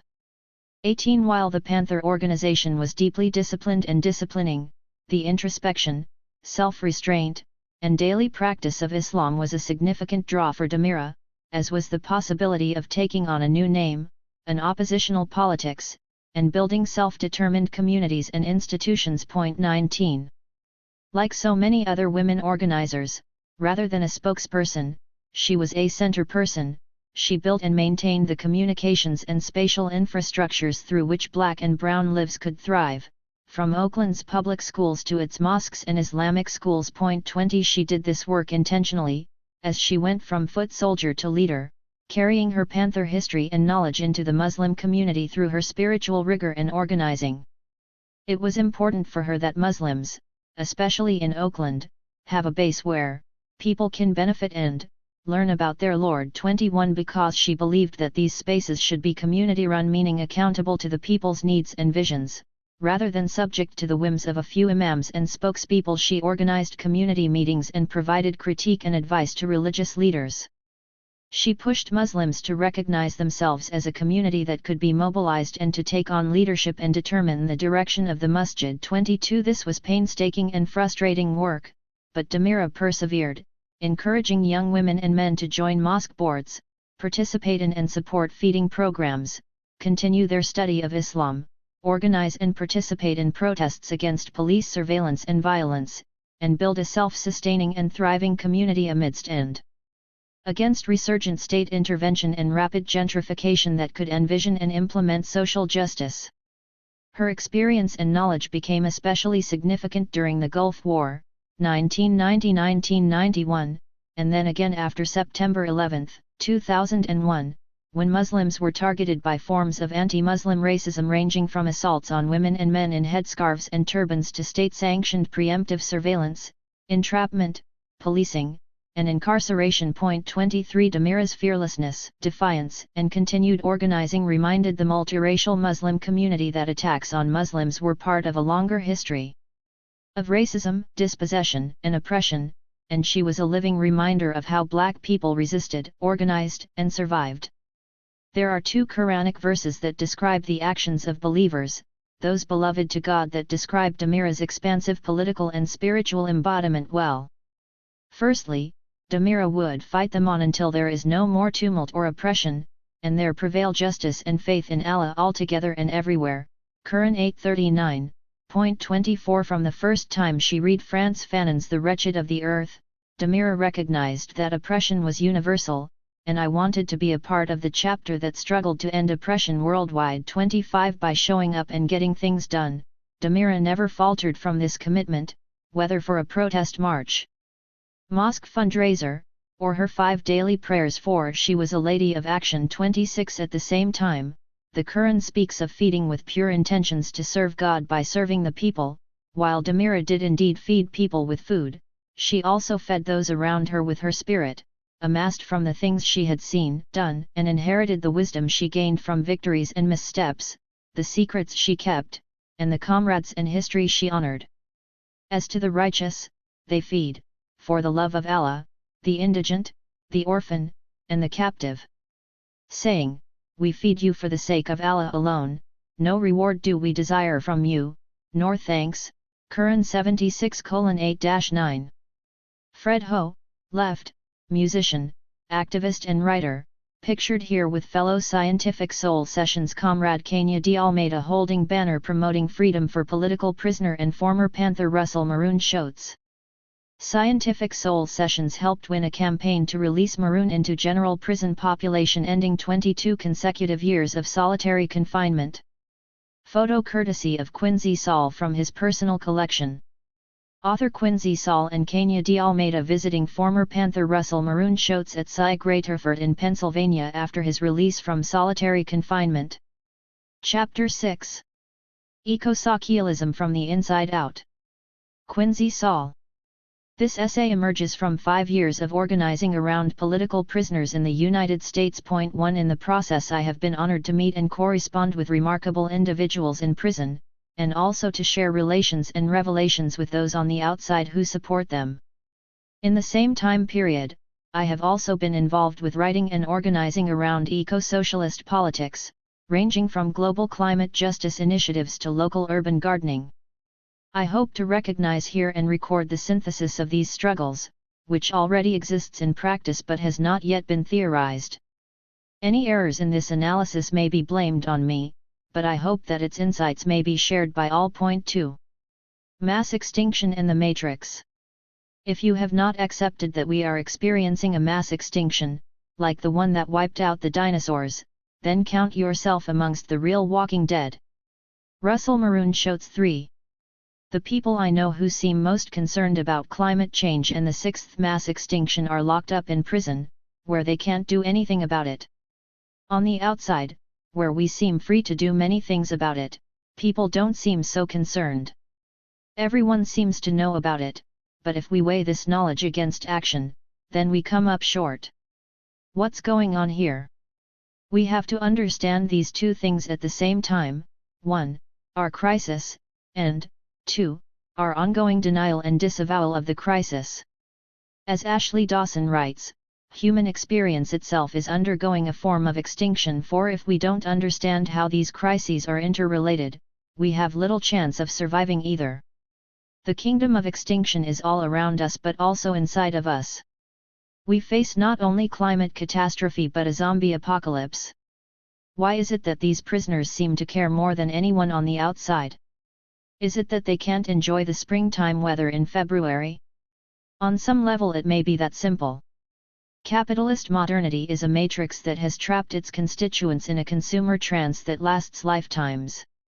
This matrix is what makes us zombies, what keeps us from caring and/or acting about mass extinction. Those excluded from it have a better chance of seeing it clearly. On one hand, we face unprecedented dangers and feel an appropriate sense of dread. On the other hand, the total crisis of society and ecology presents us with an unprecedented project and sense of liberation. We have been cursed/blessed with an existential crisis so profound that it drives us to the heights of what it means to be human, for in order to solve our immediate problems, we have to solve the most ancient problem of all humanity's alienation from nature, and thus from our own nature. Ultimately, the way to fight climate catastrophe and the zombie apocalypse is the same. As Masanobu Fukuoka writes, gradually I came to realize that the process of saving the desert of the human heart and revegetating the desert is actually the same thing. 5 In the terms of Frantz Fanon, the struggle for human nature is the mission our generation will fulfill or betray. 6 The central thesis of this essay is that prisoners are already leading the way. Prisoners as organic intellectuals and revolutionary subjects. The prisons of America were the universities of revolution. Saifi Yabukari 7.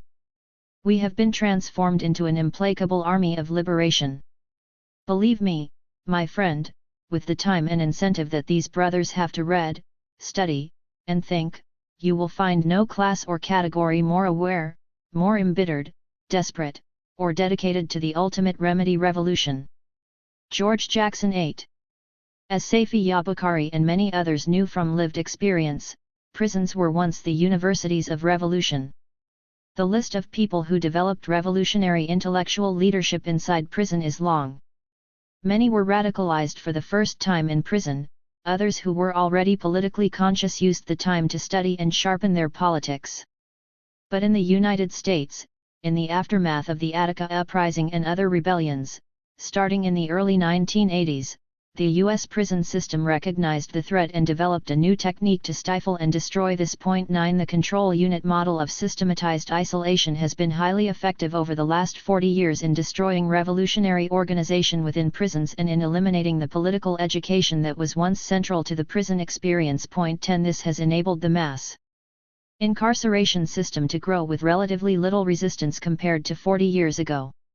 Today the system designed to control political prisoners is redeployed on a mass scale. In order to break the spirits of millions of innocents, over 2 million in prison in the USA, it has been necessary to isolate between 80,000 and 100,000 people in solitary on any given day. Nonetheless, despite the systematized torture of solitary confinement as a control technique, there is still great potential for organization and education inside the prison system today. The conditions of prison life reveal the contradictions and realities of our system and society in ways that those on the outside often fail to understand. To see the world from the inside out is to understand that, as Asada said, inside and outside / is just an illusion. 11 Or as John Clark has written, prison is designed to crush the soul, deaden the mind and destroy the spirit, but it becomes for some, a place for new awakening, deeper insights, and expanded solidarity. The awakened prisoner understands the contradictions of the state, capitalism, and patriarchy in a way that most of us, living in our larger and more comfortable prisons, can hardly begin to understand. We are living in Babylon and Babylon must be destroyed. Our brothers and sisters in prison are uniquely gifted to help lead us out of captivity. 12. Lenin wrote and argued that revolutionary leadership comes from the outside in point 13, but it is not a contradiction to suggest that in our times, it comes also from the inside out, that today's ideological and political leadership will come from our sisters and brothers behind bars, whose life experiences and labor processes strip away the illusions and smoke screens that continue to zombify and blind even the revolutionary-minded on the outside. Throughout history, incarcerated women and men stand out as some of the most consistent revolutionary subjectivities. At the height of decolonization, many heads of state were former prisoners, 14 Antonio Gramsci in his prison notebooks theorized the historical and political formation of intellectuals, arguing that revolution could only be achieved as the working class developed its own organic intellectuals to replace the traditional intellectuals of the previous regime. 15 This essay understands political prisoners in these terms as organic intellectuals and revolutionary subjects particularly suited for leadership in the 21st century. Thus we repeat Ho Chi Minh's prophecy that when the prison doors are opened, the real dragon will fly out. 16. Today and the need for new theory. There'll come a time / when the world won't be singin' / flowers won't grow, bells won't be ringin' / who really cares? / who's willing to try / to save a world / that's destined to die. Marvin Gaye 17. Today we confront a structural crisis of capitalism in which the world system cannot sustain itself internally and is also up against the final fatal contradiction of the ecological catastrophe it has precipitated. Immanuel Wallerstein wrote in 2009, "The crucial battle, in the middle run, next 15-25 years, is a battle not about capitalism, but about what will replace it as an historical social system." 18 Who will lead the next wave of decolonization? In this context, the search for revolutionary subjectivities to lead the coming struggle to define and build the new world becomes an urgent priority. And the identification of prisoners as among these, indeed as what George Jackson called an implacable army, takes on an extra, existential weight. The current global crisis is qualitatively distinct from previous crises in several respects. Unlike the world historical crisis of feudalism in the Middle Ages, today we suffer not from underconsumption but from overproduction. And unlike the world historical crisis of the 1930s, today's crisis of overproduction cannot be resolved by a further retrenchment of state capitalism, debt, and the growth of military spending, which are already at astronomical heights. Finally, today's crisis is unique in its ecological dimension, in which life as a whole is under attack from the global to the cellular level, in which the collapse of human civilization as we know it is implicit, and in which the survival of the human species and all others are at risk. In this context, it has become obligatory to not only build revolutionary movements and organizations but also to revamp and qualitatively revise previous revolutionary theories. The theories of the 18th, 19th, and 20th centuries have proven largely unsuccessful in guiding revolutionary practice, and have also almost universally failed to account adequately for any ecological dimension. These failings have their reasons, but the 21st century is the last chance to make amends. In the last 3 decades, eco-socialism has emerged as a worldview, ideology, and line of reasoning that has been successful in unifying and consolidating, to a preliminary degree, a wide range of mass movements in the global south. It has brought us closer perhaps than we have ever come to finding ideological unity between the revolutionary ideas of the proletarianized, industrialized, and urbanized world, and the indigenous, ecocentric, and spiritual dialectics and cosmovisions of first peoples. This unity found organizational expression recently in the foundation of the First Eco-Socialist International, whose program connects the struggle to free political prisoners with the emergence of a new mode of production. 19. It's no coincidence that 2 members of the Black Panther Party, Charlotte O'Neill and Doraba bin Wahad, took part in this gathering. 20. In this sense, eco-socialism emerges as an owl of Minerva, which spreads its wings at twilight, just in time, to lead us toward the horizon of an ancient future. Eco-socialism is a movement of movements, unified by a common worldview, which may help us toward the Lakota medicine man and warrior Black Elk's vision of a return to the sacred hoop. 21. But what do prisoners know about ecology? Prisoners are confined in perhaps the most artificial environment on the planet. But as ecologists and prisoners both know, outside and inside are an illusion. Everything is interconnected. Prisoners are revolutionary subjectivities uniquely gifted not only to understand the full nature of the capitalist system but also the eco-socialist alternative. When I use the word prisoners here, I am in agreement with Russell Maroon-Shoatz's concept of potential political prisoners. Against those who define political prisoners narrowly as only those who have been incarcerated for their participation in overt revolutionary actions, Shoatz argues that What's becoming clearer every day is that in addition to the real political prisoners, there are literally hundreds of thousands of other potential political prisoners being held in prisons in this country. We cannot reach a consensus on a definition of just what makes one a PP, which leaves this author to adamantly insist that we view all in the 10 categories as potential political prisoners. Clear political realities overshadow the alleged criminal acts that landed these individuals in prison. Point 22. We wouldn't expect every single prisoner to develop ecological consciousness, any more than we would expect every single prisoner to recognize the political conditions of their confinement. As political prisoner Momia Abu Jamal broadcasted, most of us have heard of jailhouse lawyers, guys and gals who battle in court for themselves or others. But I'd wager few of us have ever heard of a jailhouse environmentalist. Truth is, I didn't think such a thing existed. Well, it's real.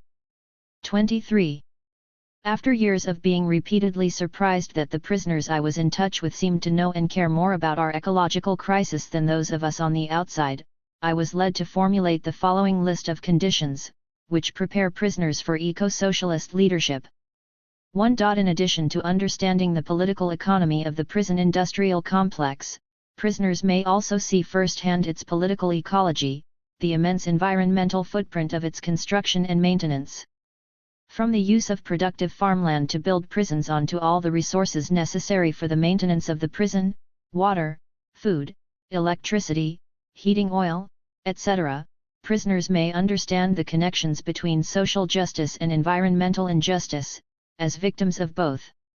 2. With mass-produced and factory-farmed food, limited pretense to health care, along with cruel and unusual manipulation of temperature, light, and other environmental torture techniques, and limited access to intellectual stimulation, the prison cell and the prisoner's body are a microcosm and an epitome of ecological destruction.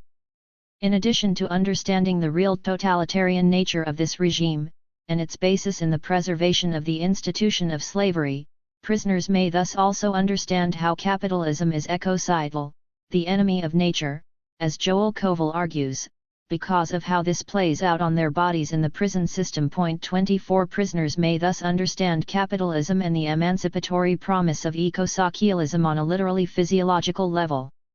3. All prisoners who are held even briefly in solitary confinement experience at the most extreme level imaginable the meaning of alienation.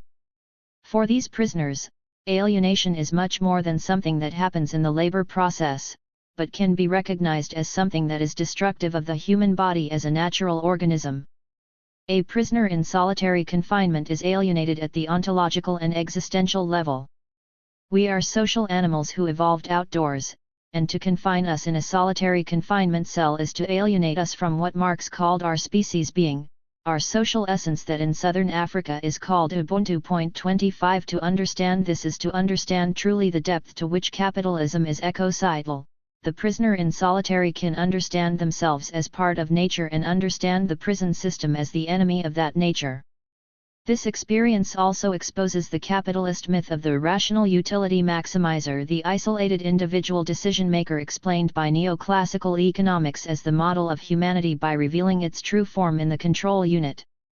But those whom solitary doesn't kill, it makes stronger. As Jack Henry Abbott wrote, a kind of genius can come from this deprivation of sensation, of experience. The composition of the mind is altered. It is supersanity. 26. The list of those who suffered solitary confinement only to emerge as intellectual leaders goes back decades if not a century, and while it would be a gruesome mistake to romanticize torture, the fact that genius emerges from solitary confinement is upheld today not only by Russell Maroon Shoatz in the United States but also by Abdullah Öcalan in Turkey. 27. 4. The mass incarceration system is a historical continuity from the era of legal slavery, and the prison industrial complex also inherits the legacy and disciplinary techniques of the Native American reservation system. Prisoners may thus often understand and identify with the peoples of the First Nations, who are the global and historical standard bearers for the preservation and protection of ecosystems, and the indispensable guides to an eco-socialist future. It's worth noting here that all Native prisoners, who are disproportionately incarcerated in every state, should be understood as political prisoners. 5. Prisoners are forced to understand the dual nature of capitalist exploitation and control, which has two forms, both physical, of bodies, ecosystems, territories, etc., and metaphysical, of the spirit, the soul, memory, imagination, etc. This understanding is essential to fully grasp both the full gravity of capitalist exploitation and also the full depth of the eco-socialist revolution necessary to overthrow and overcome it.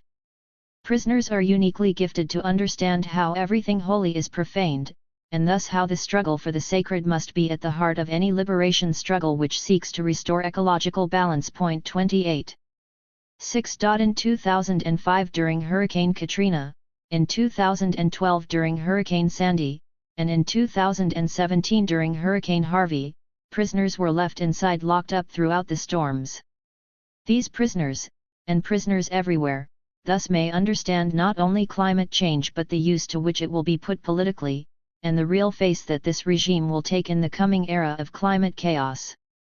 They have been told, as Leonard Cohen wrote, "Get ready for the future, it is murder." 29. They should have no illusions here, unlike so many of us on the outside, about the necessity of what George Jackson called the ultimate remedy. 7. A mass migration beyond biblical proportions is already underway, but catastrophic climate change will exponentially amplify this exodus. Given current political realities, millions of climate refugees will inevitably wind up in mass detention camps. We know that these camps are already being built and prepared.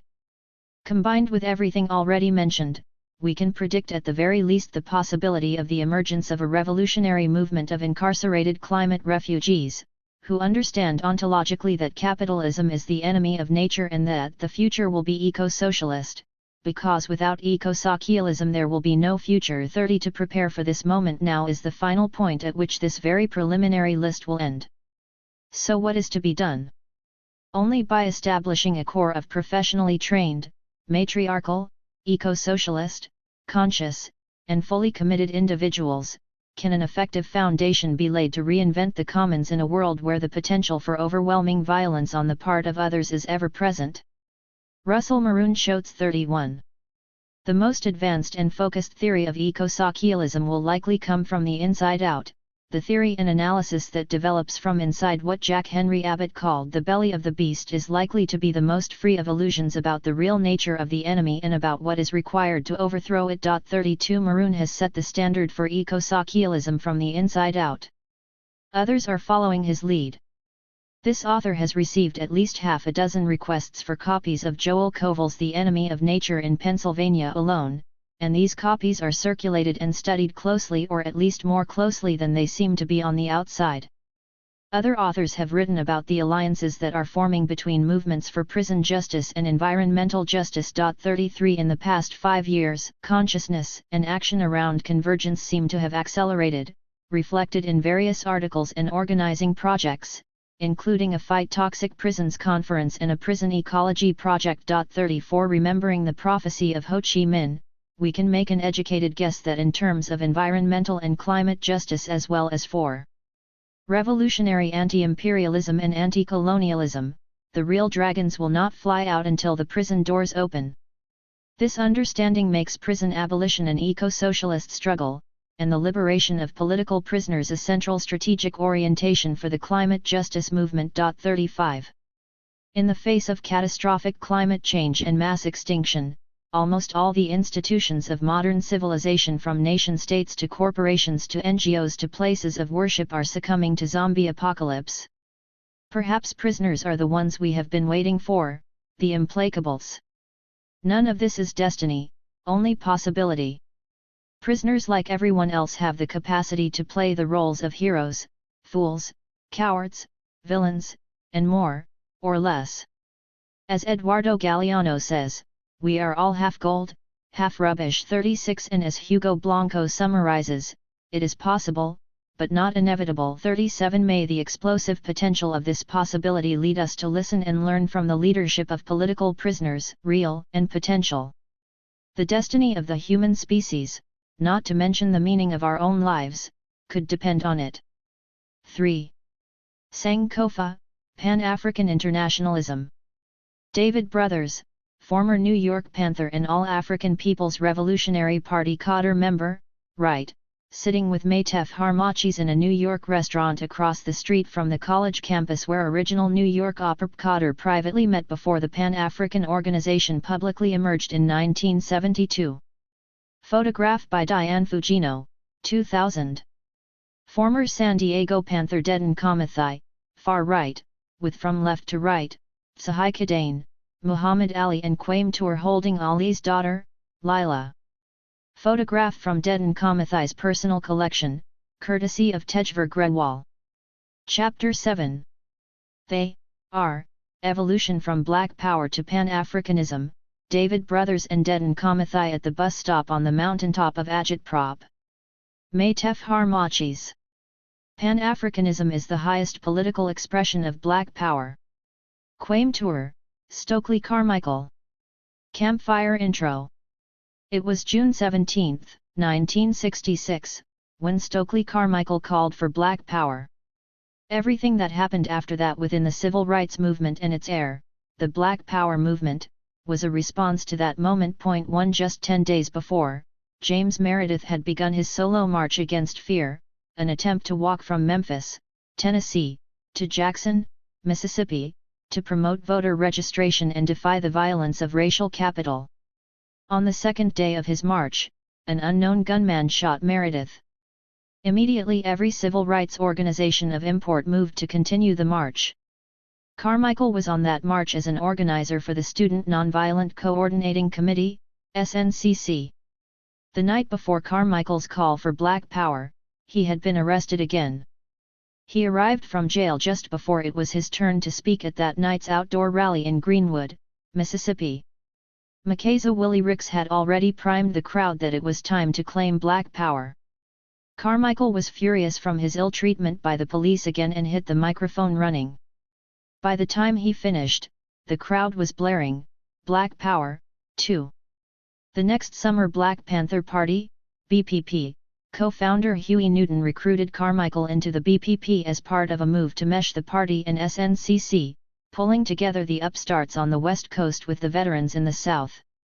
The party had suddenly become nationally notorious in May with their brazen armed demonstration at the California Capitol to protest the Mulford Act, which would outlaw the open carry of loaded weapons, a party staple in its police patrols.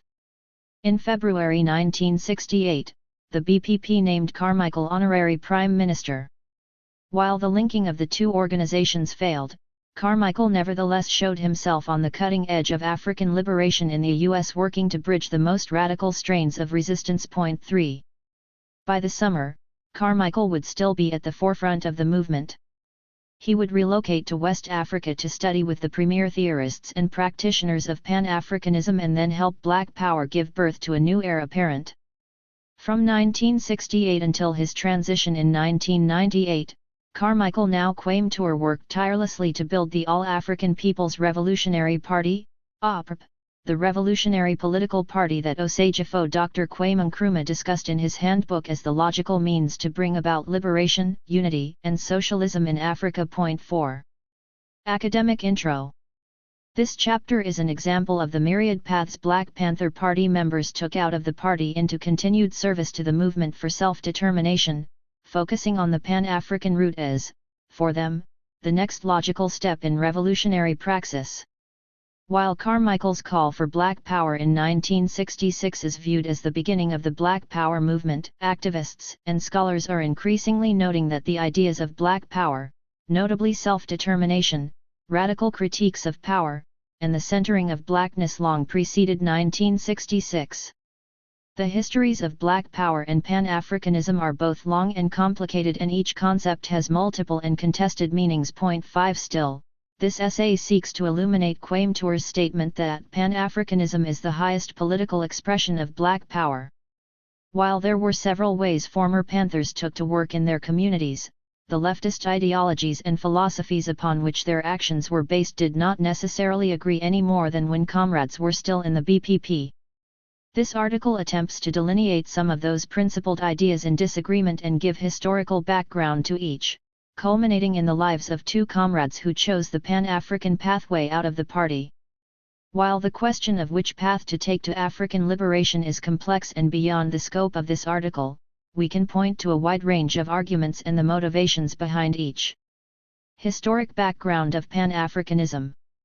For Osejifo Dr. Kwame Nkrumah, first president of a liberated Ghana, the revolutionary nationalism of Pan-Africanism was not the petty nationalism promoting a single state at the expense of neighboring nations.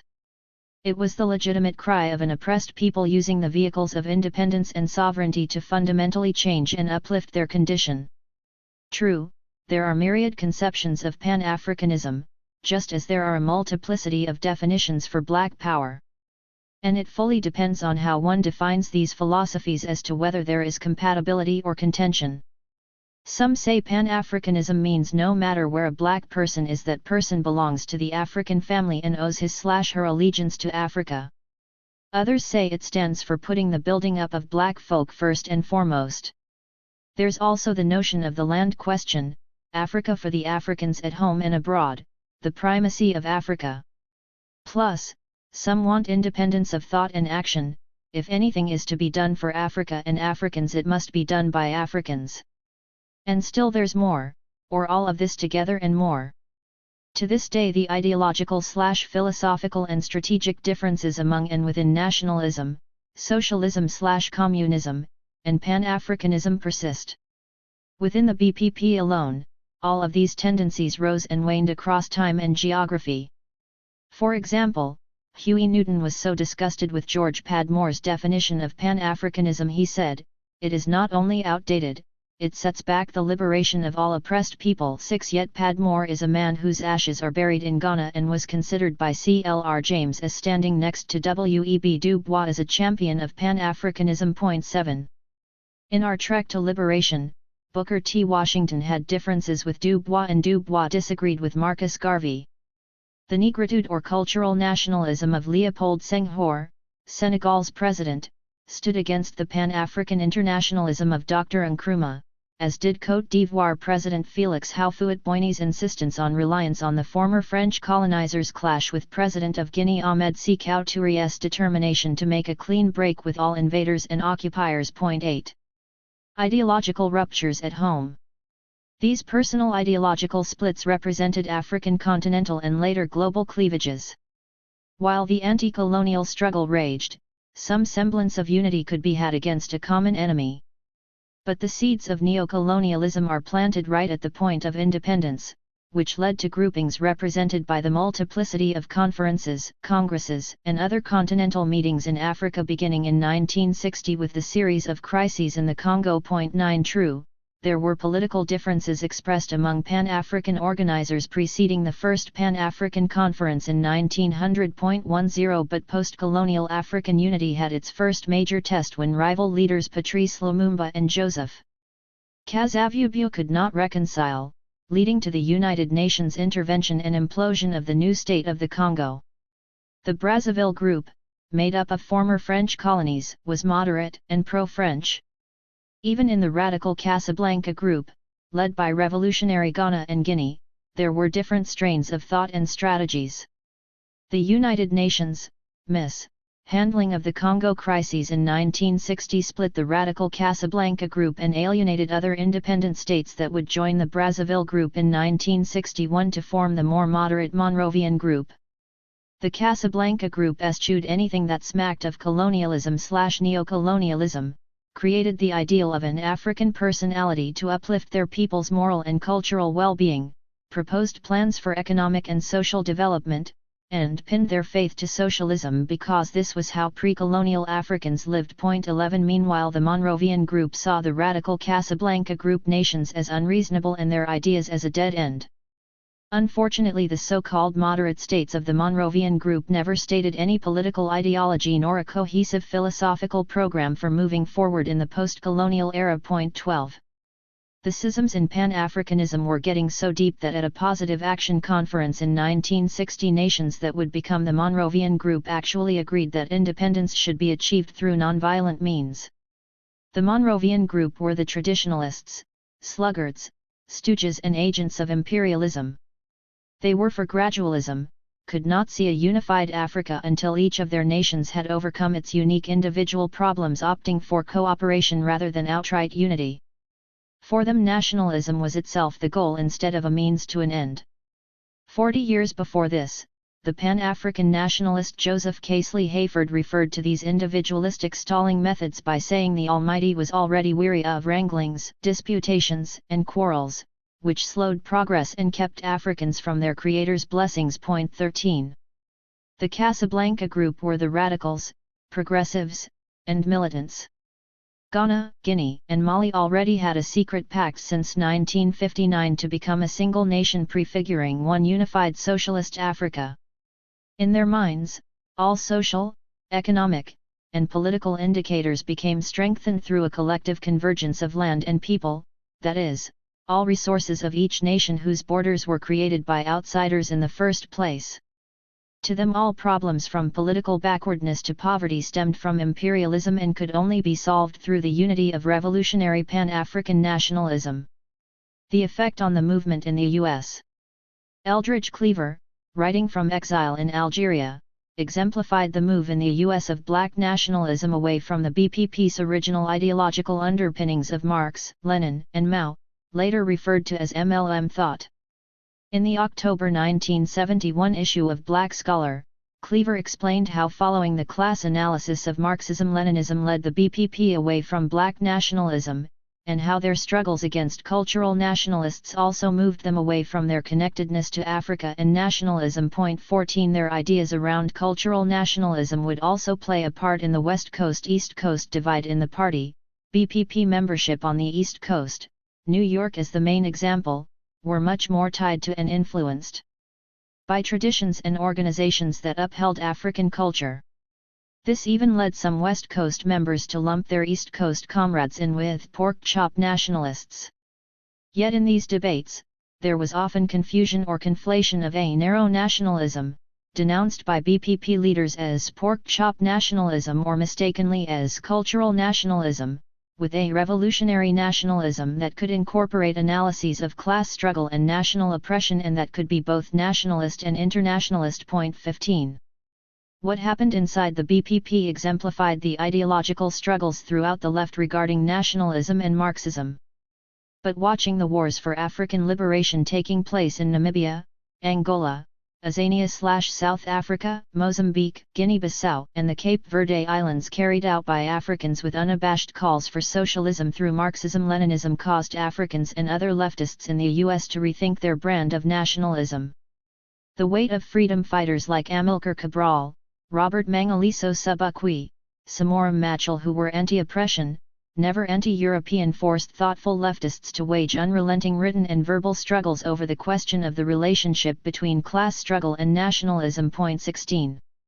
Revolutionary theorists in and out of the party attempted to address opposing tendencies and construct a more balanced view that incorporated the science of Marxism-Leninism with the concrete experience of Africans at home and abroad. Point 17. In this vein, Amari Baraka would embrace both Ghana's Convention People's Party of Kwame Nkrumah and Maulana Karenga's U.S. organization to promote the blended solution to oppression of nationalism, Pan-Africanism, and Ujamaa, African Scientific Socialism, in the formation of the Congress of African People in New York, which influenced local BPP members. Point 18. The crux of the matter according to Bro Kwame Toure. It was Kwame Toure writing from Guinea who would explain the necessity for a scientific, complex, cohesive approach. The All-African People's Revolutionary Party knows that the correct ideology for Africans the world over is Nkrumahism. Nkrumahism does not and cannot negate the universal truths of Marxism-Leninism, it merely incorporates these truths, he said. He reasoned that any divisions between Nkrumahists and Africans claiming Marxism-Leninism was based in misunderstandings of ideology. He was clear that there were those who do not understand the importance of race in the class struggle today. Consequently, they are unable to comprehend the world socialist revolution in general and the Black Revolution in particular. This is what Bro Kwame meant when he said, "We Black revolutionaries, who are Nkrumahists, know that the highest political expression of black power is Pan-Africanism, and the highest political expression of Pan-Africanism is Nkrumahism." 19. For Broquaim there is an ideological evolution moving from civil rights to Black power to Pan-Africanism. 20 His co-author of Black Power, Charles Hamilton, agreed, Pan-Africanism is clearly the next viable stage of the historical struggle of Black people to assert themselves on the world scene. 21 Broquaim understood not everyone was going to Pan-Africanism with him any more than everyone had moved forward from civil rights to Black power. True, on a timeline each of these movements has a much longer history and exist concurrently. 22 However, Broquaim is speaking about ideological growth. And as a student of Ahmed Sekou Touré, Broquaim comprehended it as the duty of leadership to walk with the people, behind the people and sometimes ahead of the aspirations of the people in order to construct the conditions for liberation. 23 Again, Pan-Africanism was not new in 1968. Some argue that Pan-Africanism finds its origins as soon as West Asians start invading the continent in the 1670s BCE, just as the American Indian movement begins in 1492, the moment Cristobal the colonizer sets foot in what was the New World to Europeans. Pan-Africanism is also part of the international workers' struggle against imperialism and has its roots in the class phenomenon of the colonial subjugation of African labor and African people by international capitalism, that is, racialized class oppression. 24 More modernly, the Pan-African concept began as an expression of solidarity between Africans at home and in the diaspora as advocated by Henry Sylvester Williams, a Trinidadian barrister, in the last quarter of the 19th century. By 1900 Sylvester Williams helped organize the first Pan-African Conference. His Pan-African vision would be expanded by the writings and actions of Garvey and Du Bois, both of whom worked internationally for African unity. At the Fifth Pan-African Congress held in Manchester, England, in 1945, the leaders of the African Revolution would meet, plan, and create the major push that heralded decolonization to the African continent just a decade later. 25 This is the background to the context in which members of the BPP would be bombarded with an ideological smorgasbord from which some would choose the revolutionary Pan-African path. 2 Pan-African Lives. David Brothers, December 25, 1919 – June 25, 2007, was already steeped in community activism and revolutionary organizing before establishing a BPP branch in Brooklyn, New York, in 1968. He was influenced by the Honorable Marcus Garvey's Universal Negro Improvement Association and African Communities League, of which his mother was a member. The struggles of Father Divine's followers to maintain basic needs for downtrodden Africans throughout the Great Depression impressed him. He joined the support for Paul Robeson against state repression and mobilized advocacy for Marian Anderson when the Daughters of the American Revolution banned Ms. Anderson from performing at Constitution Hall in Washington, D.C., simply for being African. He stumped for Adam Clayton Powell and campaigned for socialist and communist candidates like Ben Davis for elected office. 26 Like other BPP members, he had already been seeking the most advanced formation to join in order to foment African liberation specifically and uplift humanity generally. Dedan Kamathai, August 19, 1949 – August 25, 2015, also had already been an organizer against the U.S. invasion of Vietnam and against the draft. He had already co-founded both the Students for a Democratic Society chapter and the Black Student Union at San Diego University. But in 1969 the police beat him unconscious. At 19 years old he joined the BPP, declaring, as did so many Panthers, that the police beat him into the party. Because the BPP founded with students who had been attempting to put into practice the theories they'd been discussing in progressive organizations and who had been observing the liberation struggles in the Third World, the party could attract like-minded students and observers. 27 David Brothers and Dedan Kamathai, although 3 decades apart in age, were of that same mind. Both Brothers and Kamathai would progress to revolutionary Pan-Africanism, the next step in the development of Africans in the U.S. from civil rights to Black power and beyond. Nevertheless, while in the BPP both men worked tirelessly to move forward the party. David Brothers, as chair of the New York BPP, held the chapter together when New York State falsely accused party members of planning bombings and shootings, then jailed the New York 21 for more than 2 years, from 1969 through 71.28. In San Diego, Brodedin lived communally, as did many Panthers, in order to prefigure a socialist future and accomplish more party work. The police would always wreck our house. They'd come crashing in through the windows, smash in the doors and arrest everybody. They could have just knocked, but they wanted to exponentially increase the fear and intimidation factors, he said. For the BPP, the harassment was constant. In 1 year alone, the police arrested Brodedin more than 40 times. 29. Brodedin said his rebellious nature started early on, watching his Indian mother's family from Trinidad ostracize his African father. The hypocrisy of their supposed devotion to Islam disgusted him. Also, he could not abide what he called his father's playing Uncle Tom to move up the ranks of the U.S. Navy to become one of the first black commanders. 30. When the family moved to the Philippines following his father's reassignment, Brodedin told his parents he could not in good conscience go with them. As a revolutionary, it'd be my duty to sabotage the base, he said. The BPP in New York fractured and finally succumbed to COINTELPRO attacks, the internal divisions represented by the Huey-Newton-Eldridge-Cleaver split, and the anger and distrust throughout the party produced by Newton's purge of 19 of the New York 21 while comrades were still in jail. Other members felt forced out, some drifted away, a few formed the Black Liberation Army underground fighting formation. Chairman David, the title would follow him the rest of his life, would be recruited into the All-African People's Revolutionary Party by past chair of SNCC and former honorary Prime Minister of the BPP, Kwame Ture. The OPRP initially organized in Guinea in 1968 under the guidance of Osejifo Dr. Kwame Nkrumah, first president of Ghana, which had already fallen to a CIA-directed coup in 1966. President Toure, on behalf of the citizens of Guinea, invited Osejifo to be co-president. Osejifo refused the honor but not the hospitality and remained in exile in Guinea. When Bro Kwame moved to Guinea in 1968, he worked and studied with both Presidents Ture and Nkrumah. It was Osejifo who tasked Bro Kwame with taking the OPRP to the U.S. Bro Kwame started quietly gathering the most progressive persons from his organizing days in the U.S. I immediately started calling all the former NOI, Nation of Islam, former SNCC folk, some Rastas, former Panthers. And in New York the first person I called was Chairman David Brothers. Bro Kwame said.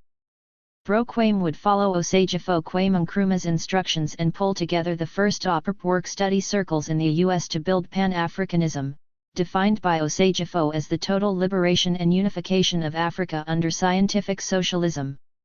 The OPRP began publicly recruiting in 1972.31. In 1973, Brodedin was one of the first California recruits. Chairman David was on the first Central Committee of the OPRP. His OPRP New York chapter members entrusted him to represent them and serve on the Central Committee till his dying day. Brodedin would also earn the respect of his California chapter organizers with a heavy preponderance of former BPP members to represent his chapter on the Central Committee. Both men would organize for the OPRP across the U.S. and internationally, Chairman David mainly in Africa, Brodedin in Brazil, Belize, India, and also in Africa. Chairman David had strong coalition ties on behalf of the OPRP with organizations like the December 12th Movement, the Nation of Islam, the Patrice Lumumba Coalition, and the New African People's Organization, among others. He was a founding member of both the African Anti-Zionist Front and the Worldwide African Anti-Zionist Front. Both men represented the OPRP in Cuba, Libya, and other revolutionary nations when it was against U.S. policies to even visit such places. Brodedin, a self-described joiner, not only worked with brother and sister organizations for the OPRP, but joined any group with whom he perceived an ideological affinity, for example, the American Indian Movement, the Filipino Farm Workers, the Brown Berets, the Kerala Dalit Panthers, Belize Rural Economic Development of Agriculture Through Alliance, the Jericho Movement, and many more. He helped found Born Free Die Free, which supports our oldest political prisoners/prisoners of war, many of whom are former Panthers. His Freedom Now Radio show on KPFK-FM still brings together the strongest Pan-African and revolutionary voices to Los Angeles airwaves through the collective of programming talent he brought together. He also co-chaired the Crack the CIA Coalition, CCC. When CCC pronounced its original objectives, many said none of CCC's labor would bear fruit. But after Gary Webb's San Jose Mercury News articles exposed CIA complicity in drug sales to illegally support the Contras in Nicaragua, the CCC succeeded in getting then CIA Director John Deutsch to testify before the people of Los Angeles regarding the CIA's role in chemical and biological warfare against African and other depressed neighborhoods through cocaine importation. 32 In addition, many of the founders of the CCC, including Bro Dedden, had been long working for the freedom of imprisoned. Former Panther Geronimo G. Jaga, Elmer Pratt. The CCC was instrumental in getting Geronimo's murder conviction vacated and he exited prison in 1997 after 27 years inside for a crime he did not commit. 33 These are but two examples of the ways Bro Dedden, a global Pan-Africanist, forged community alliances to address local campaigns that connected seemingly disparate issues. Chairman David and Bro Dedden, just like Bro Quame, each spent time in multiple organizations. But each spent most of his organizational life in the OPRP struggling toward the Nkrumahist tourist objective of Pan-Africanism. Clearly these comrades were always moving forward to the most ideologically advanced groupings they could find in order to do the most effective work they could. Their internationalist vision of the destruction of all forms of capitalist oppression, imperialism, Zionism, apartheid, neocolonialism, sexism, racism found its clarity in revolutionary Pan-African formations at home and in the diaspora. 34. These comrades came into the BPP in different ways. And while there was an incredible array of paths by which members left the BPP but continued to serve the people, an important progression of revolutionary work was through Pan-African structures like the All-African People's Revolutionary Party. Based in their devotion to Africans everywhere and their commitment to the oppressed internationally, Chairman David and Bro Dedden pledged their lives to the ideals of Pan-Africanism. Whether it is the Black Student Unions, the Black Panther Party, the All-African People's Revolutionary Party or Freedom Now, I made a principled commitment to use whatever educational vehicles are available to challenge the U.S. empire, wrote Bro Dedden. My weapon is media, lectures, protest, and organization. 35 We should not get discouraged, wrote Chairman David. We are working for the next generations. We are planting seeds. Seeds don't bloom when you plant them. It is a process. Kwame Ture didn't see what he was fighting for. Kwame Nkrumah was fighting for the United States of Africa. He did not live to see that. Sekou Toure, Patrice Lumumba, George Padmore, didn't live to see what they were fighting for. What we are fighting for will not be for us to see. Akinzonya Kamben's painting, Trophies, shows the aftermath of one of the largest slave rebellions in U.S. history, in 1811, near New Orleans. A militia of slave owners killed and decapitated the rebels and placed the heads on posts to announce their power and as a method of terror and intimidation. The horrified black men, women, and children represent members of Kamben's own family as they fled Louisiana and found their father among the heads on the posts. Trophies, 2018, watercolor, 18x 24 inches. Opposite page, Akinzonya Kamben's Detroit Blue is one of his art pieces based on his experiences as a U.S. Marine in the Vietnam War. Detroit Blue is depicted reading the newspaper to his fellow black soldiers when he discovers that weapons banned for use in Vietnam were deployed against the black community in Detroit. Detroit Blue, 1973, oil, 21x26. Akinzonya Kamben's bronze casting skills, developed in Africa, were enhanced working with the bronze casters in Burkina Faso in the city of Bobo-Dioulasso. Working with other artists in the city of Ouagadougou, Kamben added the patina to this art piece. The Moor, 2008, bronze sculpture, 15x13. Chapter 8. States of Fugitivity, Akinzonya Kamben, Pan-Africanism, and Art-Based Knowledge Making. Diane C. Fujino. My part has been to tell the story of the slave. The story of the master never wanted for narrators. Frederick Douglass 1. Art can only deal with the truth. You have to tell the truth whether the people like it or not. The truth is the basis for setting you free. Akinzonya Kamben. Introduction.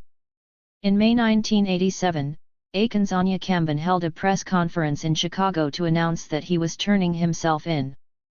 Behind him, his artwork, symbolic of his suffering and state of captivity, was on display.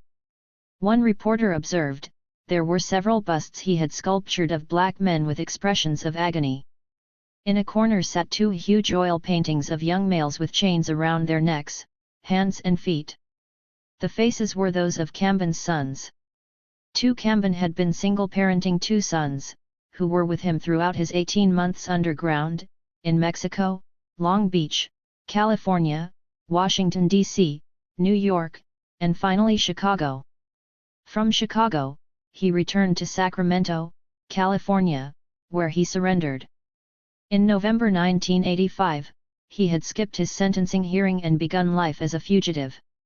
The first two trials had resulted in hung juries and mistrials. The third jury convicted him of drug and gun possession. Kamben explains that he was visiting a friend when the police raided his friend's apartment. His friend handed him one of the dishes of cocaine to flush down the toilet.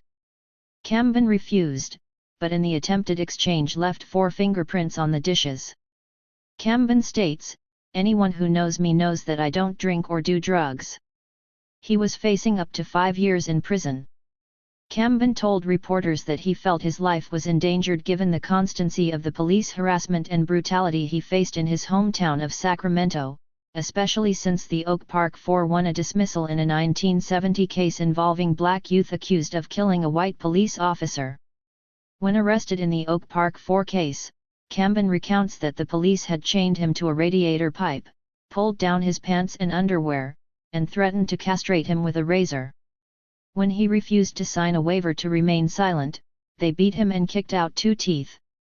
From that time to the mid-1980s, he reports having been stopped by the police 78 times and beaten numerous times. This kind of police violence and harassment prompted Kamben's flight. Point 3. Kamben's time underground raises questions about the meanings of fugitivity.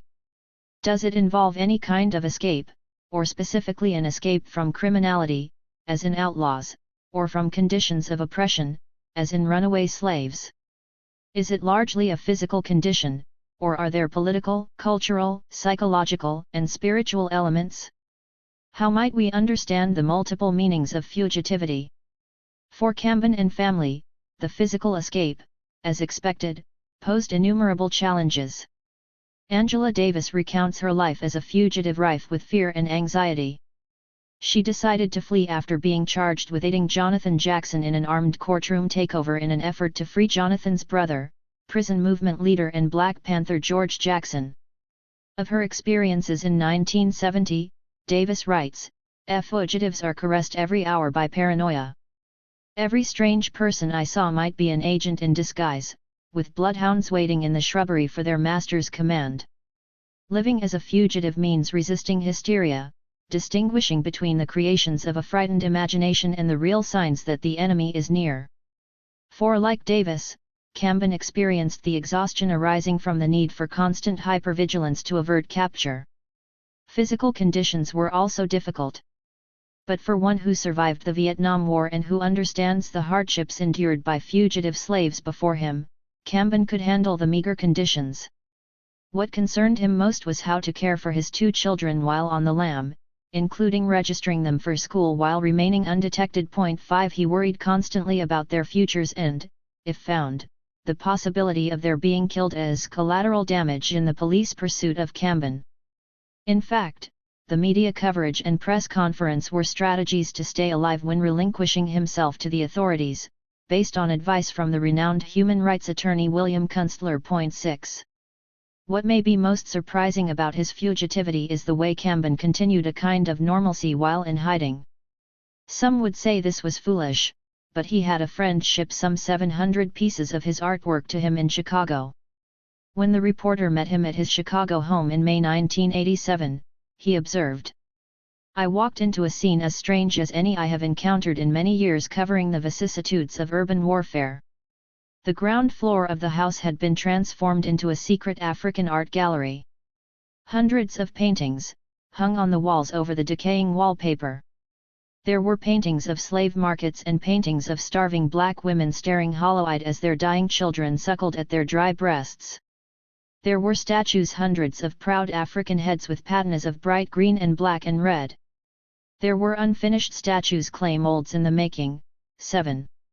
Camben recalls that when he turned himself in, he brought about 1,500 art pieces with him from his Chicago home.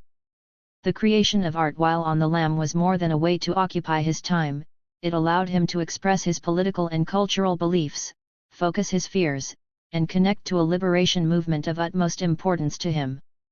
Fugitivity represented for Camben not only escape from the law, but, more so, a kind of marronage or creation of a life outside of mainstream capitalist society. He already knew about the numerous slave rebellions that had taken place, including one in which his great-great-grandfather participated, as well as the maroon societies established by runaway slaves throughout the Americas. Whether called Palenques, Quilombos, Cums, Macombos, Ladira, or Mambises, whether ephemeral or complexly structured, maroon societies represented a freedom through the creation of autonomous black communities. 8 Like Assata Shakur, Eldridge Cleaver, Russell Maroon Shotes, Safi Yabukari, Sikau Odinga, Kawasai Balagoon, Hank Jones, and other Black Panthers, Camben's resistance exceeded escape from specific criminal charges. 9 He viewed the entire U.S. legal and criminal justice apparatus as functioning to reproduce racial capitalism's inherent inequalities of race, class, gender, and nation, one that was particularly ruthless against descendants of Africa. I don't think there's any justice for black people, observed Camben. 10 No matter how harsh the conditions and the level of hypervigilance required, the creation of an alternative society, outside the strictures of white supremacist, colonial logics made sense to him. In fact, throughout his life, he had lived a kind of maroon existence from his early years in poverty, to prison, to homelessness, to the establishment of the Pan-African Art Studio in Long Beach, California. Akinzanya and his wife Tamasha Ross Camben, Susan Ross, have created what Barbara Tomlinson and George Lipsitz call insubordinate spaces that can transform spaces of oppression into spaces of transformation. 11 His life's work is to make art that tells the story of African captivity, escape, marronage, and resistance. His sculptures, paintings, and drawings and accompanying storytelling tell the story of African creation of art, knowledge reclaimed from the ancestors, revolutionary theories and practices, transformed social relations, and emancipatory imaginations. Akinzanya states strongly, I am a maroon. Early years. Akinzanya Camben was born Mark Anthony Teamer on Christmas Day 1946, in Sacramento, California, to Laura Ella Hackett, née Wells, and David Mike Teamer. His parents divorced when he was 2 years old. His mother married 2 more times. Camben was the second oldest of 9 children. There was poverty in his early years, but his tenacious mother, who was an avid reader and high school valedictorian, saved enough money to buy a boxcar, place it on concrete blocks, and creatively transform it into a home.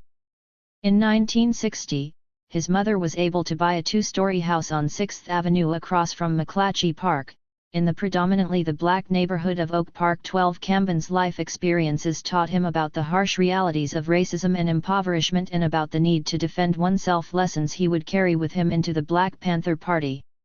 Camben recalls a childhood made difficult by his disability.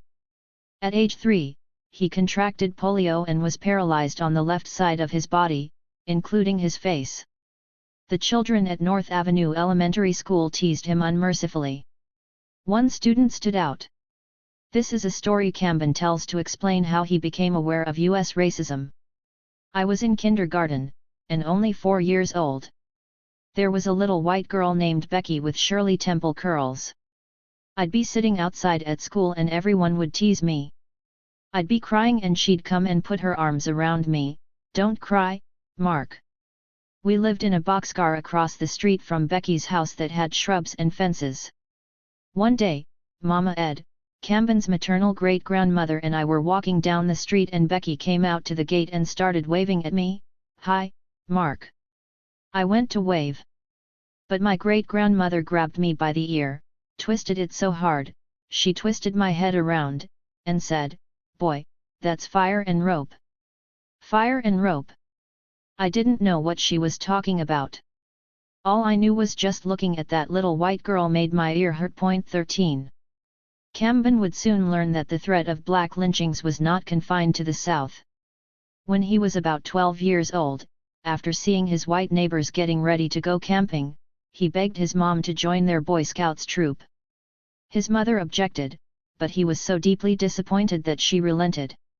When they joined, he and the 4 other black boys integrated that all-white troop. None of the Black Scouts could afford the uniform and had to settle for a little cap as a stand-in to signify their inclusion. At one meeting, Camben relayed how his excitement to learn to tie a variety of knots turned into tragedy. The Scout leader said, "Now I'm going to show you how to tie a knot that all Scouts should know how to tie." I tied my little knot and wrapped it around 13 times and it slipped up and down. Then he said, "And now we'll show you what it's used for." So he comes to the back of the room and grabbed me by the arm and took me up on the stage. I was a little guy for 12 or 13. I'm all proud and all these people are looking at me. He gets me to the edge of the stage is about 4 foot up, and he puts that noose around my neck and then he kicks me off. The knot hit me in the neck and I couldn't breathe and I started crying. I could see people laughing. And then I passed out. When I woke up somebody was massaging my neck. And there was 2 white men back there fighting. The guy that told us about the Boy Scouts and let us join was fighting with this other guy. I was scared. When I could breathe again, I started throwing up. I jumped off that stage and I took off and I ran out in the field. I laid down in the field and I cried. I said to myself, my mother told me not to join the Boy Scouts.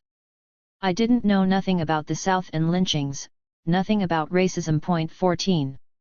As Camben heard family stories, he came to realize how the lives of his own ancestors intertwined with the history of black oppression and black resistance. Years after his great-grandmother's fire and rope warning and the Boy Scout incident, Camben learned that his maternal great-grandmother had a son who was lynched in Texas. During a short visit with his father, shortly after the Oak Park 4 case ended in dismissal, Camben heard stories about family rebels on his father's side. His father disclosed the story of his Uncle Buck, a Buffalo soldier who fought in the Philippines and Cuba. But when forced to build the roads in Northern California, he took off, declaring, paraphrased by Camben, "I ain't no damn slave. I'm a fighting man. You going to teach a man how to kill and then you're going to work him like a slave." Uncle Buck then joined a gang of outlaws and used his skills gained in the U.S. military to survive out west. They stole cows and horses and robbed banks, stagecoaches, and trains. During his years as a Buffalo soldier and an outlaw, he allegedly killed 46 people. After the revenge killing of his wife and unborn child, he fled to Canada with his brother-in-law, a Cherokee. 15. As Camben shared with his father his own knowledge about the famous slave rebellions of Gabriel Prosser, Nat Turner, and Denmark Vesey, his father dropped another knowledge bomb on him. He told him about the 1811 slave rebellion on the German coast, near New Orleans, the largest slave revolt in U.S. history. Inspired by the Haitian Revolution, some 500 enslaved men wielding axes and guns, some dressed in military uniforms, carried out an armed revolt from January 8 to 11. They had a 2-pronged military strategy, marching south down the river road to New Orleans, while the enslaved Africans inside the city of New Orleans simultaneously revolted and captured an arsenal. The rebels, however, had mistakenly not anticipated a rearguard on their march south to New Orleans and were outmatched by the military might of the slaveholders. The militiamen found the escaping leader of the rebellion, Charles Deslandes, and killed him. They captured other rebels, including the Akan warriors Cook and Kwamina. The planters held a tribunal, both to legitimize their violence as well as to reclaim their professed civility after engaging in such unconscionable acts of brutality. Whether killed in the initial battle, pursued and killed, or executed following the tribunal, the planters beheaded the rebels and stuck the severed heads on fence posts stretched across 60 miles along the river road as a display of their power and a warning to future insurrectionists. Camben's father then revealed that his great-grandfather's was one of the heads on the posts. 16. Camben recounts stories of family members who were lynched in Texas, beheaded in retaliation for the 1811 slave rebellion, or a fugitive who countered white violence using the weapons of destruction taught to him as a Buffalo Soldier. What interests me most about these family stories is the social meanings derived by Camben. Scholar Alessandro Portelli contends that narratives, whether factual or not, are valuable because they allow us to recognize the interests of the tellers, and the dreams and desires beneath them. 17. Abiding by Frederick Douglass's charge to tell the story of the slave, Camben relays personal stories of African peoples to breathe life into the historical and structural apparatuses of anti-black racism. He is a master storyteller and griot, or West African storyteller, historian, or cultural worker, in using the method of witnessing to testify to the experiences of Africans and the viciousness of power. 18. He also derives inspiration and pride in recounting the actions of rebellious black people, stories too often missing from public memory and from the written records. These stories have captured his imagination and find form, to this day, in his drawings, paintings, watercolors, and sculptures. One of Camben's watercolors, created in 2018, shows black men, women, and children walking on a dirt road lined with trees, interspersed with heads on poles, referencing the German Coast Slave Rebellion of 1811. In another set of watercolor paintings, 2017, a black soldier is outfitted as a Buffalo Soldier. In another, the protagonist sits on horseback shooting back while being pursued. Curiously unusual for a 19th-century Buffalo Soldier, Camben painted the soldier with long dreadlocks, perhaps as a way of seeing himself in the insurgency and fugitivity of his Uncle Buck. In a charcoal drawing, 2015, Camben created a moving scene of a girl teaching a grandmother to read, exposing the racist policies and practices that prohibited teaching enslaved Africans to read and write. As I watched Camben draw, it struck me that his artwork elicited greater emotionality and sensitivity than the original photograph from which it was drawn. Perhaps it was knowing the social meaning of this piece, with Camben himself having struggled with functional illiteracy as a young adult. But there is also an effective power, a spirit, and a truth captured in Camben's work. Camben's selection of stories have one more important function. In a society that equates nonviolence with ethical behaviors, Camben's life experiences and political philosophy challenge the easy narrative of the civil rights movement's alleged nonviolence and the discomfort for some with black power's focus on self-defense. Camben is captivated with the German Coast Slave Rebellion. It is personal for him. But more than that, it is political.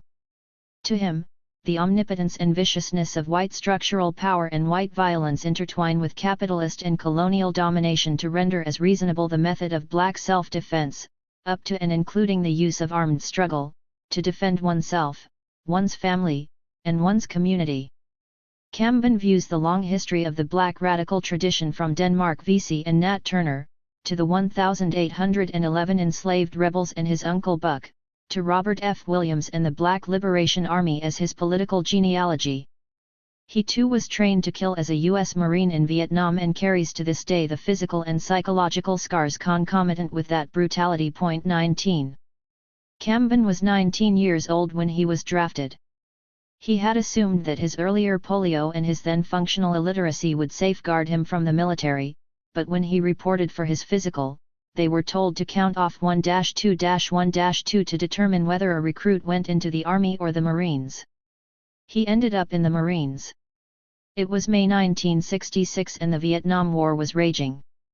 He recalls being pumped up for Nam and feeling like he was the baddest on earth, that is, until his older brother took him to a program at Sacramento High School, his high school, where he heard a dynamic presentation by Stokely Carmichael speaking against the war.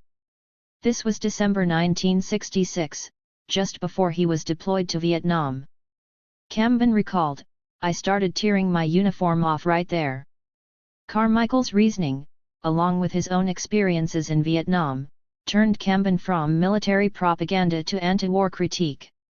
As is his pedagogy, Camben shows, rather than tells, through the use of story narratives or testimonios. In Vietnam we used to have what we called soul sessions. We'd meet every week, all the brothers black men in our battalion, about 30 of us, and go through the newspaper, the Stars and Stripes. We go over letters from home, and every week a brother was reading about one of his friends that got killed by the police. Then we got this one letter, the first Black Panther Party newspaper, "Why was Denzel Dowell killed?" That's where I first learned about the Black Panther Party. They were talking about doing to our people at home the same thing that they tell us to do to the gooks. They tell us if you kill a woman or child, plant a grenade on the body and say that they tried to blow you up or they tried to reach for your weapon, just like the police do. So that was something that really got me. We had this one brother who used to read to us. Detroit Blue was 26, slightly older than the rest of us. He'd read this newspaper to us every week and explain stuff that we didn't understand. One week they had the rebellion in Detroit and about 40 or 50 blacks were killed. It was on the front page of the Stars and Stripes. Blue got to reading the paper and all of a sudden he stopped and tears welled up in his eyes and then started running down his face. He dropped the newspaper and he walked off. We all sat there looking, what the hell is wrong with him? So we picked up the paper and we started trying to figure out what was said. It talked about a black woman who got shot in the face with a .50 caliber machine gun. She ran a daycare center in her apartment. The National Guard said they saw a flash and they shot her in the face. Detroit Blue knew her. So we thought that's what had him break down. But a week later when we saw him again, he came over and apologized for breaking down. We said, "Ah, man, we understand, you knew this sister." He said, "That ain't got nothing to do with it. What happened to me was, I felt betrayed by our own government using weapons that we can't use in war, but they can use them on our brothers and sisters and mothers and fathers at home." 20. As a combat illustrator for the Marines, Camben's work was to document what he saw in the rice paddies, villages, and jungles. Years later, at his therapist's directive to draw the 10 most stressful experiences he had in Vietnam, he created oil paintings that depicted soldiers raping a young village girl and a soldier trying to hold in the brains of a dying child. He also created an image from Guerrilla Warfare School, which trained soldiers in the method of cutting open the bellies of pregnant women and then stomping on the fetuses' heads.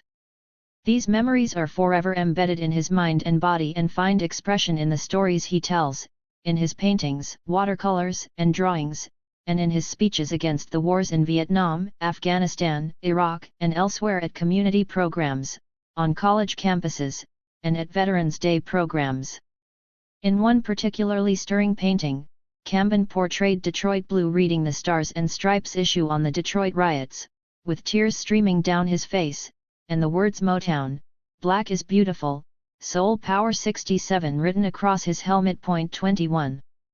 Camben has had ongoing difficulties in Vietnam and ever since, emerging from what he now understands as post-traumatic stress disorder, PTSD.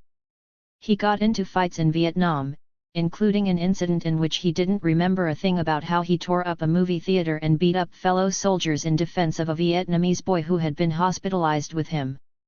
In Sacramento in 1973, a physical assault landed him in jail. After dropping off his 7-year-old stepdaughter to board a school bus, a motorist sped into the crosswalk and hit her, throwing her over the hood of the car. Camben, then 26, has no memory of what happened next, but was told he beat up the motorist, injuring the driver's eye, nose, and chin. During that incident, Camben had fractures in both hands and said that he was beaten by the police. The all-white jury found him guilty of assault and the judge gave him a 75-day jail term and a 3-year probation, a sentence Camben attributes to the numerous letters written on his behalf and the judge's recognition of his wartime traumas. For one suffering PTSD, Camben reacted as if he was in a combat situation. At the moment of his daughter's scream, he had a flashback of the incident with the US soldier who used his bayonet to slit the vagina of a 5-year-old Vietnamese girl and rape her. But it took another 2 decades before his fiancée and now wife helped him understand what he's suffering as signs of PTSD. After trying for 34 years, he was finally able to gain disability status and receive Veterans Affairs services. In 2010, after 26 years, he retired from his job teaching art at California State University Long Beach. He now spends his days researching and creating art. 22. His focus on drawing and talking about what he witnessed in Vietnam is for self-healing, but it is also a political commitment to testify in opposition to what Cambon views as U.S. imperialist wars at the expense of people in invaded lands and of the U.S. working poor. To Cambon, the way the soldiers stomped the tiny bodies pulled from their mothers' wombs wasn't a strategic maneuver to ensure the baby's death, but more a reflection of the brutalizing and dehumanizing racist treatment of black bodies that traces a lineage from slavery, to Emmett Till and Fannie Lou Hamer, to Ferguson, Baltimore, Minneapolis, Sacramento, Chicago, and Houston, and any number of U.S. cities today. 23.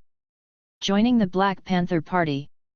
After several injuries and being discharged from the military on May 8, 1968, and airlifted out of Vietnam, Cambon returned to his Oak Park neighborhood of Sacramento.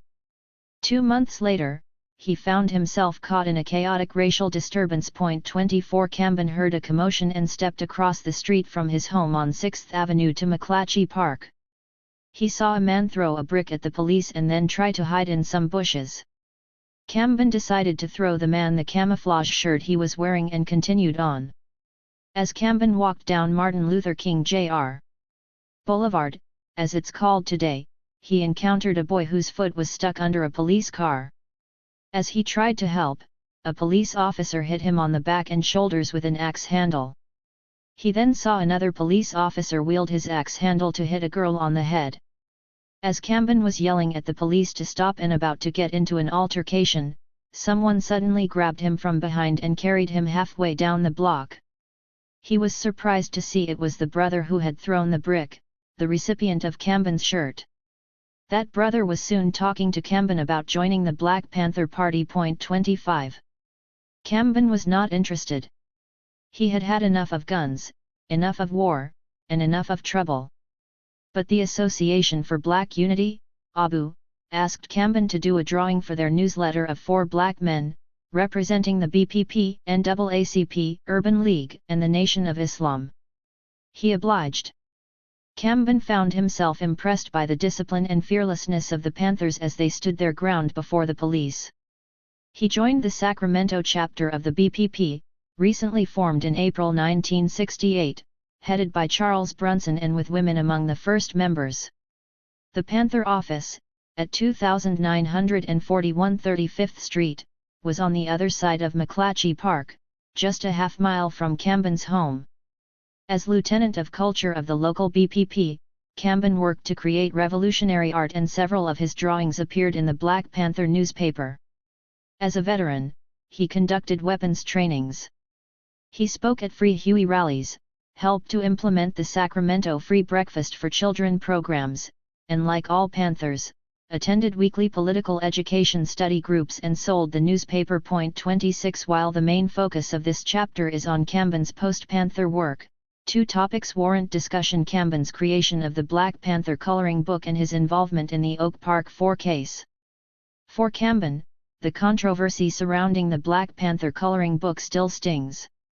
It signals to him a betrayal by Panther leadership, but also represents a larger battle between the ideas of Black power and the state's apparatus of repression.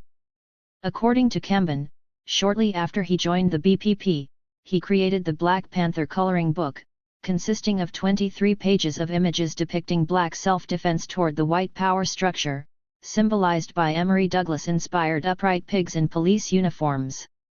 For Cambon, the coloring book was never intended for children.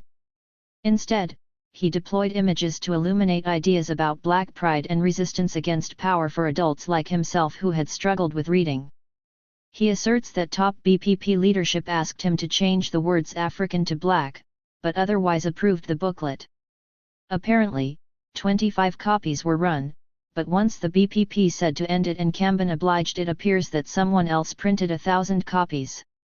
According to Huey Newton, the FBI reproduced the numerous copies and, by contrast to Camben's view, also added the captions. Newton wrote, after its rejection by party leaders, however, an informant for the FBI stole one of the few drafts of this proposed publication and delivered it to the FBI. Thereupon the FBI added captions advocating violence, printed thousands of copies bearing the party's name, and circulated them throughout the country, particularly to merchants and businesses who contributed to the breakfast program and subsequently withdrew their support. 27 Yet after the Sacramento BPP ended in 1970, Camben and other Panthers helped to sustain the free breakfast program continued through Sacramento City College Black Student Union. 28.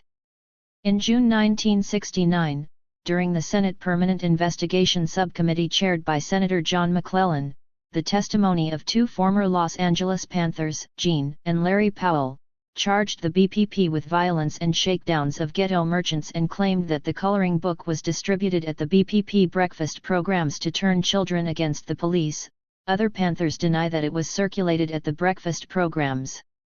Vice President Spiro Agnew weighed in, saying that there should be laws prohibiting the distribution of such inflammatory propaganda.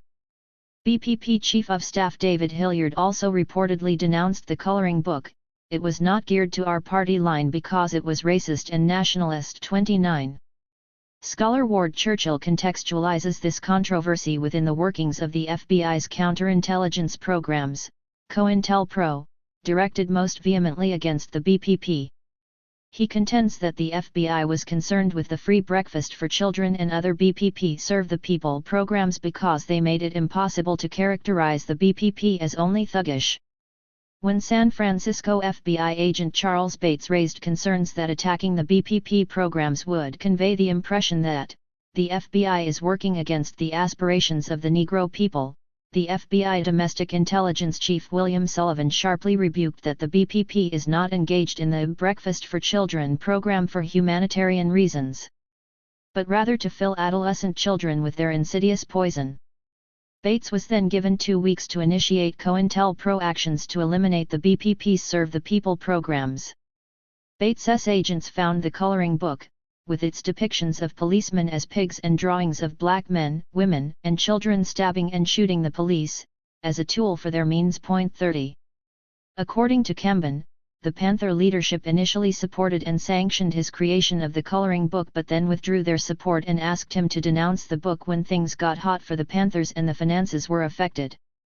This remains an unresolved issue for Camben. But in 2016, he self-published the Black Panther coloring book, this time claiming his original authorship and authority to illustrate such provocative but important ideas. The second major incident of his Panther days resulted in his imprisonment as one of the Oak Park Four.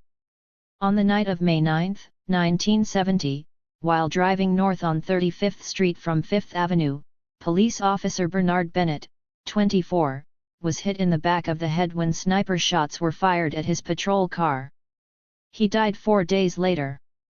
The Sacramento Bee noted that one of the city's most intensive police investigations led to the arrests of 7 young black men on May 26, all held without bail. 31 charges were dropped for 3 defendants.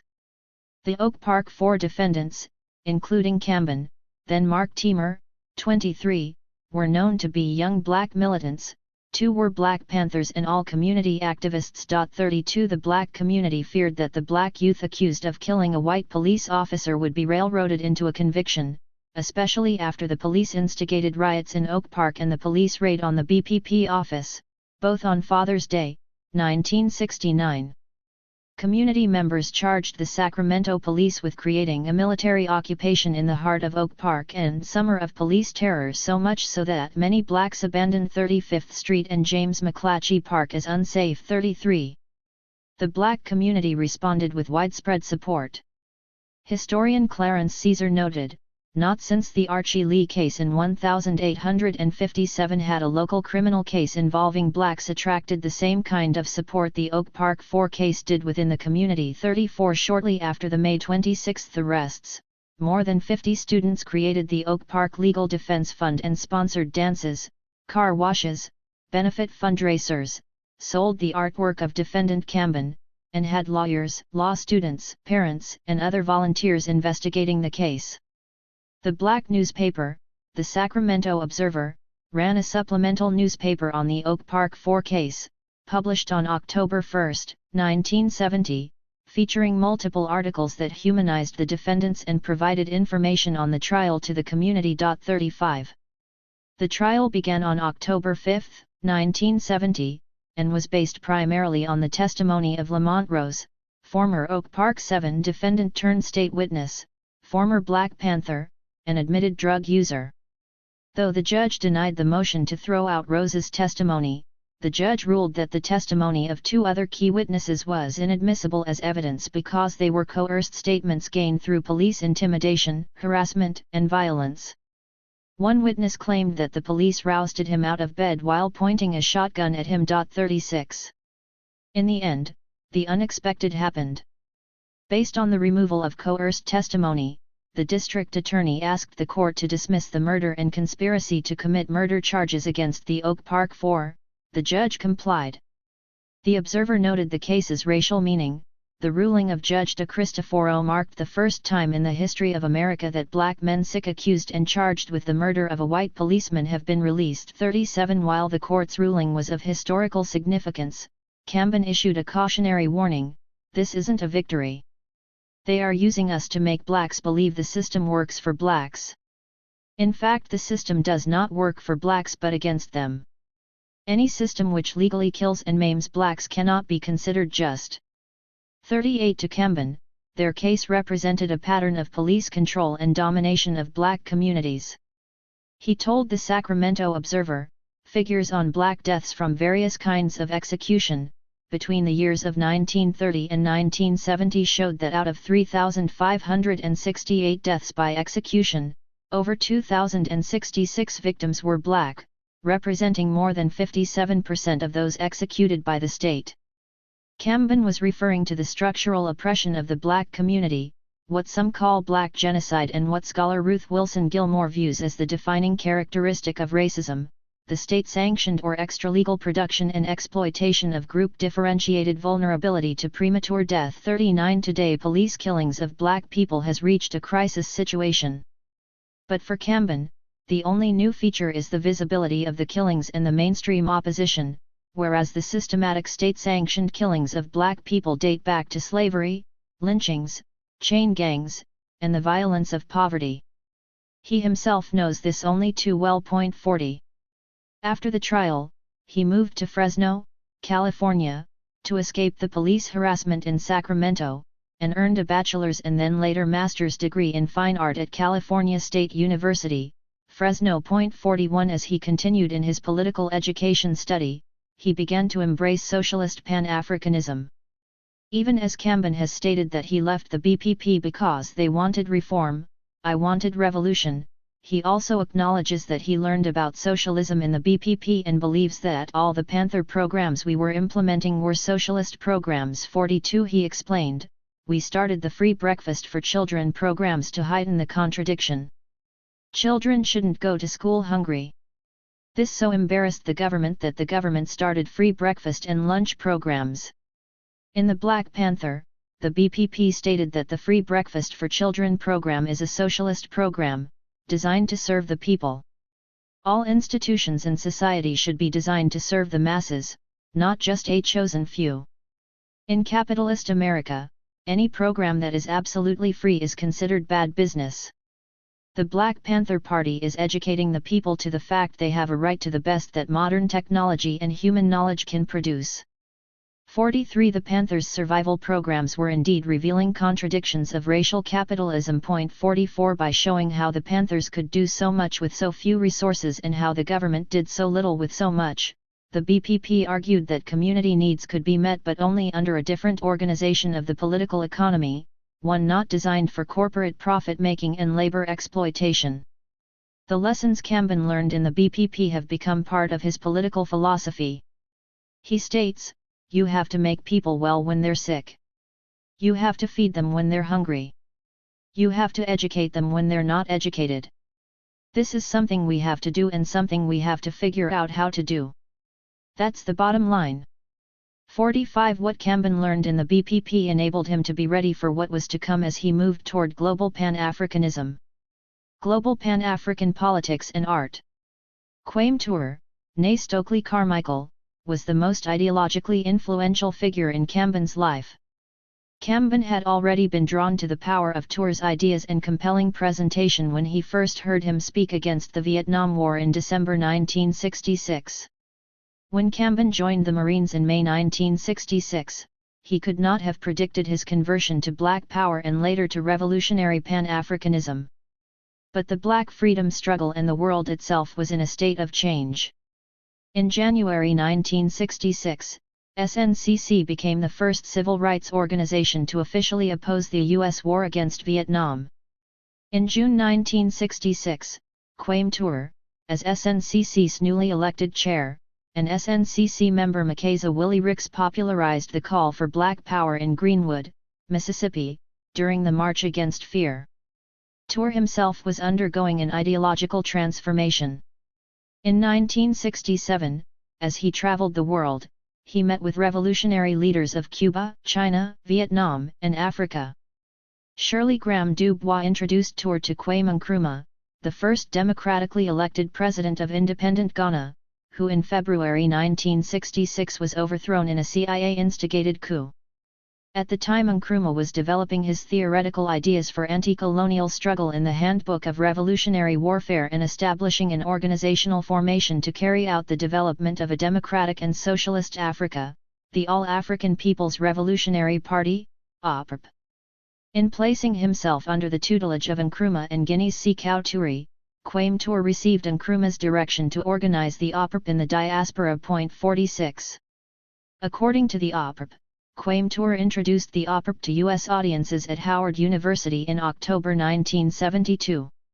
As Ture spoke to an estimated 500,000 students in North America from 1970 to 1988, he consistently spoke about Nkrumah and the APRP. 47 Kamben was one of those who heard Ture and joined the APRP in 1974. While living in Fresno. The heavy reading and theoretical study required of party members was difficult for one who by self-admission had only learned to read fluently after joining the BPP. Kamben recounts one incident when Ture asked him a question about the biweekly APRP readings only to discover that Kamben had not done his assignment.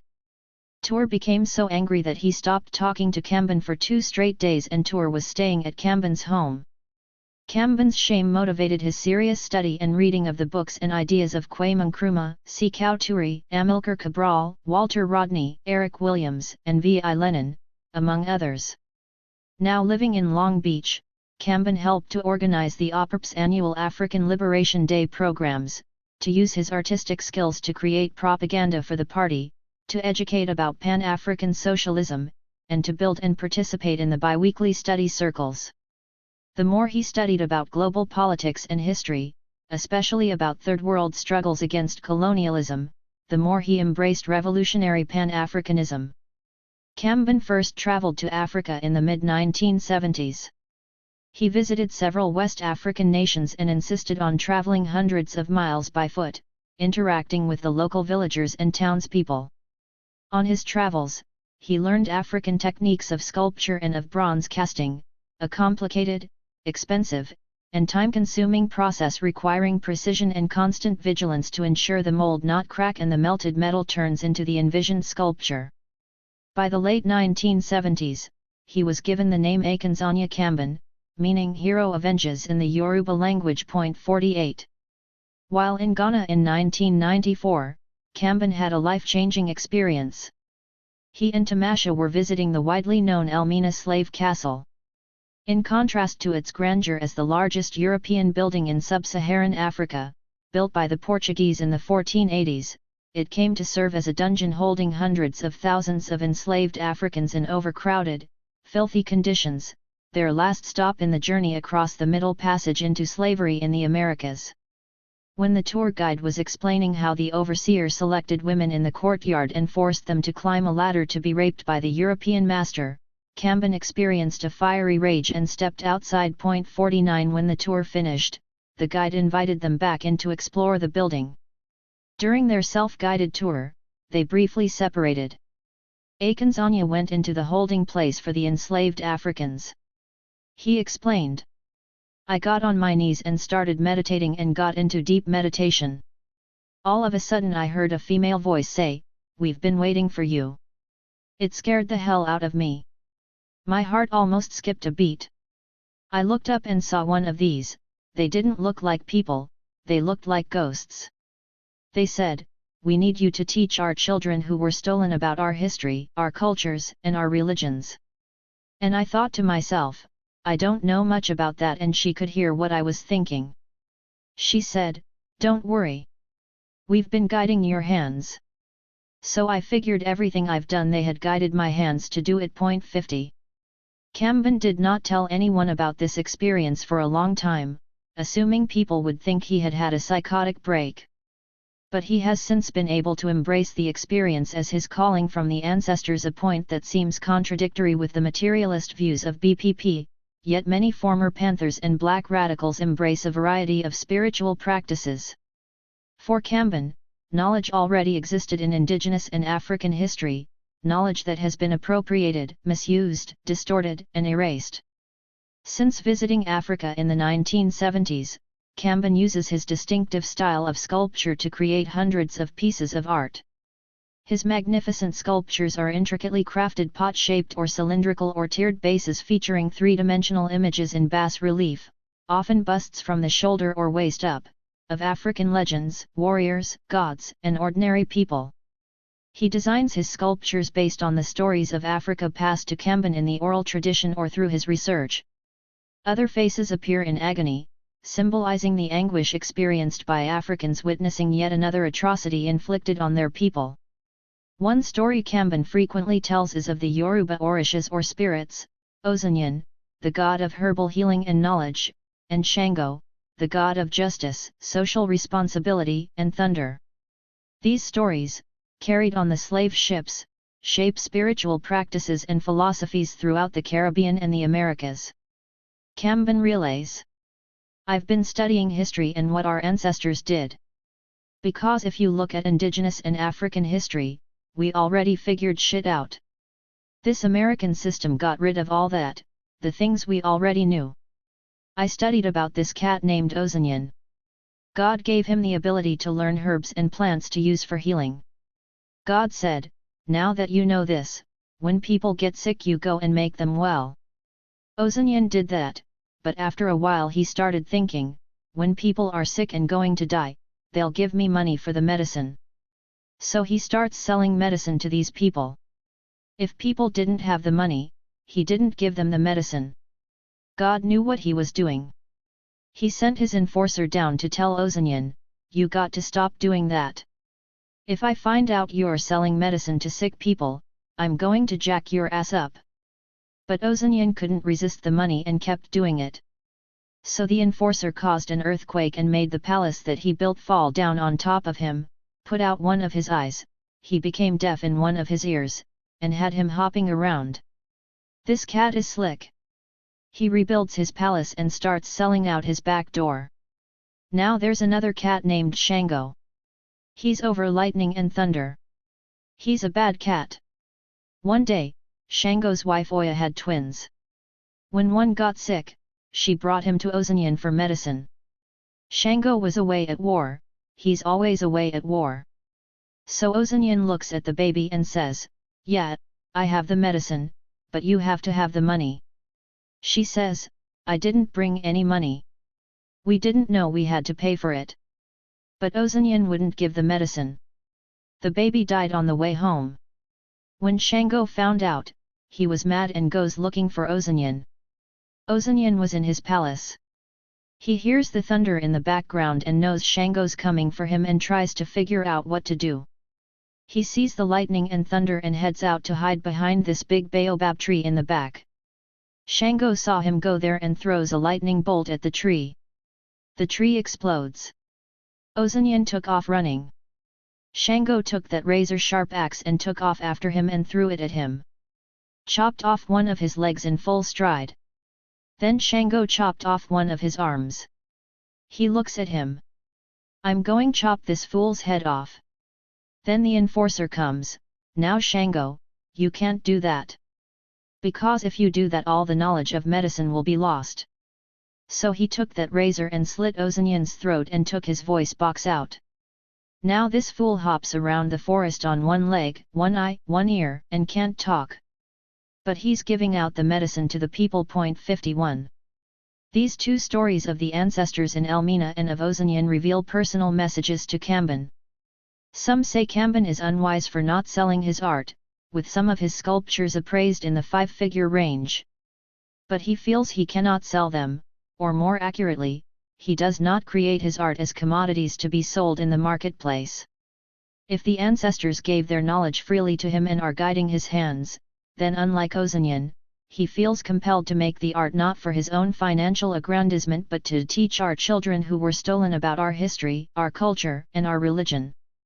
This has created a conundrum for Akinzanya and his business manager/wife, who have more than 1,000 sculptures, paintings, and drawings in their studio. 52 After a 2018 extensive burglary of the studio and with Kamban aging, their desire to exhibit his art has become more urgent than ever. They recently established the Pan-African Art Museum to display the artwork, assure its care, and to teach the stories about African culture and history that Kamban has been learning over many years, passed to him from the elders and based on his own research. 53. Art, Transformation, and the Gang Truce. By 1984, Kamban was living in Los Angeles, raising his preteen sons as a single father. 54 Professor Mary Hoover, then Chair of Africana Studies at California State University, Long Beach, XLB, rescued Kamban from homelessness. At the time, he was living in a van hustling Venice Beach by selling his artwork, while his sons performed Michael Jackson's songs, and hired him to teach African and African American art at XLB. Kamban initially opened the Pan-African Art School in Long Beach in 1984, but had to close it in his period of fugitivity and while completing his jail sentence. He was able to reopen the school in 1991, where he has taught free drawing, ceramics, and other art classes to children and youth. Kamban observed the changes in his art.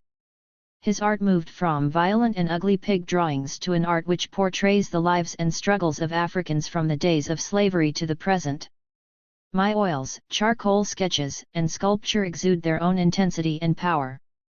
But they're now subtler: a slave's face that mixes sadness and fear, a black Moses whose face conveys defiance and wisdom, happy, shy African children whose innocent goodness personifies hope. 55 On the walls of the sizable but modestly appointed building, Kamban displays paintings, watercolors, and drawings. The building housed table after table filled with sculptures and had works in progress and kills in the back patio area. 56. One day while teaching, a student recognized his professor as the former BPP artist Mark Teamer. That student, Danafo Karim Bey, née Raymond Cook, was an original member of the Crips Street Gang. Bey was helping to organize the famed gang truce between the Bloods and the Crips and invited Kamban's involvement. Both Bey and Kamban contest the mainstream view that links black gangs to theories of cultural deficiencies or pathologies and instead contend that the black gangs that emerged in the late 1960s had roots in black power and black nationalist politics. As young teens, the original Crips attended the BPP breakfast program and some like Bey sold the Panther newspaper. The youth were awed by the Black Panthers' militant style, leather jackets, and audacious confrontations with the power structure. In Los Angeles, Bunchy Carter, former leader of the largest street organization in Los Angeles, the Slozans, recruited hundreds of gang members into the Los Angeles BPP chapter. Bey and friends wanted to join, but were told they were too young, so instead formed their own street organizations. 15-year-old Raymond Washington is credited with founding the first new street gang, the Baby Avenues, or Avenue Crips, referring to their youthfulness, in 1969, which soon transformed into the Crips. Stanley Tookie Williams, executed by the state of California in 2005, was probably its most famous member. In forming the Crips, Washington and others were influenced not only by the Panther's guns and breakfast programs but also by the Watts Rebellion that raised consciousness about the continuing conditions of poverty and racism. Dana Foote describes the spirit that the Crips were created in the climate of the Watts riot. Black people being awakened to freedom and tired of being treated like selves, the spirit of self-determination. 57. By the early 1970s, core Crips decided to revive the original community-oriented principles of their founder and created Crips, the Community Revolutionary Inter-Party Service.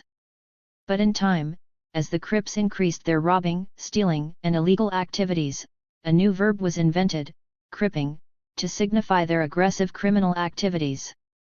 One writer noted, because of immaturity and a lack of political leadership, young Raymond Washington and his group never were able to develop an efficient political agenda for social change within the community. 58. By the time Camben met Dana Foote in the mid-1980s, intensified policing and the introduction of crack cocaine had resulted in a huge growth in gangs and in black-on-black violence. Camben worked with Bay and others to implement a gang truce in the notoriously violent conflict between the Crips and Bloods. They called this headquarters, Camben told the Los Angeles Times, referring to the Pan-African Art Studio, where regular gang truce meetings took place. Gang members helped to build the canopy that covers the patio and to repair the house attached to the studio. One day, Camben got to witness the work of Gangs for Positive Action, headed by Bay, when a woman and her daughter walked into the art studio looking for help to stop the domestic abuse taking place in her home. She didn't want to involve the police, the courts, or the prison system, so they held a people's tribunal to resolve the problem. It worked to end that case of domestic violence and others as well. 59. Camben has worked with Bay to organize or participate in at least 6 gang summits from the mid-1980s to 2005, held across Los Angeles, including at the Lakers' former home, the Forum in Inglewood, and at St. Mary's Medical Center in Long Beach, as well as at Antioch Church in Camben's hometown of Sacramento. Camben had speakers such as Kwame Ture and indigenous leader Ernie Longwalker address the gangs arriving from all over Southern California. About 300 gang members participated in the first summit that Camben attended. Bay had invited Camben, recently returned from Africa, to show slides and talk about his trip, which inspired numerous gang members to want to go to Africa. Camben told them, "It's good, but here's the thing. In Africa we don't need this gang banging and drugs and negative shit y'all doing." 60. For Camben, learning about the history and culture of Africa is part of the process for Africans in the diaspora to end the cycle of destructive activities and to decolonize their minds. In 1995, Akinzanya and Tamasha established Pan-African Art, Inc., offering free art, culture, and leadership programs for youth. The art school held free art classes for children ages 8 to 18 to sculpt, paint, and draw every Wednesday and Saturday. "Any kid can come," stated Camben. "You can come if you're red, green, blue, or brown. We will teach you free. That's what society should be about." At the studio, the young people were surrounded by African images including Camben's paintings of Malcolm X, a Zulu king, and a collage of Angela Davis. Camben has witnessed the change in children as they learn their own histories. He showed videos on Africa, taught lessons on African history and culture, and took the children on field trips, for example, to the Bowers Museum in Santa Ana to see a Nubian art exhibit. "You take a lot of kids with no hope, and they can identify with this work. They have more of a will to live and a will to succeed than they did before," he said. 61 For Camben, education is a crucial pathway to escape the imprisonment of illiteracy, poverty, and prisons, as it was for him. He encourages going to college as well as learning through trips to the ancestral homeland. Among his 14 trips to Africa, he has done continuous research, worked as a visiting professor, and taken groups of young people. 62. As part of their work to use art to transform self and society and to link creativity with street life, Pan-African Art sponsored a one-day expo in 1993 at Limert Park in the heart of Little Africa in Los Angeles. Graffiti, Tagger, and Mural Expo, presented 8 by 4 foot murals that addressed the many forms of violence affecting U.S. society and the world. Theirs was a participatory art project, involving more than 50 contributors, ages 8 to 27, who created the art using a variety of media, including spray paint, acrylics, oils, and collage. In 1998, Camben involved local youth and some gang members in painting tiles in a program with the city of Long Beach called Public Art in Private Places 63. Camben understands the power of participation and of art creation in generating new ideas, new political imaginaries, and new social relations. This kind of transformation through self-activity is also reflected in the work of Project Row Houses in Houston's Third Ward. Project Row Houses converted places of segregation into places of congregation, where single black mothers live rent-free in small shotgun houses while completing college, and where art is part of the process of recreation to change lives shattered by poverty and gentrification into possibilities of hope and economic sustainability. Project Row Houses came into existence following the police killing of Carl Hampton, whose activist work in Houston was inspired by a visit to the Oakland BPP and whose killing by the police in 1970 was instigated by his defense of 2 Panthers harassed by the police for selling the Black Panther newspaper. Project Row Houses is taking the violence of poverty and the police and converting it into spaces of art-based community making. 64. Camben's work with gangs also involves presenting knowledge about the origins of their street organizations rooted in black radicalism. In community venues and on college campuses, notably at California State University Sacramento, City College of Sacramento, California State University Long Beach, and Compton College, he talks about the inspiration of Malcolm X and the Black Panther Party as well as the Mau Mau in Kenya who in the 1960s liberated their country from colonialism. To Camben, the devastation of black communities and the rise of gangs is a legacy inherited from the FBI's counterintelligence program that was designed to eradicate the BPP party and other black radical organizations and individuals. Part of his success in working with gangs is that he draws from his own experience to show a different way forward, not of assimilationism, but of revolutionary transformation. "I can tell them this stuff because I've lived it," said Camben, referring not just to poverty, inadequate schooling, incarceration, and warfare abroad and at home, but also to the power of knowledge, artistic creation, and liberation struggles. 65. Always the truth. In April 1997, as Quaimtour was struggling with inoperable cancer and receiving medical treatment in Cuba, New York, and Guinea, Akinzanya and Tamasha hosted a fundraising dinner at the Pan-African Art Studio that also provided, at that time, a rare opportunity for guests to interact with Tour. The place was beautifully appointed, guests arrived in exquisite African clothing, revolutionary conversations abounded, and the local community contributed to Tour's healthcare needs. 66. Camben lost his dear friend and greatest ideological mentor when Tour transitioned to the Ancestors on November 15, 1998, in Conakry, Guinea. With the loss of his political anchor, Camben began to drift away from the All-African People's Revolutionary Party, but not from its Pan-African socialist politics. He had learned in the OPRP that students were the spark of the revolution and continued his commitments to teaching African art, history, and politics to children, youth, and gang members. In response to the widespread spotlight on police killings of young black people, the recent growth of the movement, especially since the 2013 acquittal of George Zimmerman in the killing of Trayvon Martin, feels like coming full circle for Camben. While most activists and media reports focus on the innocence of unarmed black victims, Camben wants to focus attention on the Micah Johnsons and Gavin Longs who responded to the police killings of Philando Castile and Alton Sterling with targeted shootings of police officers in Dallas and Baton Rouge, respectively. Unlike President Obama's remarks, "If you shoot people who pose no threat to you, you have a troubled mind," or the Los Angeles Times headline, "A Study in Anger, How Gavin Long Went from Decorated Iraq Veteran to Cop Killer," Camben's theorizing does not dwell on personal responsibility or individual psychology. 67 Instead, he places such actions within the social structure of race and oppression, examining the why of Long and Johnson's actions against the police in the wake of massive police violence against black communities. Unlike the mainstream protest communities, Camben wants the names of Micah Johnson and Gavin Long to be remembered within a tradition of black militant resistance to white supremacy and racial capitalism that traces a line from not only the famous like Nat Turner and the Black Panther Party but also to the innumerable unknown resistors, including his great-great-grandfather who was beheaded in the aftermath of the 1811 slave revolt and his own trials and tribulations as a U.S. Marine destroying Vietnamese people and land, as an Oak Park 4 defendant, and as a fugitive.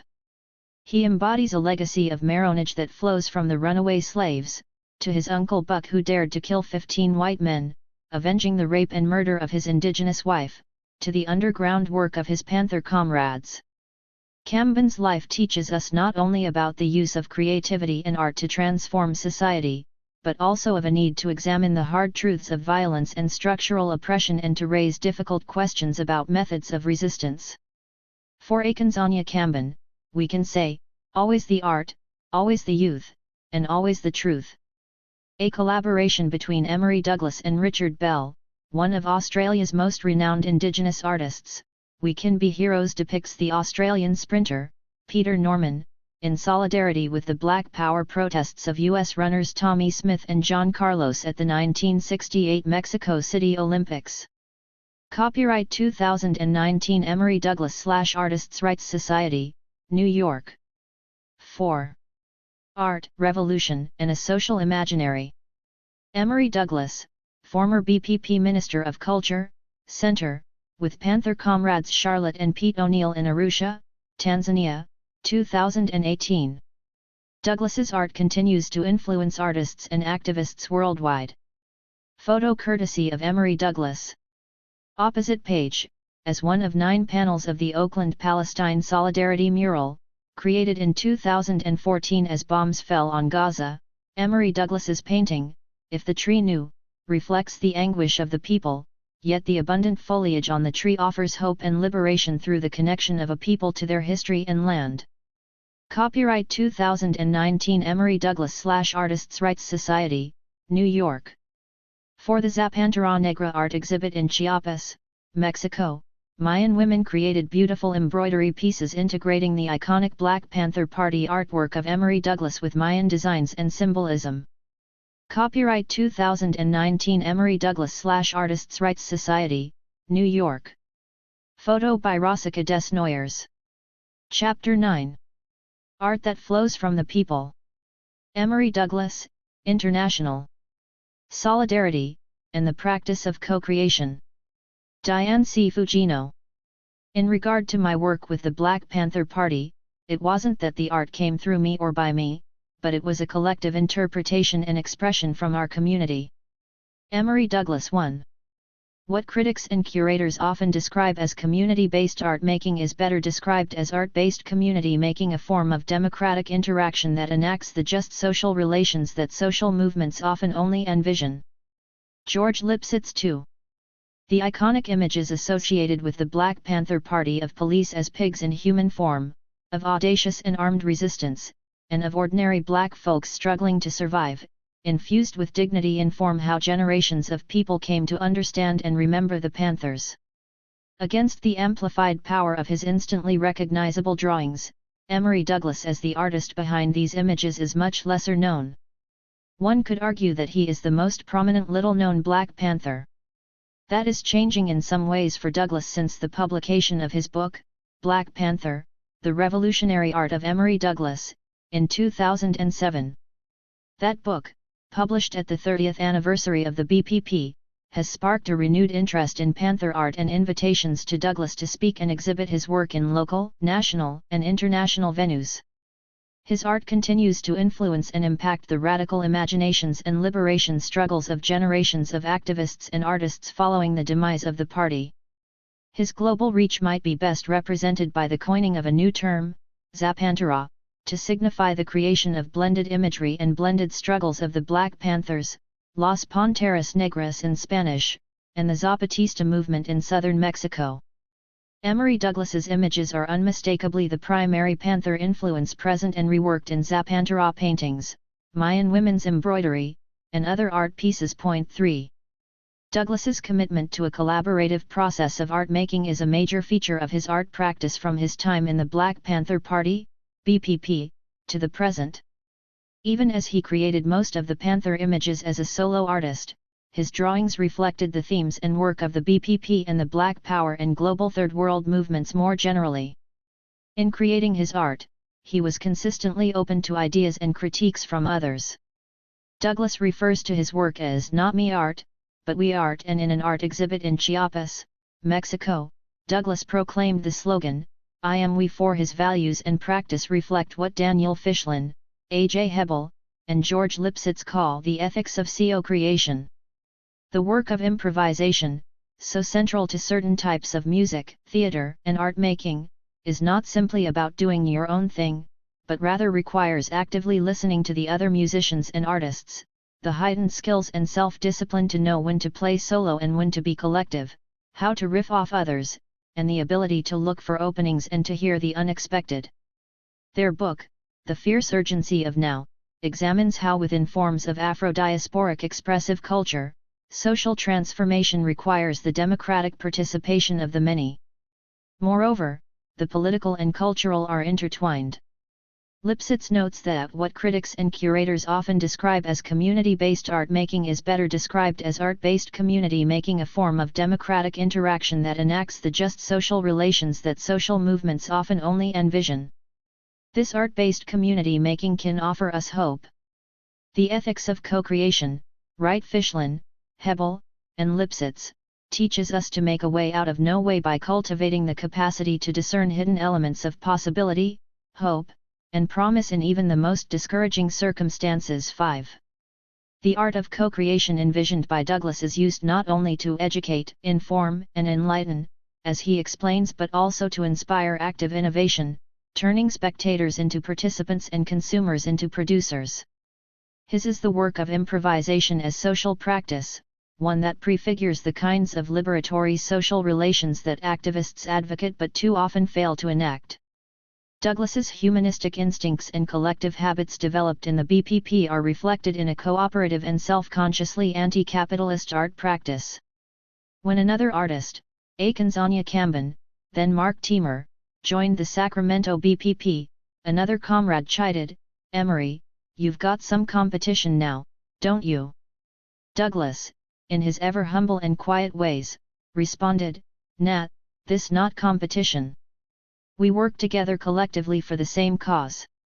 Douglas's generosity of spirit made an impact on Kamben, who recalled the story 50 years later. 6 Similarly, when Douglas discovered that the Cuban-based Organization of Solidarity with the People of Asia, Africa, and Latin America, OSPAL, used a drawing of his on one of its 1968 posters without permission or credit, far from being outraged, he was delighted and honored. 7 At that time, and today, he rejects capitalist-based ideas about intellectual and artistic copyright. Beyond an individual practice of sharing, he believed the images were not strictly his creation, but rather emerged out of the anti-colonial struggles occurring worldwide in the 1960s and 70s. It is noteworthy that Douglas's artwork contained the presence of strong black women, unusual for the time, but that, to him, reflected the influence of the women in the party and in national liberation struggles in Vietnam and elsewhere. 8. Douglas's collective process of art making became even more overtly collaborative in the early 21st century. His Panther art and ongoing creations continue to influence current generations of artists and activists throughout the world. While this chapter's main objective is to examine the afterlife of Douglas's Panther art, a brief biography of his early life and his work in the BPP is in order before attending to his post-BPP activism and artistry. The themes of art co-creation and global solidarity emerge strongly in his work. A Bad Little Kid in a Family of Women. Emory Douglas, born on May 24, 1943, in Grand Rapids, Michigan, grew up in a family of women. After leaving an abusive marriage, his mother raised him as a single mother. Later, in 1951, they moved to San Francisco, to ease Emory's asthma, and found support in being surrounded by extended family. They initially lived in the Double Rock area, where his mother's sister lived and where the military barracks used to be, where the 49ers football stadium stands, and where the shipyards were. His mother had another sister who lived in the predominantly black neighborhood of the Fillmore district, adjacent to the primarily Japanese-American Western Addition, and Emery caught the bus back and forth between Double Rock and the Fillmore. In Grand Rapids and in San Francisco, Emery was, as he states with a light laugh, a bad little kid. Emery recounted, "I used to get into mischief. They tell me not to throw rocks and I throw rocks and broke a woman's window. You know, those kinds of things." 9. Emery was the only child of Lorraine Douglas, born Luren Crawford on a riverboat in Tulsa, Oklahoma, as Emery recounted. His mother was among the poor blacks who entered the world outside the structures of establishment society. 10. After working in a box factory, his mother, who was legally blind, gained an opportunity to manage a concession stand in one of the government buildings. Hers was at the juvenile hall.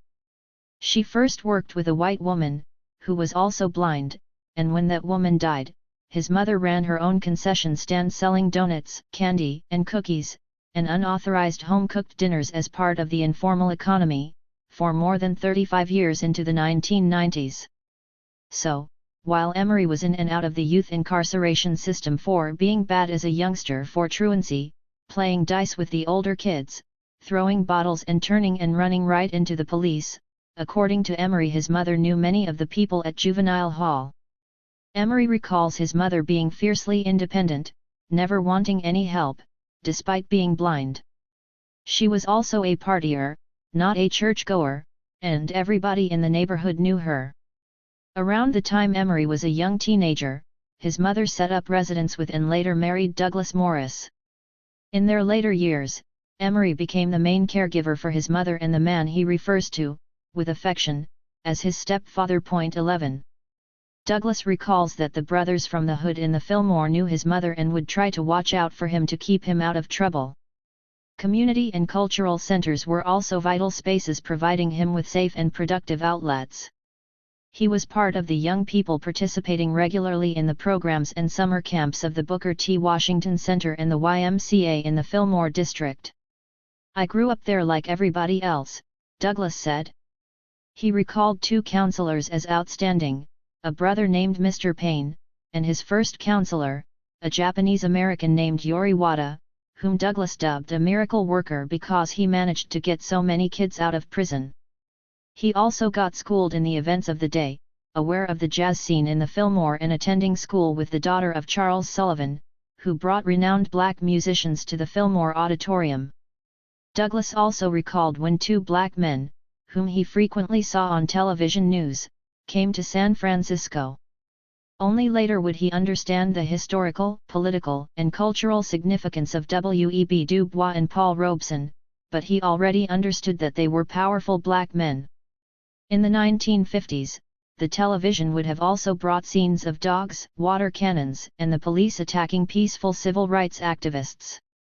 When Emery was around 9, he traveled with his aunt to Tulsa, Oklahoma, and witnessed firsthand the Jim Crow segregation of public facilities.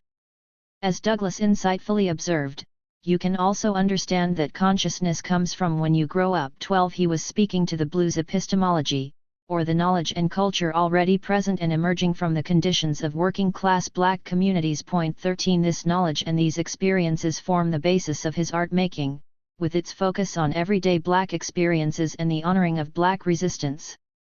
Life in the Party. Emery's political consciousness developed alongside his formal art training. For him, the cultural and political were closely intertwined. He had dabbled in art as a child, drawing, painting, and copying images out of magazines. At the advice of a probation officer who encouraged him to pursue art, he took his first art class at City College of San Francisco, where he ended up majoring in commercial art. He was at City College in the mid-1960s, as Black Power emerged in the San Francisco Bay Area.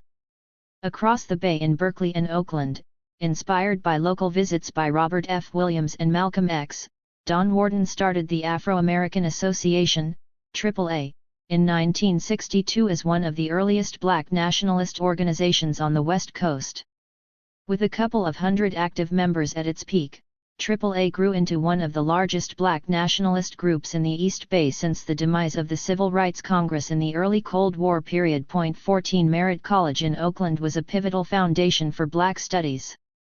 Merritt began offering black studies courses as early as September 1964, was the first junior college to offer an associated arts degree in Afro-American studies by 1967, and was among the first black studies departments in the nation after the Faculty Senate approved department status in November 1968. In the mid-1960s, Huey Newton and Bobby Seale, soon to be BPP co-founders, worked with the Seoul Student Advisory Council at Merritt College, where they honed their political ideas and organizing skills. Merritt College was, in fact, a hotbed of black militancy, so much so that the Wall Street Journal issued a warning, dubbing it, "a campus where black power won 15." In this tense and shifting milieu, Douglas became an early participant in the political and cultural struggles that transformed the San Francisco Bay Area into one of the most important sites of the Black Power and Black Arts movements. As a student at City College in the mid-1960s, he became involved with the efforts to rename the Negro Student Association as the Black Student Union, reflecting the new political consciousness of the time. He was also active at the Black House in the Fillmore district. In 1966, Marvin X and Ed Bullins, two of the most significant playwrights and poets of the Bay Area, started Black Arts West and soon thereafter convinced future BPP leader Eldridge Cleaver to contribute his advance from Soul on Ice to convert a large, two-story Victorian house at 1711 Broderick Street into the Black House American Samoa, a cultural, work, and residential space for weekly poetry readings, performances, and organizing meetings. Bullins and Marvin X were inspired by Amory Baraka, then Leroy Jones, the renowned Greenwich Village beat poet whose sudden transformation into a black nationalist in the wake of Malcolm X's death impelled Baraka to found the Black Arts Repertory Theater/School, BART/S, in 1965 in Harlem. The Black Arts movement, considered to officially start with BART/S, is what Larry Neal described as the aesthetic and spiritual sister of the Black Power concept that required a radical reordering of the Western cultural aesthetic based on the Afro-Americans' desire for self-determination and nationhood. 16. This emerging new consciousness and new network of artists and activists formed the context in which Douglas learned to intertwine the politics of art and the art of politics.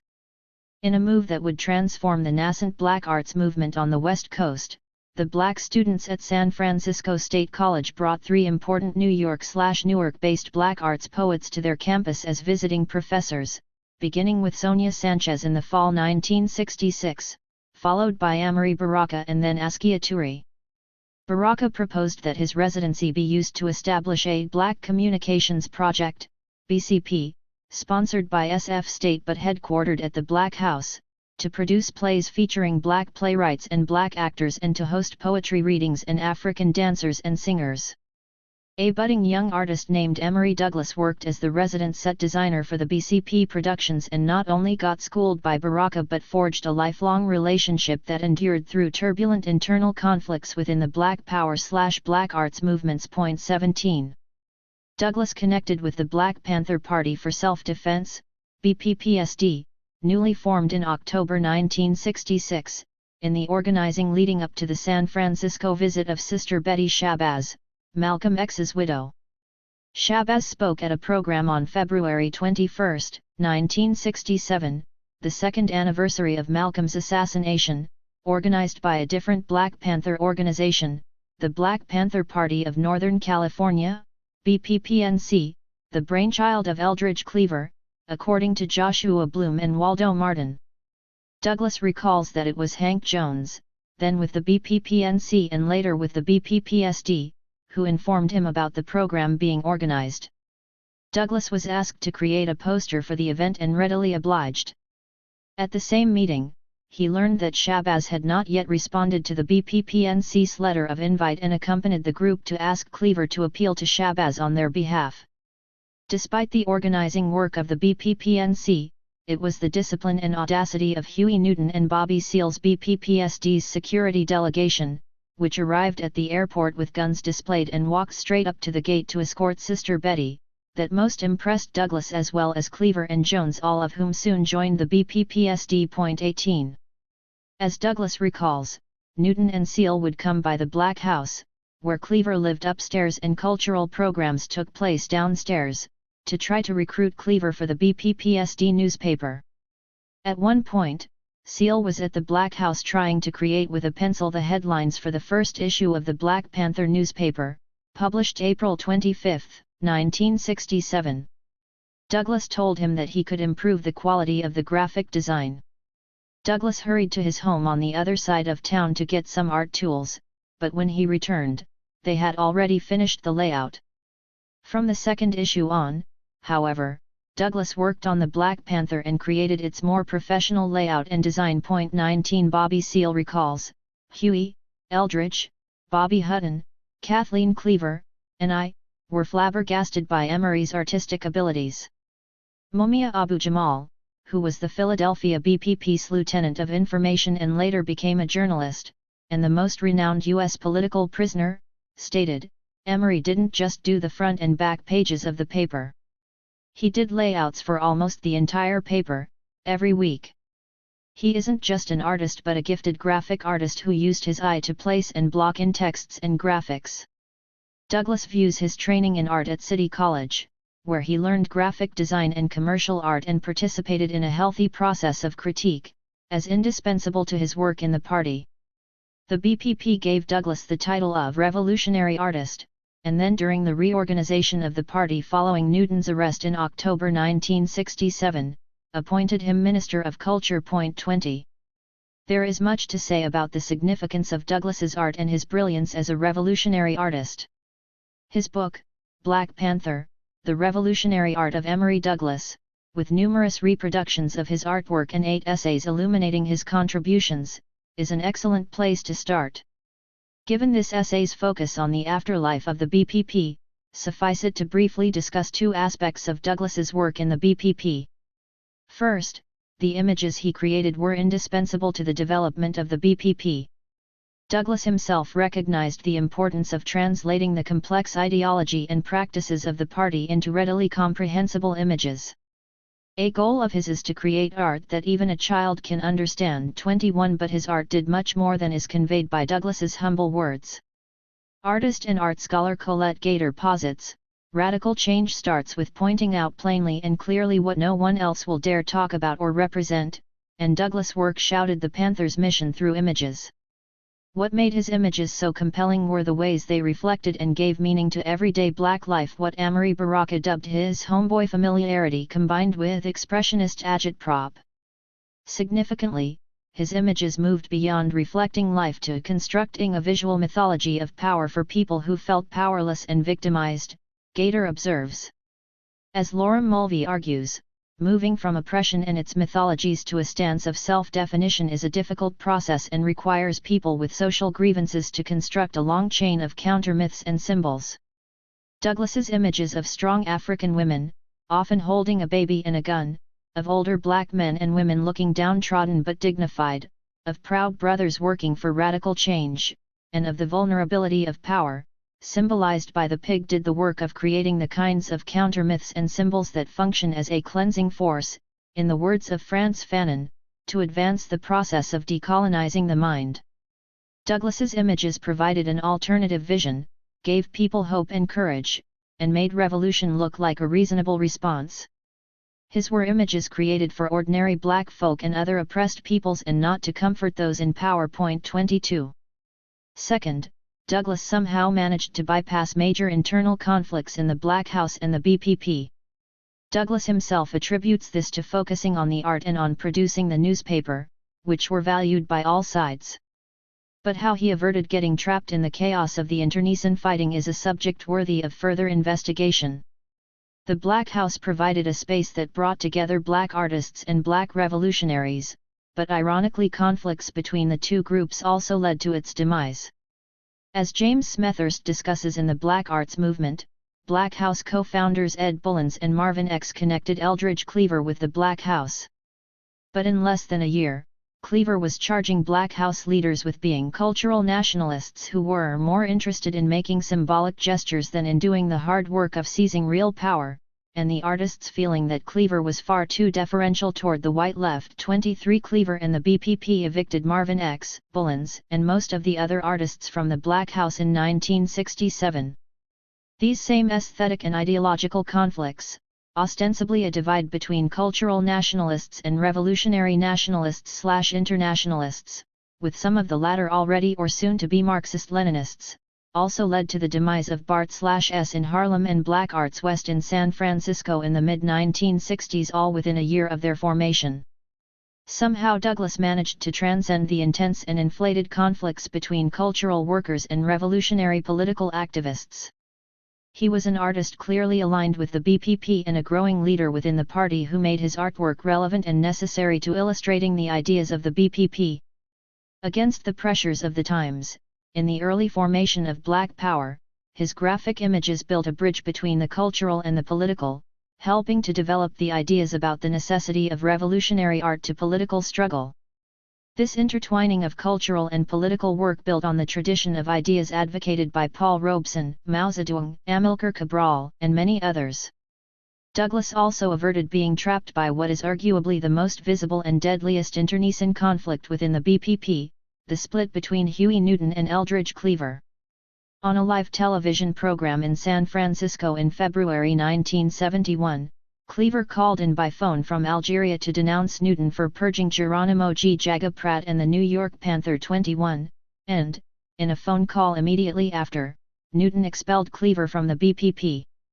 Shortly thereafter 2 Panthers, Robert Webb and then Sam Napier, were killed, allegedly as retaliation on both sides. 24 How was Douglas, who was close to Panther leaders on both sides, able to seemingly transcend the split?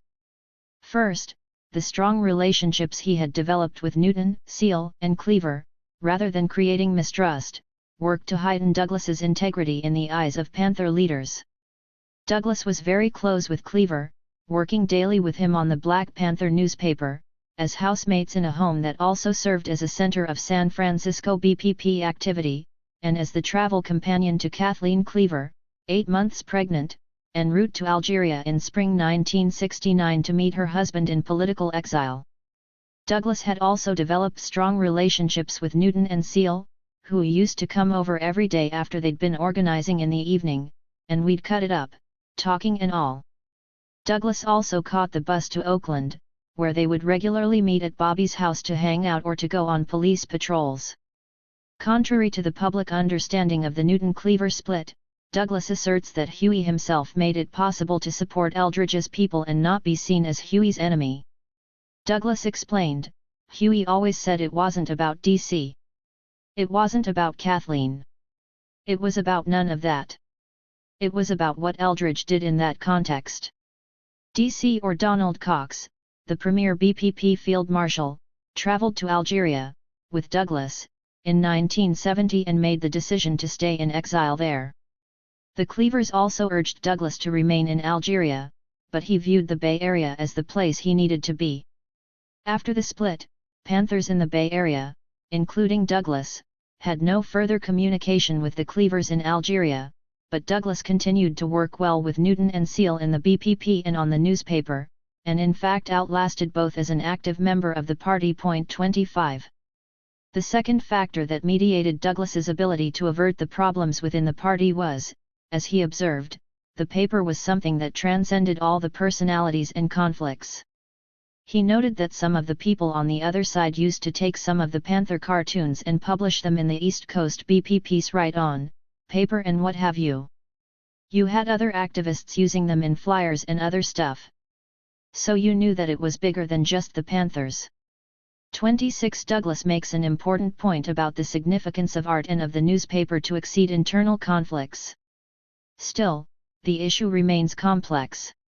Others viewed the newspaper as being used against any that fell from their favor, the slander against Geronimo at the time of his expulsion being an eloquent example, as DC asserts. 27 Then too, Sam Napier was the distribution manager of the Black Panther newspaper and was killed in the internecine fighting. Douglas likewise was never free from risk and vulnerability as a leader of the BPP, from the police and FBI as well as from the internal fighting. 28. Douglas was one of the few members in the BPP from nearly the beginning to nearly the end, staying until about, as Douglas recounted, 3 to 6 months before its demise. The BPP is said to have officially ended in 1982, when the last Panther program, the Oakland Community School, closed its doors. By then, the party was a shell of its former self, with about a dozen members, all in Oakland. 29 After a short stint as a screen printer, Douglas went to work with Dr. Carlton Goodlett at the Sun Reporter doing production and illustration for more than 20 years until Douglas's retirement in 2004. The Sun Reporter was San Francisco's first major black newspaper and was said to have a circulation of over 100,000. Dr. Goodlett, or Doc as Douglas called him, had strong ties with the communist left from at least the early Cold War, especially with Paul Robeson and William Patterson. Goodlett didn't always agree with the BPP. His paper had called the BPP's Sacramento protest a bit too audacious, saying it probably did more harm than good for the Negro's cause, but, unlike the mainstream press's alarmist reporting of black men with guns, he covered the Panthers' political views and the conditions in the black community that gave rise to such protest. Douglas talks about Doc with great respect and admiration. When Malcolm X would come to town, first place he'd go was the Sun Reporter. The BPP bought our first printing operation from the Sun Reporter when they were upgrading back in the day, and when a confrontation with the police almost led to a shootout, Dr. Carlton Goodlett and Mr. Thomas Fleming came and stood in front of the BPP office and calmed things down. 30.